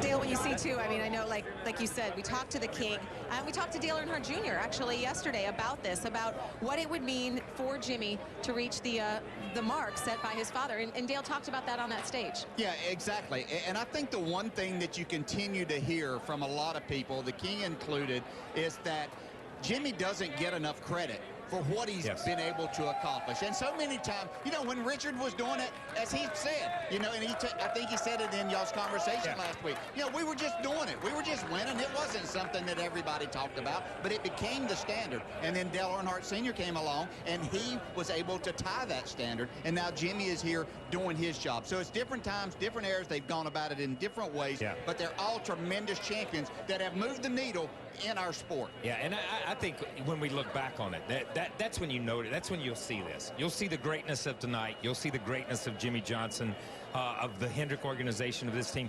It's great right now, but I'm telling you, when you look back, look at Jeff Gordon over there to the left. Remember when Jeff Gordon was a big deal? Yeah. And I'm joking when I say that. I am joking when I say that. But Jeff Gordon, we thought when Jeff got to 2, he could get to 5. When he got to 4, everybody said he's 8 or 9. He's the guy. And along comes Jimmy Johnson, and it stopped.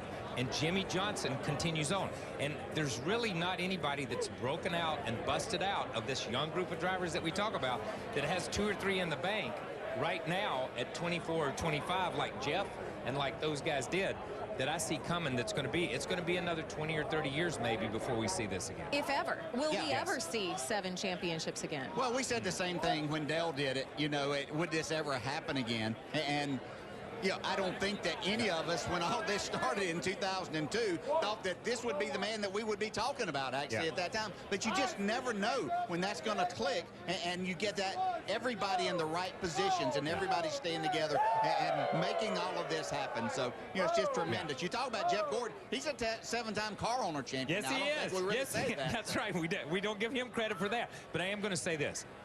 I think this year, once again, proves in the winner-take-all format, it's hard to repeat. Yeah. It is hard to repeat. It's hard to make it back to be that 4 going for the championship in Miami. And once you get here, we saw how this race was. We saw how the Xfinity race is. It's tougher to repeat now than I think it's ever been. And what was really classy, you know, all the drivers coming up to congratulate Jimmy. One of those was Joey Logano. And I know you could see the defeat that, you know, on his face in that he wanted to be there, but was one of the ones who came up. And we saw class personified with the way Carl Edwards handled everything tonight. You know, yes, we knew whenever this night was going to be over with the 4 champions that we had, we were going to have another good champion. There was going to be another good story to come out of this. This is the one that we got with Jimmy Johnson doing whatever it took at the end of the race to get himself in a position to do that. But just as we've seen all the 3 years that we've had this, you've got to win this race. You've got to be up there battling and take advantage of opportunities and situations, and Jimmy did that. Yeah, I think, you know, from what we saw from Carl, from what we saw with Joey Logano and the disappointment in his face and the way he took it and walked down the victory lane by himself and went through that crowd to shake Jimmy Johnson's hand. If you play any sport, I don't care. If you're a parent out there and you've got kids, or if you're a kid and you're watching this, we saw sportsmanship on so many different levels tonight, so many different levels. And that is what's always made this sport, to me, such a great sport. Yeah, we can argue, we can fight, we can go at it, and we see guys throw punches, and we see what guys say. But in the end, when it's all on the line, these guys, they seem to just rise above that. They rise above it. The championship and this opportunity is such a huge opportunity that everybody kind of rises above the sport. And I think tonight was a big night for the sport in a lot of ways. I think we're going to look back and what Carl did, what Joey did. We look at some of that stuff, and we look at this as 7 championships. This is a big, big moment for our sport. And you see the thousands of fans who are still hanging around just to be a part of this historic night. And we're going to be with you again till 9 p.m. Some of the members of that championship team will come over here to join us. I talked to Dale Earnhardt Jr. on that stage. He said wishes his dad could be here because he would want to shake Jimmy's hand. Here's what Dale's sister, Kelly, just tweeted a few moments ago. Very deservingly, Jimmy Johnson joins 2 other great racers with 7 championships, echoing really what Dale said. My dad, if here, would happily welcome him to the elite. No doubt, no doubt. We're going to be talking a lot about how Jimmy got here. And, you know, they're probably texting their family saying, look we did it. It's amazing. Jimmy Johnson, a 7-time NASCAR champion.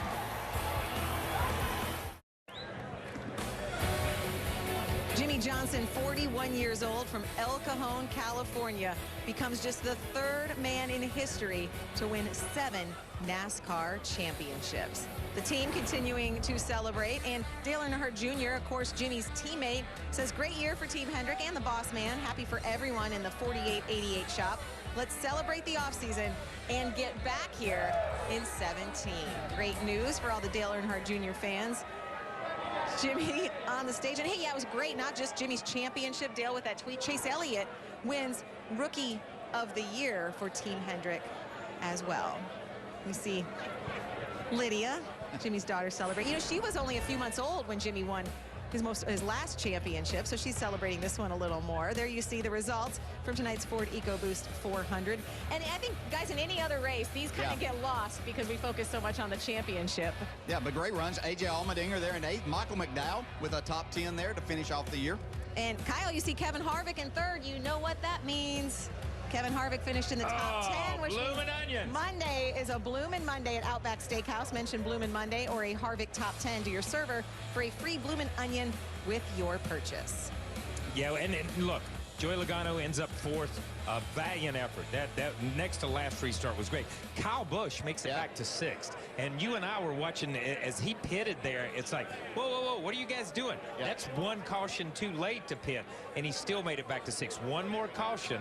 If they had had something there, they played that. That was not a bad strategy move for those guys. Well, no, it was really their only move at that time. You could say, I mean, it's easy to second guess and say, well, they should have done that at the first. Well, they were in a great position after that the big crash down there. So they had to take that chance, but to come from 13th all the way to 6th, like you say, if we had the same scenario where somebody gets sideways off a 2, then he's got a chance at it. But you know, they all made a great run. They were all in that position of being in the championship position at some point in time throughout these 400 miles. It was, you know, when they dropped the green flag and they all got up within the top 10 or 12, it's like, oh my gosh. It's going to be one of those days. It's going to be one of those days. And then we saw the 18 car have an issue, and we thought he was going to get lapped, catches a great caution. We saw Jimmy and those guys kind of have their issues and fade a little bit. Then we see the restart with Carl and those guys, and I'm thinking, oh my gosh, what's this thing going to come down to? And it just kept circling, and it was like musical chairs. You get to the front, and there's a seat. You get to the front, the seat goes away, and that's the way it was all night long. And the way it cycled out was pretty spectacular. And you know, these guys took advantage of it. They never gave up, and this is a team that you never see give up. It's pretty crazy when you think about, you know, series sponsor Sprint saying goodbye after this race. When they joined the sport in 2004, the chase began. Jimmy has been a part of every single chase in some way, shape, or form. He's the only driver to make the chase every season. Yeah, Sprint's done a great job of coming in and creating different things, and it's been great for the sport. They've done a good job of helping promote NASCAR racing all around, especially in the Cup Series. And yeah, Jimmy's been the one. He's been the face of it since all of this started. I What are you laughing at? I laugh because of this. I look at Jeff's championships and some of that stuff, and your stuff with the Winston Trophy, and it looks like it looks dated.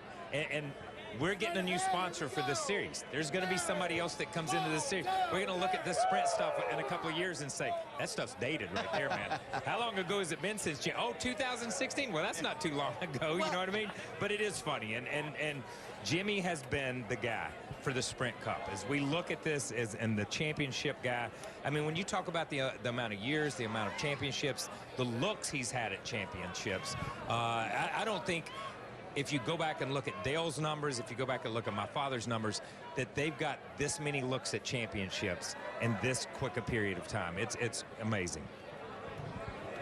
It's a long night when you're the champion for Genevieve. It can get really loud. It was really loud up there, too. She's being a trooper because the chants continue. So let's see if Rutledge can cheer us up. Rutledge, what else does Jimmy get for winning this title? Well, Christy, you know, a lot of people think for a guy like Jimmie Johnson, the reason you want to win another championship is to make history, you know, to be in the record books, to win again. A lot of people don't know that's not the truth. It's actually to win this, the beautiful 25-foot contender Bay Boat. That's right. He gets to win this, too. I mean, all he does is win, win, win. no matter what. This beautiful thing made just down the road. You can see Kevin in here. You can't even tell he's holding this big novelty check. Nice work in there, bud. But this thing, it's got a 250 horsepower Yamaha engine. It was designed, the wrap on here with the tarpons, by Eric Estrada. Not Eric Estrada from Chips, but an artist whose name is Eric Estrada. That guy's the luckiest guy in the world. You look really good up there. But yeah, he gets his beautiful boat. Now, he may eventually change that wrap so it doesn't say Ford on there since he doesn't drive for them. But wow, I think when Genevieve realizes that she gets to take this home, she's going to put a smile on. But as a parent of 3 beautiful girls, I think it might be bedtime for those 2, so she may not stop crying anytime soon. That's what I've learned, Kyle. I'm sure you have learned that, Rutledge. And we want to point out, he gets that boat because he won the race, not because he won the title. He just happened to do both tonight as well. Oh, Genevieve's feeling better already. She's good. Celebrating's hard at times. Yeah, it is. Yeah. It's hard to play all day and play all night, too. Believe me, I know. There you see. I've tried, man. 2016 I'm sorry. champion Jimmie Johnson, again, if you're just joining us, wins the race, the season finale here in Homestead, Miami, and also wins the title. But, you know, what we did our pre-race 3-4 hours ago, and this is what, there was drama to start this day for the 48 team. Yes, we walked into the garage area coming out for our pre-race show. We noticed that there were a few cars, KP, that were over there still going through inspection, and the 48 was one of those. Yeah, and this is the 48 after they put it on the line and rolled it back. They were taking tape off the left front, off the A post there.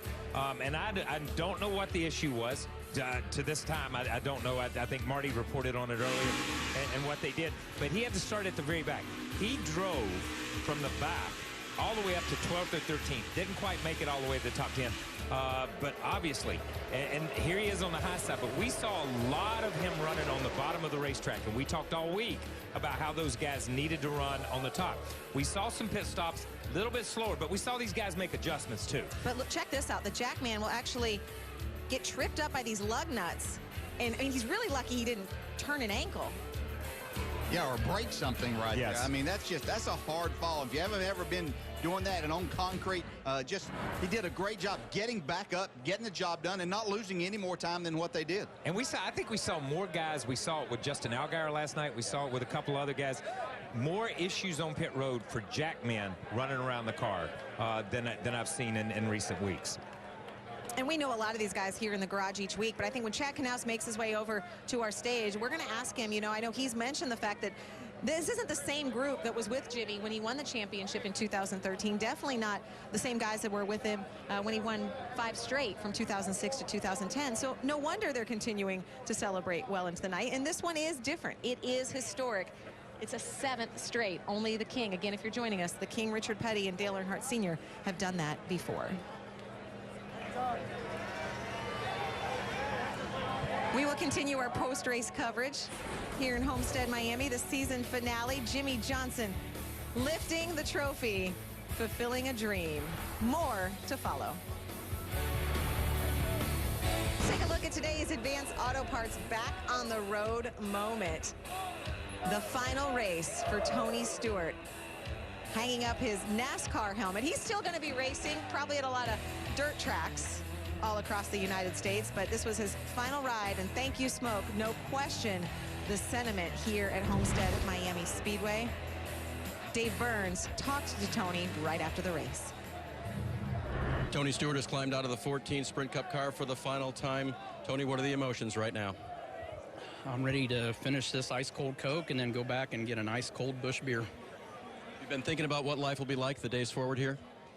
I know exactly what it's going to be like. I mean, I'm still going to be an owner at Stewart Haas Racing. I'm still going to be at the Cup races. I'm still going to own Eldora Speedway, the Arctic Cat All-Star Circuit of Champions, Donnie Schatz's World of Outlaws team. I'm still going to be doing 90% of the things that I've been doing. Just, you know, when I'm at a Cup track, I'm just not going to be driving a car anymore.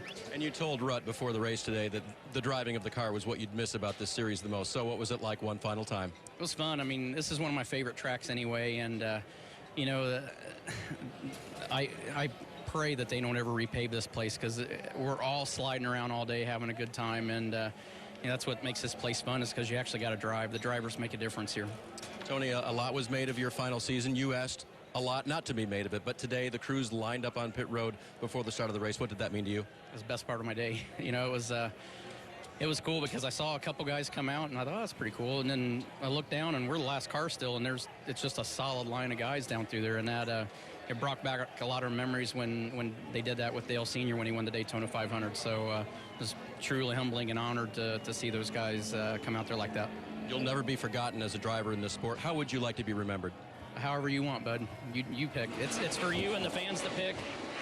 And I'm excited to go see that guy. It's man, what a cool day that your last race in this series is a historic moment like this, where a guy gets his 7th championship and joins a very, very, very elite group. So pretty cool.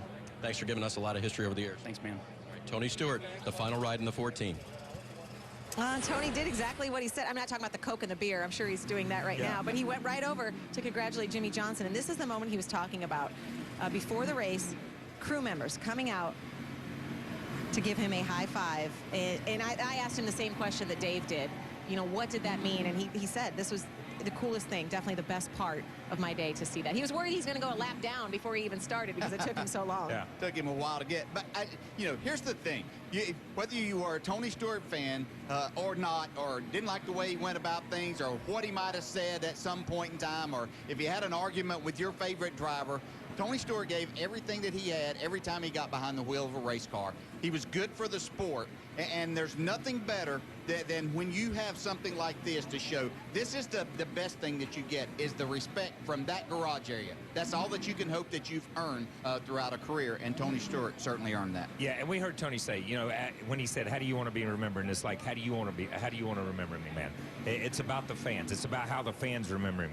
But for Tony, and I think for anybody that works inside that fenced-in area, over there where the trucks are and the cars are, the respect that you have from the other team members and from the other drivers, that's what you strive for. That's what you live for. That you want to be respected. You want to be liked. You want to be a part of that group. And this is Tony being a part of that group. And the acknowledgement from the other guys that never touched a car Tony ever worked on. It was not in the sport probably when Tony started driving Cup cars. A lot of these guys weren't. The acknowledgement that Tony Stewart had meant such a great deal to this sport and to that garage area, coming out and waving and touching his car and high-fiving, and like he said, almost going a lap down before the thing even started because it took so long. That is huge for any individual driver. And this was the moment when Tony came up on stage to congratulate Jimmy, Rick Hendrick, and Jimmie Johnson gave Tony, you know, Tony collects helmets and has been exchanging helmets with drivers. Jimmie gave Tony the helmet, I mean, the helmet he wore to win championship number 7. That's cool. He should have given you something for doing all those interviews up there. Well, the problem is it's Tony, so he gave me something. Oh! We're not going there, Chris. Well, anybody who is in the sport knows exactly what I'm talking about. Okay, there we go. So there you see Jimmie continuing. Man, their pictures are going for a while. On beer goggles. Yep. Those are beer goggles they're putting on people. You see those, so those green things? This is when it's going to get good. This is when it's going to get ugly here in a minute. Okay. Of course, after 7, I don't think they're beer goggles. I think they would be more champagne goggles and caviar goggles. Oh, really? Yeah. Yeah. I don't know. Rutledge, do you know what's going on, right? What's happening where you are? You know, when you say you know what's going on, that's kind of a strange leader. What I can tell you, 2 cool things. Number 1, I'm here on the front stretch, and I'm pretty sure I can see Carl's tire marks from that restart, which is insane. They weren't kidding. I mean, you really saw it on the TV. They got way down here, but when you're standing here, you go, oh, man. Neither of those guys had a shot to make it out of that. But what we do have a chance is to get some cool merchandise because the Fanatics are here. You can see the 2016 champ. So right now, all the crowd went over here. They already bought all the shirts. There's almost no 48 stuff left. Hey, do you guys have any, let me think, for Jimmie Johnson, like a 48 corn dog holder? What about 48 ice cube trays because he's ice cold? No. What do you have here? Shirts.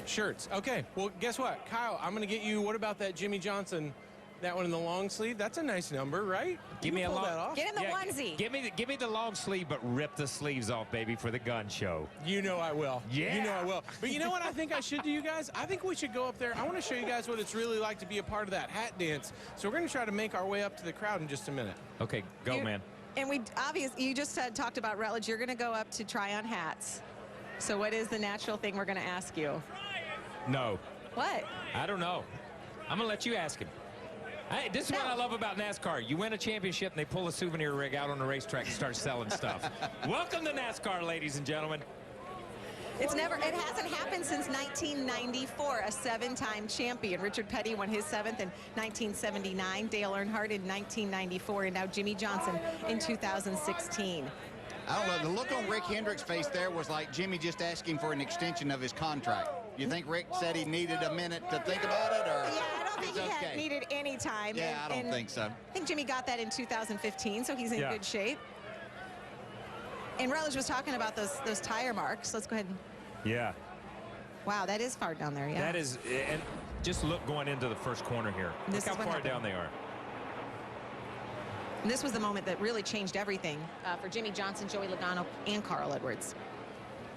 Well, it's set up for different things to happen. And this was just a product of drivers racing for a championship on a late race restart.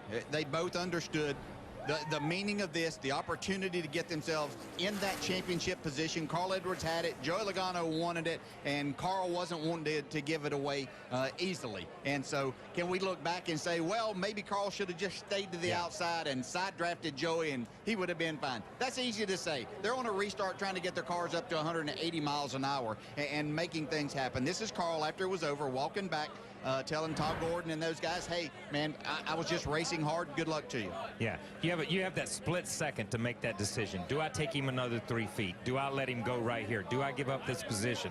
And when you're going for a championship, and we know what Carl went through in 2011, we talked to him this morning about redemption, about coming back, about being stronger, but he was not going to give it up. And you know what? Joey Logano was not going to give it up either. And these are two guys going for the championship. Not two guys going for a race win. Two guys going for a championship. Yeah, and what we've seen the last 2 weeks at Phoenix with Matt Kenseth leading the race, a late race restart there, just trying to protect his position, and that's what you have to do. The restarts are just crazy, and this was just another example of that. Yeah, but I do want to go back to Carl stepping up on the toolbox, walking through the pit area of the Penske team, shaking those guys' hands. That took a lot for Carl Edwards, and that was a great sportsmanship moment. I was standing in the 22 pit when that happened, and when Carl Edwards walked up, all the crew members in the 22 sort of bowed up, like, what's going to happen? They thought maybe it was going to be a fight situation. Carl, walked up the ladder, shook Todd Gordon's hand, and then talked about what Marty gave that report, said, I take the responsibility. It was a racing deal. And I think all the crew members at that point started looking around going, wow. There it goes.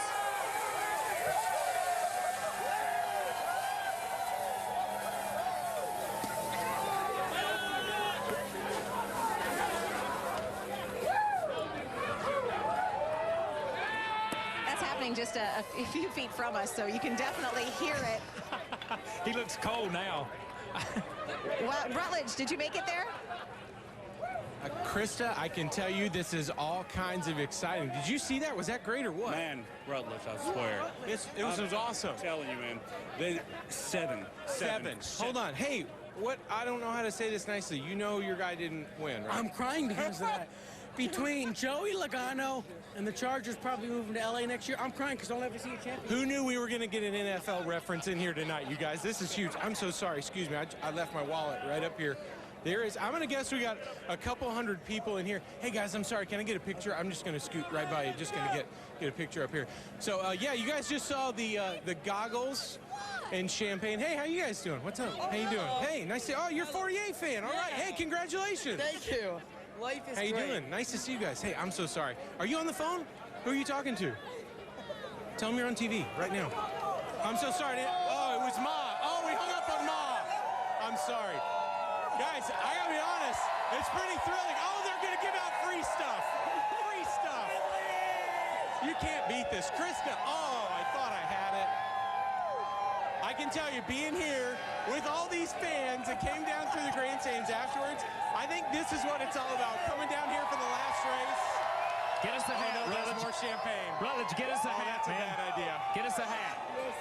Kyle, you know this is my wife's favorite part. Yeah. It never makes any sense. Get us a hat, Rutledge.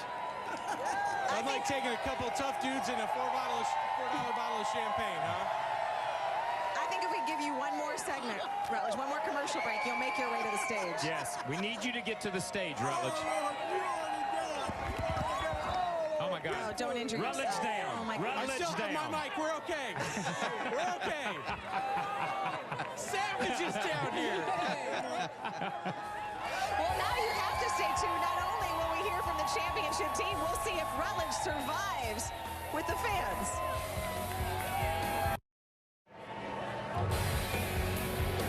NASCAR America is brought to you by Advance Auto Parts. Let's get you back on the road. Pretty safe to say that fire suit is a little bit wet. Champagne flowing on the championship stage. See Jimmy Johnson with Jeff Gordon. This one is special. 7 championships. We had some crew guys just come over to us and offer us some champagne. That was very nice of them. And Krista wouldn't let me have it. I wouldn't, because I'm responsible and a professional. But you are of age, so you could. Okay, we'll go with the professional part for Dak. I feel like this is the part Just of the because night. I get paid. That's the only reason. I'm not saying I am professional. This is the part in the night when sort of anything goes and you just don't know what you're going to see or hear. But Rutledge is with someone who is very happy that Jimmy Johnson won number 7. That's right. I have found perhaps the biggest Jimmy Johnson fan in the world. It is his dad, Gary. Tell me what today was like for you. Oh, I don't have any fingernails left, and I did drink a few beverages to calm my nerves, and I prayed a lot, and I didn't think it was going to happen. But, oh, my God, then the end of the race, things started changing, and the 19 wrecking, and it's like, hey, we got a chance. I mean, at the beginning of this race, when they were starting from the back, at that moment, did you think, well, we're in Miami, we'll make the best of it? No, I knew when he had to start in the back, that pissed him off. I go, that first set of tires is toast. He's coming. So because I know what he's like. So, you know, he wasn't no saving that first set. How old was Jimmy when you guys first started racing? He was 5 on a little Pee-wee motorcycle. 5 years old. It wasn't really racing. It was cute, and all the kids rode around. They all got a trophy. So it wasn't like serious, but... And when you think about him and looking up to guys like Ricky Johnson, and now here he is on the same likes of Earnhardt and the King. I mean, what? Yeah. How do you figure out how all of that just happened? Oh my God! Because when Jimmy was little, we'd sit on the couch and watch Earnhardt and the King race, and you know, and it was just so neat to me to be able to meet him. I mean, to meet my heroes and to be in this sport, and for him to accomplish all this is, I'm still pinching myself. I mean, it's unbelievable to think of that little guy right there going off on those jumps. Yeah, that's right? at Verona. Look, this is he has no lenses and he has socks on his hands for gloves. Because that's how you had to do it, right? It was a little bit of a low-budget backyard race, and now here he is, 7-time champion on the stage with this beautiful family. You guys are here. Like, this is insane. It's amazing. I'll tell you, it's just amazing. I don't know what else to say. That's it. We're so glad you're here. Congratulations. Thanks, everybody. All the fans, too.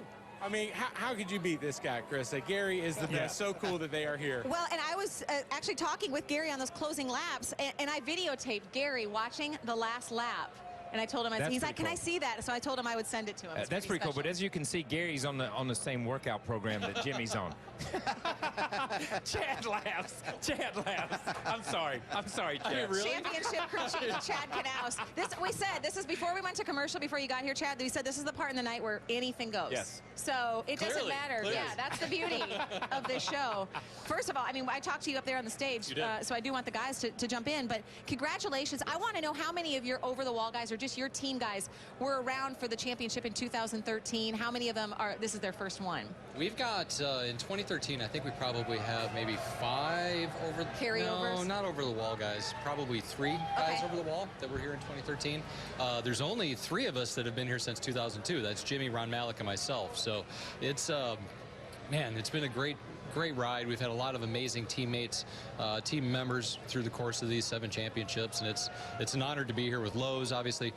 I mean, think about it. 1 driver, 1 crew chief, 1 team, 1 sponsor for 7 championships in 14 years is pretty spectacular. Not pretty spectacular. Damn spectacular, dude. Honestly. But watch this last restart here. I mean, Jimmy, we talked about it all night and talked about it during the week.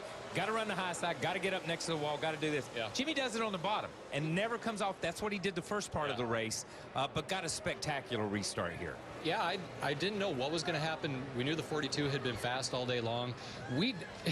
And honestly, Jimmy was getting frustrated because we couldn't produce the speed that we needed down on the bottom through the middle portion of the race, and he started to waver a lot. We started to get up towards the top, and it wasn't producing anything for us. So for us to have the opportunity to have reasonably fresh tires, restart on the bottom, I felt like we had a shot. Had really no idea what the 42 was going to do or where he was going to be because he's been fast all night long. But man, Jimmy just did a fantastic job. I can't, you guys know, you two know more than anybody else what that position is like, what that situation is. I have no idea, and I don't think anybody in this audience can actually fathom what was going on in his mind and his gut and his body at that point in time. And man, the guy's ice. He's just fantastic. Oh, yeah. That's the thing. He steps up whenever he has to, whatever it is that he has to do. Okay, so that's the end of the race. Let's go back before all of this started, how your day started. As I walked into the garage area. Definitely took the gloves off for this one. Yes, we did. Here we go. I saw cars over there being worked on. So what were the issues? We just had to get back. We had to get the car back into NASCAR inspection and just kind of look over some things. There was some stuff that they didn't like that, look, it happens. It happened. We've moved on. We've rectified it. We started 43rd, and lo and behold, we won the race and won the championship. That's all that really, or 40th, excuse me, 40th, and won the race and won the championship. That's all that really matters. Great PR answer right there. I love that. That was good. A lot of training, man. I've been in trouble a lot. That was good, man. That was great. Okay, let's go back to, how about the restart with Joey and the 19 car? I mean, what was your reaction as you saw that? I mean, stay in the gas. Yeah. I just wanted Jimmy to continue to accelerate and get beyond it. I didn't know what, you know as well as I, once the car starts to spin, you don't know what could happen from behind. And I haven't even watched it a whole lot. Look at me, I'm like, oh, go. So I don't really know what happened there. I don't know if he got pushed down. I don't know if he ran into the 19. I don't know exactly what all happened. It was hard for me even to see right there. But all I know is when those situations arise, we try to capitalize on them as a team. We've been very fortunate throughout the course of our career to take bad situations and maximize the opportunity. And I'm very proud of my team for being able to do that. Clearly, Jimmy is a huge part of why we're able to make that happen. But honestly, the guys, the preparation, the work that they do on this team, that's what puts us in position a lot of the times. A couple of pit stops before that, you decided to make some significant changes there. What were you trying to help Jimmy with the car? Well, we knew that early on that the car was going to want to be kind of like such. And then as the day progressed into the evening hours, we had a pretty good idea what we were going to need at night. Unfortunately, we just didn't know where we were going to be. If we had a fast car up towards the front and in the top 3 or 4 where we had reasonably clean air, I think that we could have managed to have kept the car where it was. But being 10th at that point in time with 12 cars on the lead lap, marred back in traffic, we knew that we needed to make something happen. So we pulled some Packers out of the front to get the front of the car a little bit lower in traffic. That's important. And we made some significant adjustments on the car, and the guys executed a great pit stop. We came back out 11th and were able to march back up to about 5th, I think it was at that time before it all started to happen, and had a good result going. And this may be a tougher question, but just in your words, explain. You won 6 under the old format. This is a brand new. This is 7, so it's special. Yeah. But how was this championship? Forget the 7 part. How was this one different than the other ones? Just from a structure standpoint, it's completely different. We had not actually competed in this format yet. Honestly, it's very stressful, but it is more like a weekly event than any of the other structures that we've raced for points in before. Yeah. Because you come into the racetrack, you have 40 or 39 guys that you have to race, and you have to go out there and race them, and you have to try to win. So honestly, throughout the course of the weekend, we really approached it like a normal weekend, because that's really what it was. We had to race the best cars out there. And now, honestly, if we'd have gotten to 80 laps to go and, things had happened and we could have coasted, we would have done that for certain. Yeah.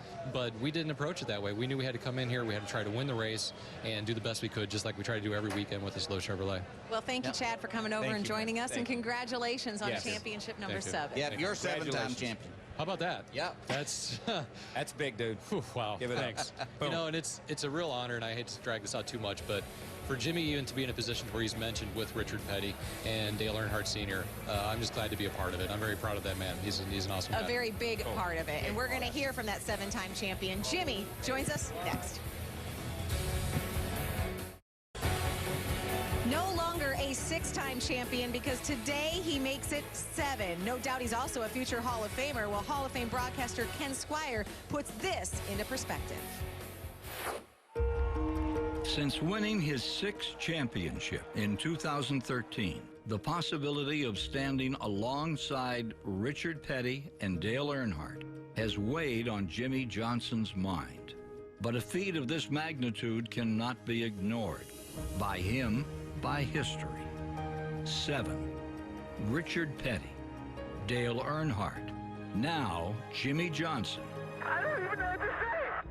What Richard Petty accomplished placed NASCAR in the public consciousness.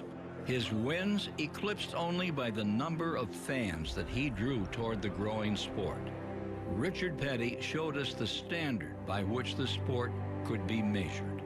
Through dominance, character, loyalty, and consistency, he became the people's king.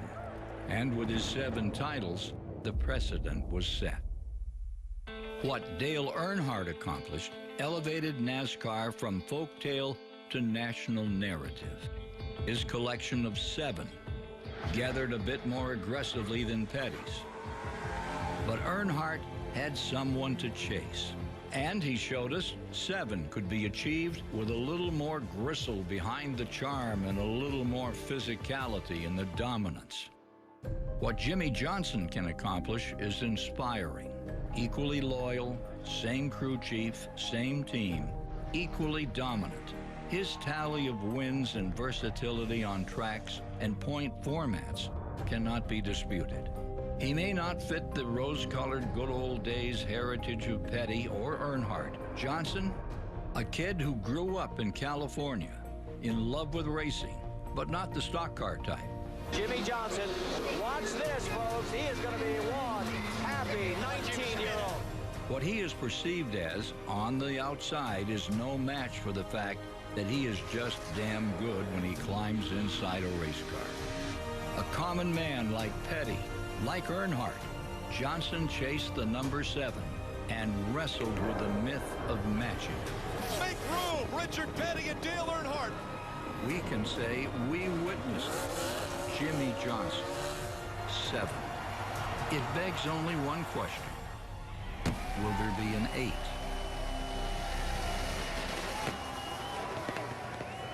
Wow. Does it soak in a little deeper when you hear and see that? To hear Ken's voice and all of that, I mean, I've got the goosebumps. That is unbelievable. Wow. Yeah.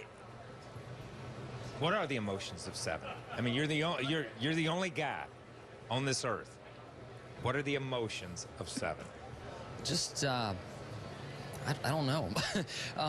Proud, thankful, blessed.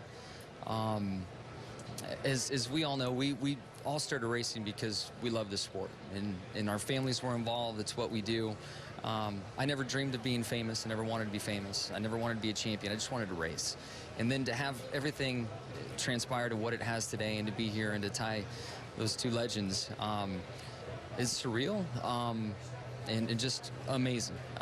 I'm just so honored to be here, to be honest. I don't know how to really put it into words. Well, you put yourself in another class that only 2 others are a part of.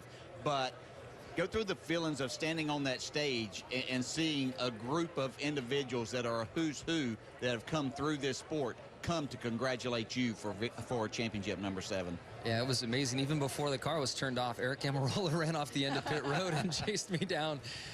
My teammates, Jeff Gordon, Rick Hendrick, multiple drivers, Richard Childress, before I got out of the car in the championship area, was in there. In the look in his eyes and the emotion in his eyes, Dale Jr. coming and saying, my daddy would have been so proud. He'd be here shaking your hand. So moments like that, it is so special. Yeah, and I think we all feel that way inside the sport. We talked about it with Tony retiring, the admiration of your peers. And how great that is. And I think we all feel like we truly were a part of a historic moment tonight.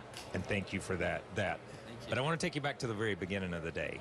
When you're standing here on pit road and you see your car disappear back into the garage area for one more round of inspection, what was that emotion? I definitely, my heart rate went up. I mean, there's no way around it. I'm like, okay, well, looked around, and the swarm of people started crowding in, and I don't think many of the fans knew what was going on. And I'm like, I got to get out of here. So I went to the transporter and hung out in the back of the transporter until I knew the car came back to the grid and we were in good shape. Fell to the back and knew it was just going to be a long day, and we're going to have to buckle down and just get to work. Hey, you know in this business that restarts are going to be a huge part. A couple of years ago, you went through a thing saying, I need to learn how to restart better. Well, you made a couple of pretty spectacular restarts there at the end. Walk us through kind of the range of emotions as you're sitting there, basically the fourth car of the Ford Championships, and then have all of that change in front of you, and then the restart of your life on that last one. Yeah, the second to last restart with a big wreck. I was busy looking in the mirror trying to, was worried about the 2 and what was going on with him. And as I looked up, the 19 and the 22 were in all kinds of trouble, and that was taking place.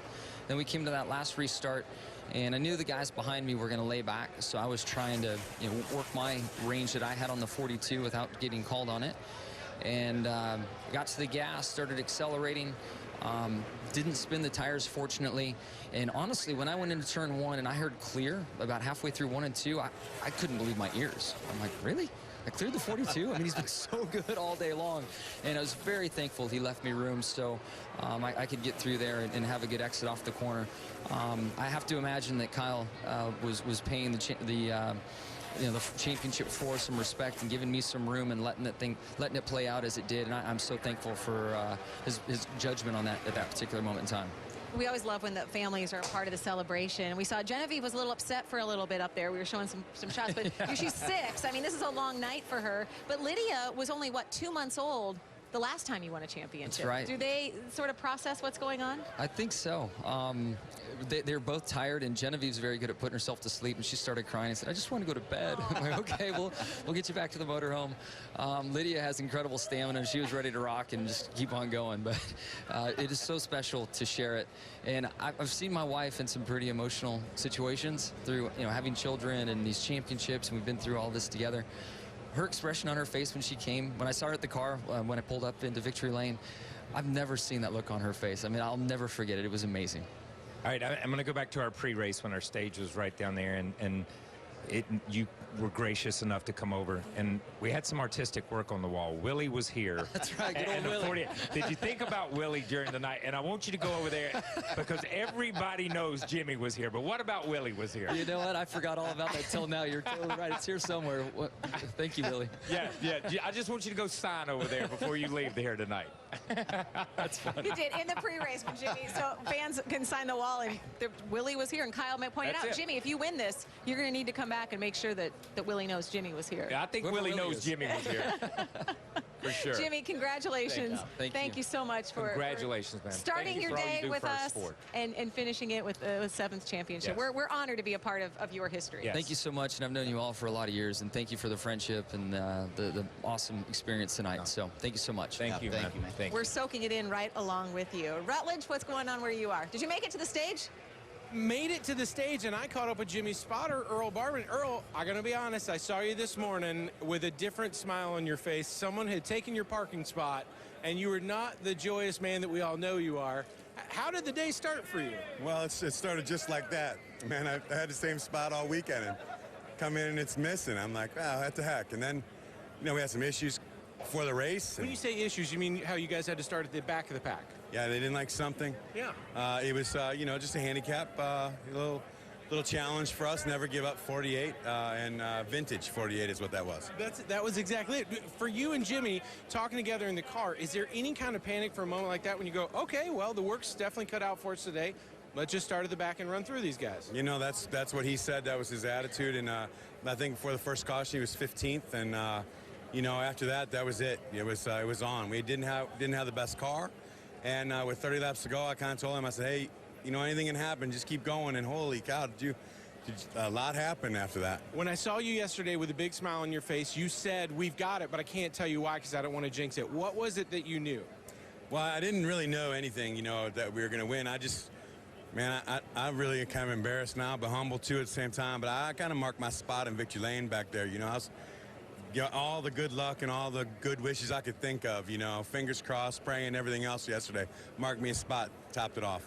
You know what, Earl? It paid off. Thanks for being here with us. He sure smells like champagne. Wow, It that shirt's doesn't. wet. Remember, you save 5% with your consumer credit card at Lowe's every day.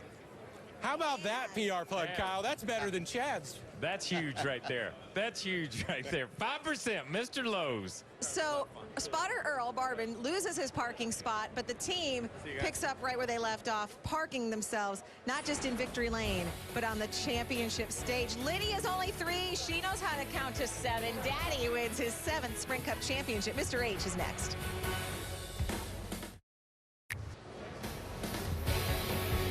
Oh, yeah, it was a celebration. Look at Mr. H, team owner Rick Hendrick, getting involved in the champagne celebration on the stage. And Mr. H is here with us now. And I talked with you, that stage, by the way, was rocking. We had everyone up there in that championship celebration. That was, you know, that was so neat. I mean, in so many different ways, the guys were just celebrating, all the drivers coming by, Tony, and it was just, I can't even explain it. It was a surprise because we started off in the back and didn't look like we had the speed. Then things happened in the race, and you just, you know, you got about 3 or 4 or 5 laps to get ready to, oh my goodness, we're gonna win. Hey, we're gonna win the race and the championship. So it was unbelievable. You know, if we go back to the very beginning and Harry Hyde and Jeff Bodine and starting at that moment. Yeah. Did you ever dream that your dad was supposed to be my driver? I know he was, the idiot. The idiot? What was he thinking? I ask him every time I see him. I said, how many championships would you have had? I ask him the same thing. What are you talking about? But did you ever imagine at that point in time where the sport was and where you guys have been the catalyst to take the sport? Kyle, if you think about it, we had 5 full-time people. I was renting the gears, the tools, the shop, the transmissions, and Harry was working for $500 a week.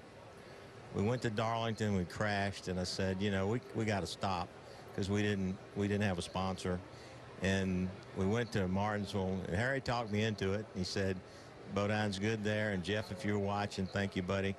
And we won the race, got a sponsor, Northwestern Security Life, and you know, the rest is history. Yeah. But man, it's unbelievable. Okay, let's fast forward a little bit. But how about the conversation when Jeff Gordon comes to you, who's driving for you and championship driver, and said, hey, I got a driver that we need to really look at here and need to sign, Jimmy Johnson. He hasn't done a whole lot, but I think he can. Yeah. Well, you know, actually, my son Ricky and Jimmy were buddies, and Ricky said he's going to be a superstar. And I used to take him to the races when Ricky was driving.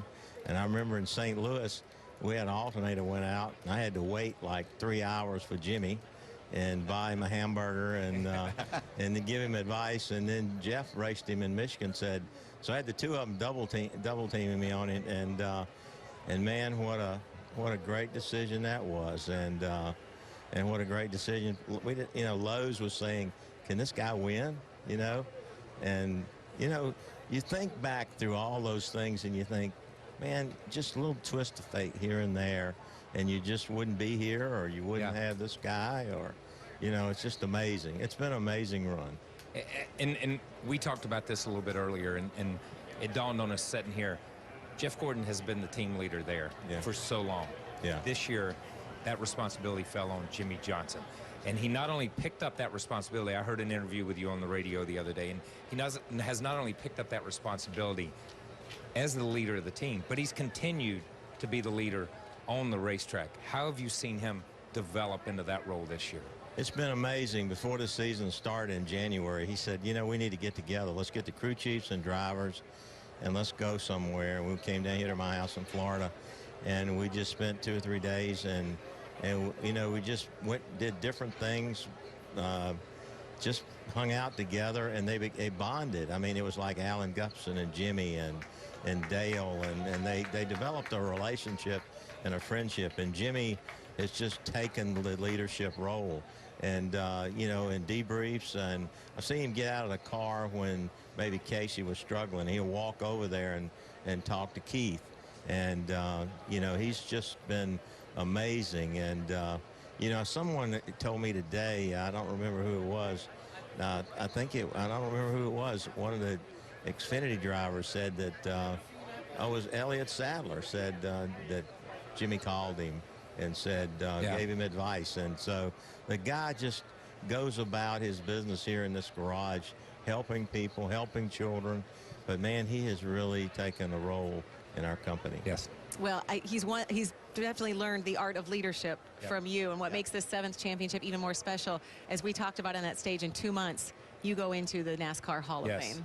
Thank you for coming over here. Congratulations. Thank you, man. Well, enjoy this thank you guys for covering our sport. It's been, I don't even believe it yet. It's just still hard to believe. Congratulations. And that seems to sort of be the theme, is disbelief and shock. The next time we see cars on track, the Daytona 500. Drivers, start your engine!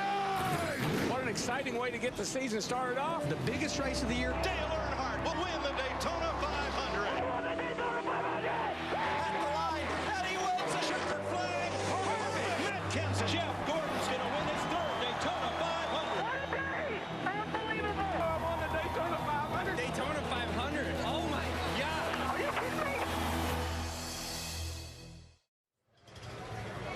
I see the championship stage, but the trophy's still there in one person, right? Krista, I think we're really closing out history when you think about it. I mean, 7-time champion, the trophy here soaked in champagne. It looks like a bad frat party went down up here, but this is what it's all about. This thing's going to Jimmy Johnson's house. It smells of really fine $4 champagne. I mean, can you believe this? He has 7 of these. Like, where do you put one, let alone 7? And you know what? Since I think the right thing to do is make all these people over here a part of history, I found all these hats from the hat dance. I think we should just let these people be a part of it too. Look at you guys. Boom. Are you 7 is do done, that, Krista. Brett? Are you allowed to throw those hats? Oh yeah, as far as you know, I totally checked on that. I did. Yeah, those were Jimmy's personal Thank you. ones. Yeah, those are the ones he was saving. That's it. You guys, I can't believe it. It happened, though. Jimmy Johnson, 7. We're done. I know, and as we close out this season, you know, you see a dozen of us on TV every week, but it takes hundreds more to bring these broadcasts to you. So for every man and woman who runs a camera, touches a replay machine, rolls cable, thank you to each of you and to all of the fans who watch our broadcast, whether it's 6-hour rain delays or championship celebrations like this. Thank you for coming along for what has turned out to be a historic ride. Yeah, incredibly historic night. Thank you, too, for putting up with me. I appreciate that more than you know. Thanks for the babysitting. Thanks for the lullabies. Thanks for all of that. No, but thanks to all the fans, everybody that tunes in and watches us and allows us to come into your house and just have fun up here on stage. Yeah, such a great time. Thank you. It has been a historic season. History is made. Lucky number 7 for Team 48. It's been an honor, of course, to sit next to Kyle and DJ and bring these pictures and images to you. Jimmy Johnson is your 2016 Sprint Cup champion.